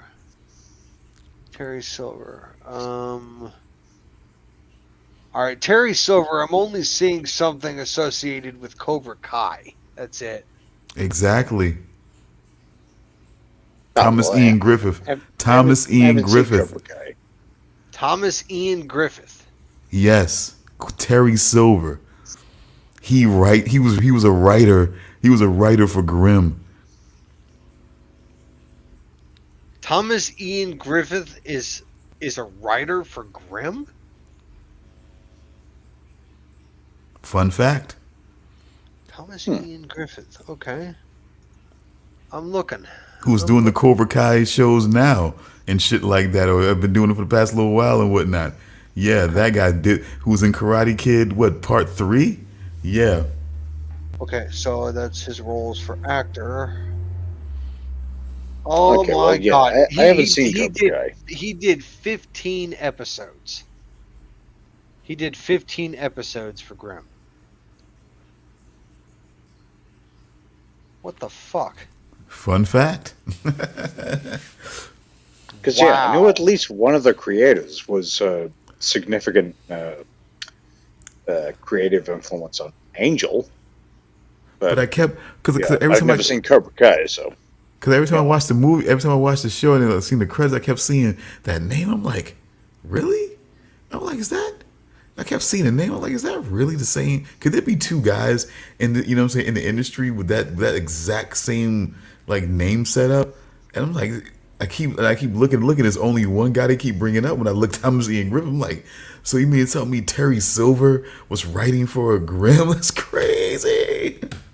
Terry Silver. yeah, I think with the Writers Guild, I think they have to have like a distinction between them. It's like if someone has the same name. So I think that's why on Futurama, David X. Cohen is David X. Cohen. I think there was another writer with the name David Cohen, so he added the X. I don't know if that's still a thing, but I'm fairly sure you have to have like some kind of distinction. Wow, man, that is like I said, that was funny. Like I said, I wondered if you guys knew that. I did not. Yeah, I didn't know that at all. But then again, I didn't know who he was because I have never seen Cobra Kai. And I am not going to watch Cobra Kai until I watch the Karate Kid movies. And you haven't even watched those. Wow. No, I haven't. Fantastic. And I don't know where I can watch them unless I can find them on the Plex server. Alrighty. Yeah, that's actually the only reason I haven't watched Cobra Kai either. I was going to rewatch the original movies first. I mean, how can I watch Cobra Kai, which has clear connections to the Karate Kid movies, when I haven't even seen the Karate Kid movies? I have, but not since I was a kid. Yeah, So you I would haven't be seen- like, yeah. You haven't seen the no way. Karate Kid movies since you were, in fact, a kid. But quite literally. Yeah. When I was a fat little boy. Unlike now, when I'm a fat, somewhat tallish man. Yeah. So But no, it's just, I mean, I would like to check out the Karate Kid movies. I don't know if I'm going to watch the one with Jackie Chan and that Smith kid. I can't remember his name. Jaden. Oh, so it is Jaden? Okay. Yeah. Whenever you think about the two kids, just think about like, for some reason it did this whole weird thing where the son tried to give a male version of of Jada's name to him and tried to give a female version of Will's name to his daughter. Oh, for fuck's sake. I really I'd never feel bad. considered that, and now I'm just like, what the fuck is going on with that family? I feel really bad for the kids now, because, yeah. Yeah. So you never realize I already you never felt realize bad for the Jaden. kids, but now I So you feel don't really realize bad. Jaden and Willow. You don't realize Jaden and Willow that there was a thing that they were doing there. It never occurred to me.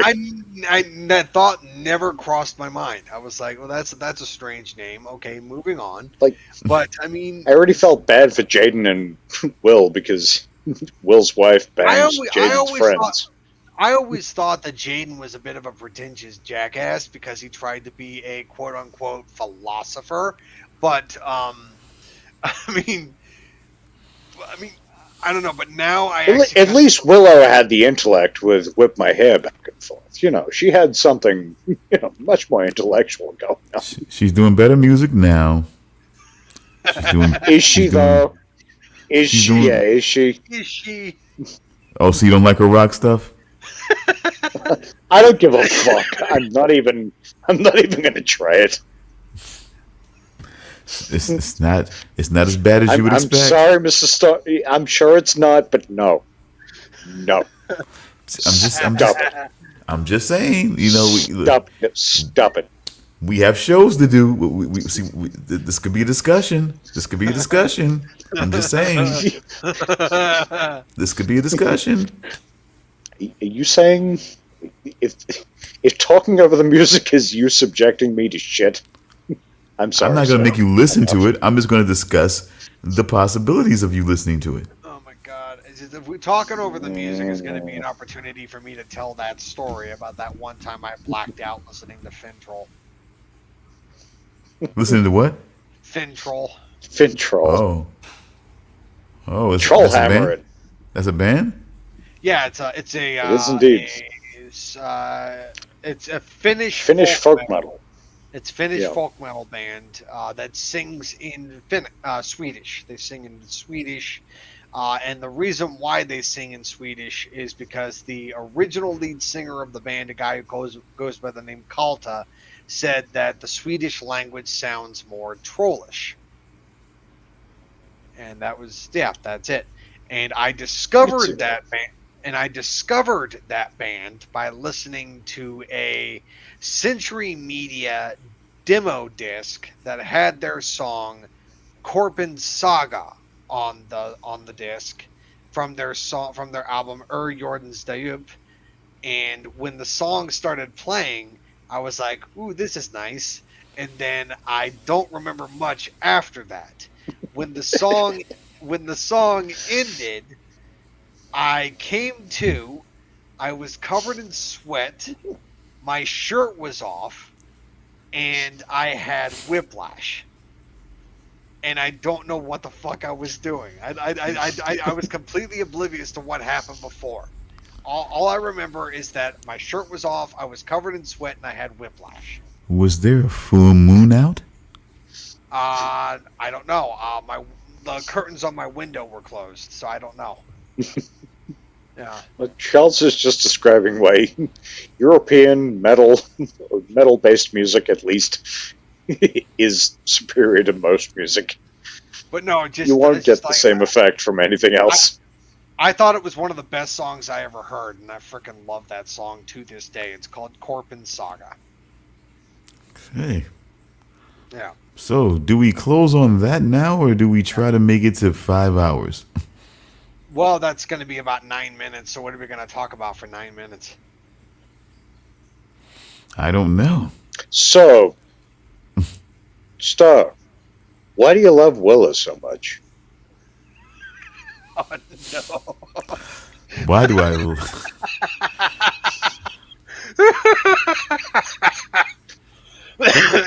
Well, you know what? In honor of the legend herself, I'll ask you.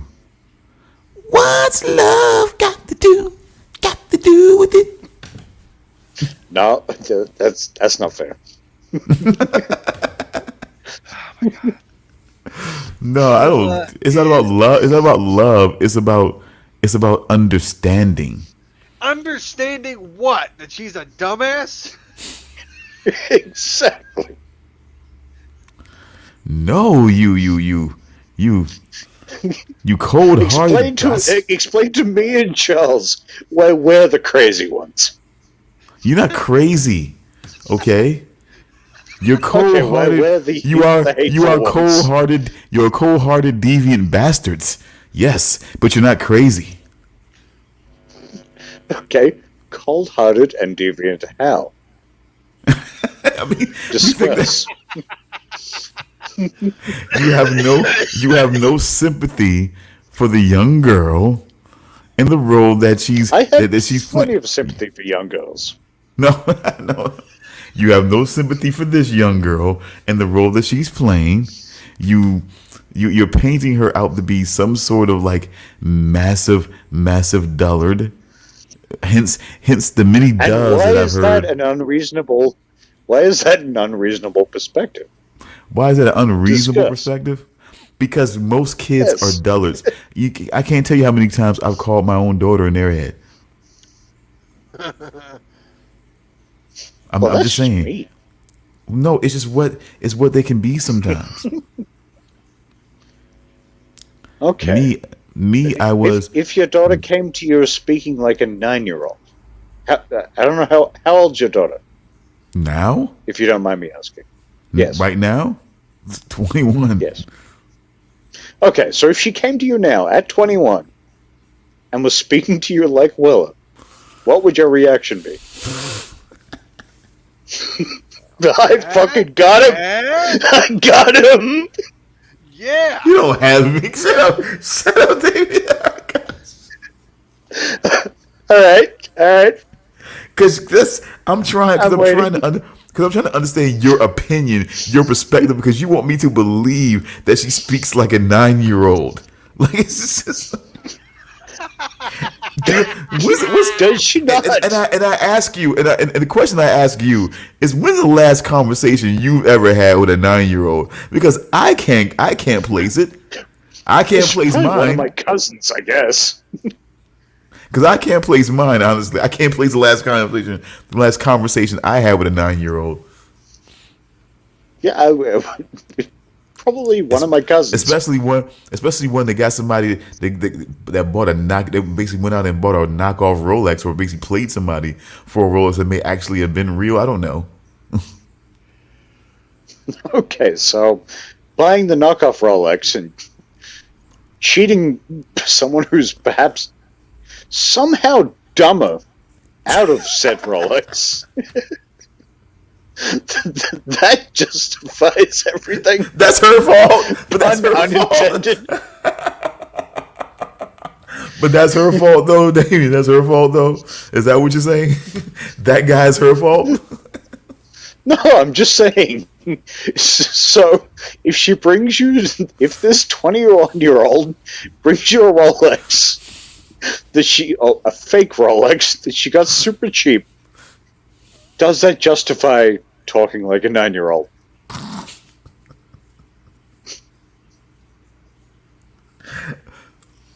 Again, I would have to. Are you going to be like, okay, look, this is a nice If watch. I believe, if I forgive truly, whatever it is you fucking doing right now. if I truly believe that she was talking like a 9-year-old, I'd be concerned. Okay, yes, I would be concerned. Yes. But You would. Good. But it's like I would have to compare that to something, though. I would have to truly know what a 9-year-old speak is about, man. What 9-year-old speak is about, because we mainly have movies to go off of, but a lot of those kids aren't really 9 years old. So what is a 9-year-old really like? I knew what my 9-year-old was like. The age is sort of a vague kind of thing. But what? Okay, baby talk. Let's go with that. Baby talk knows no age, except unless you're older than, I would say at like 12 is the max you can get away with baby talk. So, think so? Let's go with baby talk. Yeah, I would say so. I feel like if I was 14, you'd be like, "Duh, balloons, duh. Why don't you love me, duh?" Damian, that is not baby talk. That's Mongo talk. That's not baby. That's not baby talk. I can't be bothered doing the impression. I'm sorry. Damian, that's not You baby. know what the fuck Baby, I mean. That's like that big George. Let me get the rabbit, George. That's not baby talk, Damian. Look at the flowers, George. God, I wish he would do that to Willow. Give her the fucking of mice and men treatment. So that's not baby. Duh, balloons. That's not baby. That's not how you see babies, Damian. You're right. You're good at to have kids, Damian. That's how you see kids. I can't believe you. I cannot believe you, Damian. That's how you see kids, as just so stupid. Like all kids are stupid to him. Oh God. Like God, the balloon, prove like me a wrong. little kid is finally said 3 years old. Balloons, like he is speeding this up, kicking. You finish a sentence. The hell's wrong with you? Finish a goddamn sentence there. The hell's wrong with you? You get along this world just ain't balloons. Everything ain't balloons, pal. What the fuck's wrong with you? You know what I'm saying? Shit. Like mom, you say mom to everything. Your mom is in everything, pal. Your mom is in everything. Okay? You think mom's gonna get your money? Mom is not money. You gotta get out there and work. Mom's not money. You know what I'm saying? Shit like that. God damn this stupid kid here. The fuck's going on? Jesus Christ. What is it, a kid or a rock? I don't know what this thing is. I'm glad to find this out about you, Damian, that you really think kids are stupid. See, look at this. Look at this. Doesn't know what's going on. Still knows what the fuck we're talking about. Autistic Annie. That's what he's calling Willa now. That's Willa. That's supposed to be Willa. Yes. Oh God. That right there is my point fucking proven.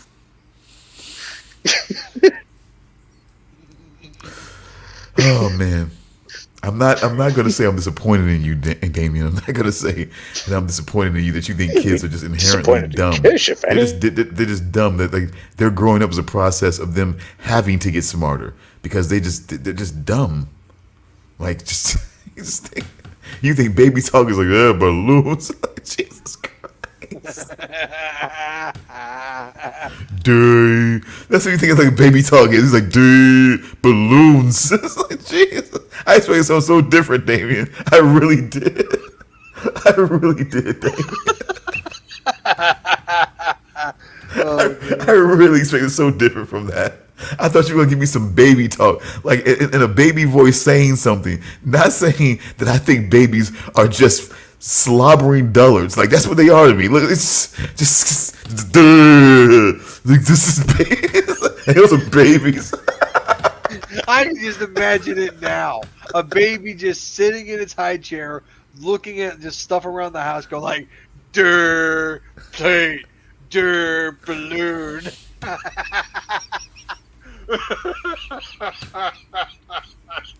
It's not right. It's not right. That's what I'm going to say right there. It's not right. We need to take a pause on this. No, this one we need to really take a step back and really think about what we're doing here. Because, but you know what? At least Damian is mature enough to recognize that he shouldn't be having kids at this point. Like, my goodness. Jesus. Sensitivity training first, sir. Sensitivity training before you even think about having kids. Jesus Christ. That is an order. You know what I'm saying? Look, that's an order, sir. Sensitivity training for you. Jeez. Oh man, all right, well, we have broken the 5-hour mark. Oh man, but now I'm just hoping to hang around long enough for Damian to get back and we can close out. You know, just don't want to sail off without him. But God, whew, to find out about this, to find this out about Damian, wow. I gotta say, it is very interesting information. It's conversation worthy for sure. Oh yeah, absolutely. Can't believe it. I can't believe it. Babies are stupid. Man. Babies are stupid. I just don't know how else to put it. Well, I mean, babies are inherently stupid. I mean, No, babies are ignorant. Babies are inherently ignorant, and they're blank slates. Okay? They don't come out. They're not like certain, like in the animal world, there's certain animals that come that are born knowing exactly what their purposes are and get right to it. But they're also born. that's genetic memory. We don't have genetic memory. True enough. Yeah. Genetic Pointed. memory is exclusive to the animal kingdom. Humans don't have access to that. But not all have that though. But not all have that. Not all animals have that. You really think they all have that? I would assume so. I don't. I still look. Birds need to be fed and shown before there's certain animals. I forget what animal that was, but there's certain animals that as soon as they're born, they know exactly what they need to be doing and get right to doing it. And they have the ability to get right to doing it. There are certain animals that are just incapable. They have to be fed. Most birds have to be fed and have to be brought up to a certain point to where they're strong enough and they see the example of how to fly and spread it. If they're going to fly before they can do it, they don't come out, boom, ready to fly, ready to go, ready to get their own food. That's true. That's true. Yeah. So maybe to your point. So to your point though, Charles, maybe they do inside, maybe they do know what they have to do, but they just are incapable of doing it.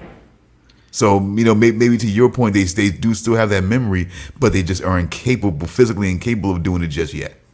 So maybe it is that way.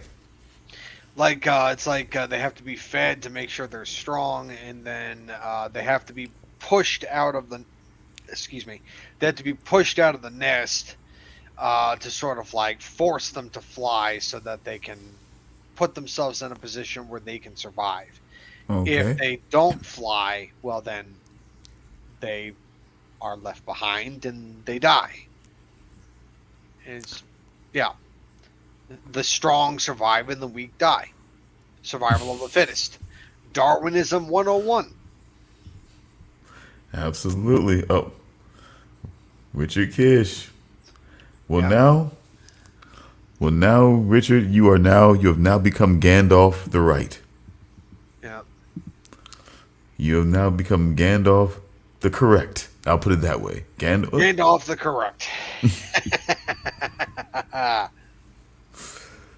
Yeah, that's good. Look, that was a moment there. I can't believe. Where is the guy? Where is Damian? Oh no, Damian, where art thou? I hate to do this, but it seems like it might be a little bit more of an elongated situation, and it's probably best we just let him off the hook, anyway. So he don't have to feel compelled to have to be back here for the closeout. But I thank you for that, Richard Kish. I thank you. I mean, we do have some hilarious moments here, just organically funny, but I just, I'm sorry, Damian. I mean, look, it's a real moment though. Damian thinks babies are dumb. He had a moment. He had the stage to show us what baby talk was, and that's his version. That was his version of baby talk. Die balloons. It's just. I just see it now. A baby with like a thick eyebrow and maybe a mustache with a thick Boston accent going like, duh, balloons. See, just a Mongo. That's Mongo speak right there. That's not baby speak. It's just, that's what I'm trying to say. You just don't do that. It's just the guy. It's my pet, it's my own. I'm going to hug him and love him and rub him and pet them and pet them and pet them and pet them and I get him all day long. You know what I'm saying? It's just that thing. It's just, that's not. But okay. I will just say that I look forward to getting into season 5 and seeing where we go from here again, because I'm like really locked back into it, and I just want to see now. But I honestly, looking at the end of season 4, looking into season 5, I still fear, because of Juliet, that he still might be held back because of the whole situation with Juliet. Even though he seems resolute to kill her, he seems resolute to take her down, I still feel like that she will hold him back from being the truly balanced Grimm that he needs to be, where he's not so much still being the old school Grimm, just taking everything out that's a vested in moves, but still being balanced, but being a little bit more demonstrative to where people can know you're not going to play him like a cornball. But I just still fear that with Juliet, it still might be a holding back period, because this is a woman that he once wanted to marry, and probably in some ways still does. But I just feel like that's going to be a very interesting situation.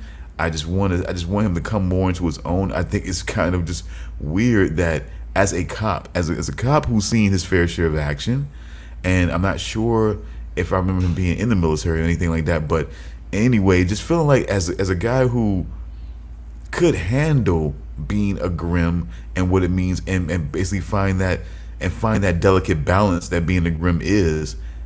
I still feel like to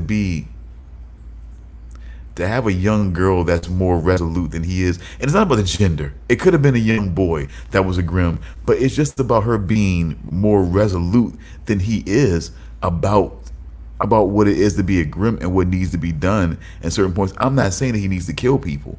I'm saying that the time that she's killed people, that she killed the promoter, when when the whole boxer and everything like that was, I felt like that was irresponsible. She didn't have to kill him. She didn't have to snap his neck. There were other situations where she's killed and she didn't. But she was bringing undue attention because at least in this time frame, being a Grimm is more about being, it's more about still being in the shadows a bit. You're not the super police of the world. You have to, you have to maintain at least some discretion in these situations, so that in the event that you do have to take somebody out, it's not a big thing. But if everybody starts getting taken out because you're a Grimm, then it starts, the questions got to get answered. So it's just, that's just always the thing. I just want to see him take more control, but I wonder how much Juliet and this whole thing is going to play havoc on that. And as far as Justified goes, I'm not going to get too hung up on my issues with the burgeoning romance, as it were. I guess I'll say, for lack of a better word, the burgeoning romance that seems like it's on its way. I'm hoping that you guys enjoy your respite of Willa for a while, because I believe it's going to be short lived. I give it 1 week. I give it 1 week. I don't see 2 happening. I really don't. I'd be a bit surprised if 2 happens. I've really only seen strongly 1, and then she's back. But maybe I could be wrong. But as far as those two, as far as Raylan and Carolyn, the attorney, I just feel like it's convenient. They're both supposedly on the right side of the law and everything like that. But I just felt like, regardless of the race, I just felt like he deserved something a little hotter. That's all. That's all I'm saying. A older African American woman that was holding herself up pretty well, even in her position, and I think I'd have been okay with that. I don't judge people, interracial and the whole thing. It is sort of weird that we're having this episode on, right around this show, where right around this season, where they had a whole tribunal about Rosalie and Monroe's impure marriage and everything like that. So, and here we are with this now. So I don't have an issue with interracial relationships at all. Seriously, I don't. I just feel like, for Raylan, like, come on, man. Like, give the guy a little something. Give the guy a little something. The guys will be like, hell yeah, man. High five to you. I'm not high fiving Raylan on this one. I'm just not. Yeah, it's just. I just don't see it. I really don't. If they're trying to push for a relationship between Carolyn and Raylan, they're doing it. They're doing it all wrong, and they should push for Raylan to get with someone else. They really should. And personally, I don't think they should push for a relationship at all, because I don't think that should be the point of this show. I don't think it should, because they already did that in the main Justified show. So why do it in a spin-off show? Why is it necessary? Because this U.S. Marshal thing is a lonely life. Does it have to really be a lonely life? Is there someone there that can understand and relate and things of this nature? And maybe so, but maybe it's more of a friend. Maybe it's more of a friend, relating. But this thing, like I said, I just want somebody like women can see again. They're loving the Kevin Costner. They're loving the Yellowstone, the country boy, and you know what I'm saying. And he's better, and he's in better shape. You know what I'm saying than Kevin Costner. So, and I just think that there should be somebody that could definitely be like, you look, high fives on both sides. High five to the sisters for, you know what I'm saying, for her bagging Raylan, but we should be able to high five Raylan like, hey man, good job on that. You know what I'm saying? Like, really, come on. But, you know, I digress. And I think we'll just go ahead. I think we've confirmed now. We've done our due diligence almost 12 minutes, or now almost 14 minutes after. And I just think we'll just go ahead and let Damian off the hook. It's all good, Damian. You did great. You were here all the way until the very bitter end. And we thank you. Yep. As Charles, I do thank you, as always, man. Always on point. And me, despite my...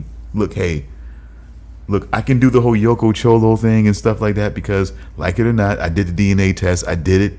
I'm East Asian. I'm a small percentage East Asian. East Asian.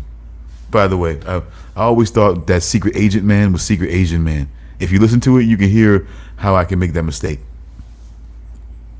I always thought it was Secret Asian Man. You know the song, right? Oh, I know the song. Okay. I also knew the whole time that it was Secret Agent Man.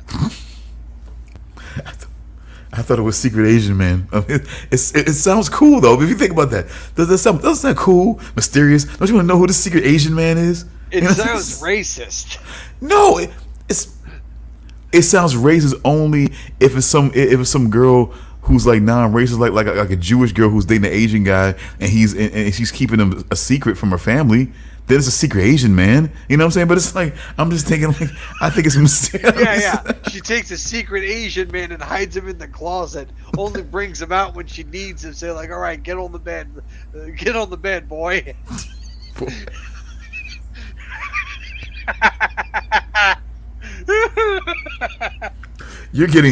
You're starting to get saucy here, Charles. I think we might want to end it now before we go another damn hour. You know, let me stop. gotta let you go here. You're getting fucking saucy, man.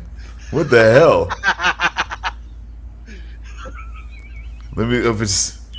Again, as always. Didn't mean to get y'all choked up there, Charles. But as always, thank you, man. Thank you for the entertainment and the information. You know, and equal parts of both. Entertaining information, I would say, man, and some laughs. So thank you as always, and glad to be here. Hopefully you guys will like this, at least give half the show a try and get us up to keep us consistent. That's what we love, man. That's what all three of us are big on, consistency. We don't expect to go viral. We're not doing anything idiotic to go viral. So we just expect consistency. Like, we're doing good quality shows, which will be ever changing, and hopefully as we get along and we get better and we start presenting, even better and better as we go along, that we'll start to get better and better views and more subscriptions and all those good things. But that's all different conversations for a different time. But I thank you, Charles, and thank you for all of those who will watch. Thank you for all of those who have sat here with us throughout this time, through the majority of this time. Have a good afternoon, and thank you. We will see you next Saturday, where it will obviously be the continuance of this. It will be Resurrection, by the way, folks. It'll be Resurrection, and it will be the next episode of Justified City Primeval, and I take it that we're going to be trying to finally get into, I guess, some Twisted Metal. Yes, Twisted Metal and season 5 of Grimm. Oh, of course. I'm sorry about that. Of course, it was implied, but I mean, we're gonna be getting that out until the end. So yes, season 5 of Grimm will be naturally coming up next after 4. I didn't want to make you guys seem stupid and saying that we're gonna update you guys. Yes, we're gonna be doing season 5 because you didn't know that season 4 comes after. Season 5 comes after season 4. So Just a little preview. Once we're done with Grimm, the show that we're going to be doing after Grimm is going to be Fringe. Absolutely. Yeah, and I am definitely looking forward to that because Fringe is a phenomenal show, which I have compared to the X Files. I have always called it to be the X Files on steroids. Yeah. It doesn't deal with aliens, though. It doesn't. It usually deals with fringe science, but and like parallel realities and that kind of stuff. But it's a very good show. So I mean, we're kind of splitting hairs here because parallel realities and okay multiverses. I mean, okay, but you know what I mean. But Yeah. I guess we can get into those things when when it's time to spill that wine. But Oh as yeah, but no, it's just Fringe was a great show, and I definitely recommend it. So we'll get to it and we'll discuss it, and we'll have a good time. absolutely, and I Yeah. thank you very much, and see you guys next Saturday. Enjoy your lazy afternoon cereal as I will, and check you guys out soon. Hmm.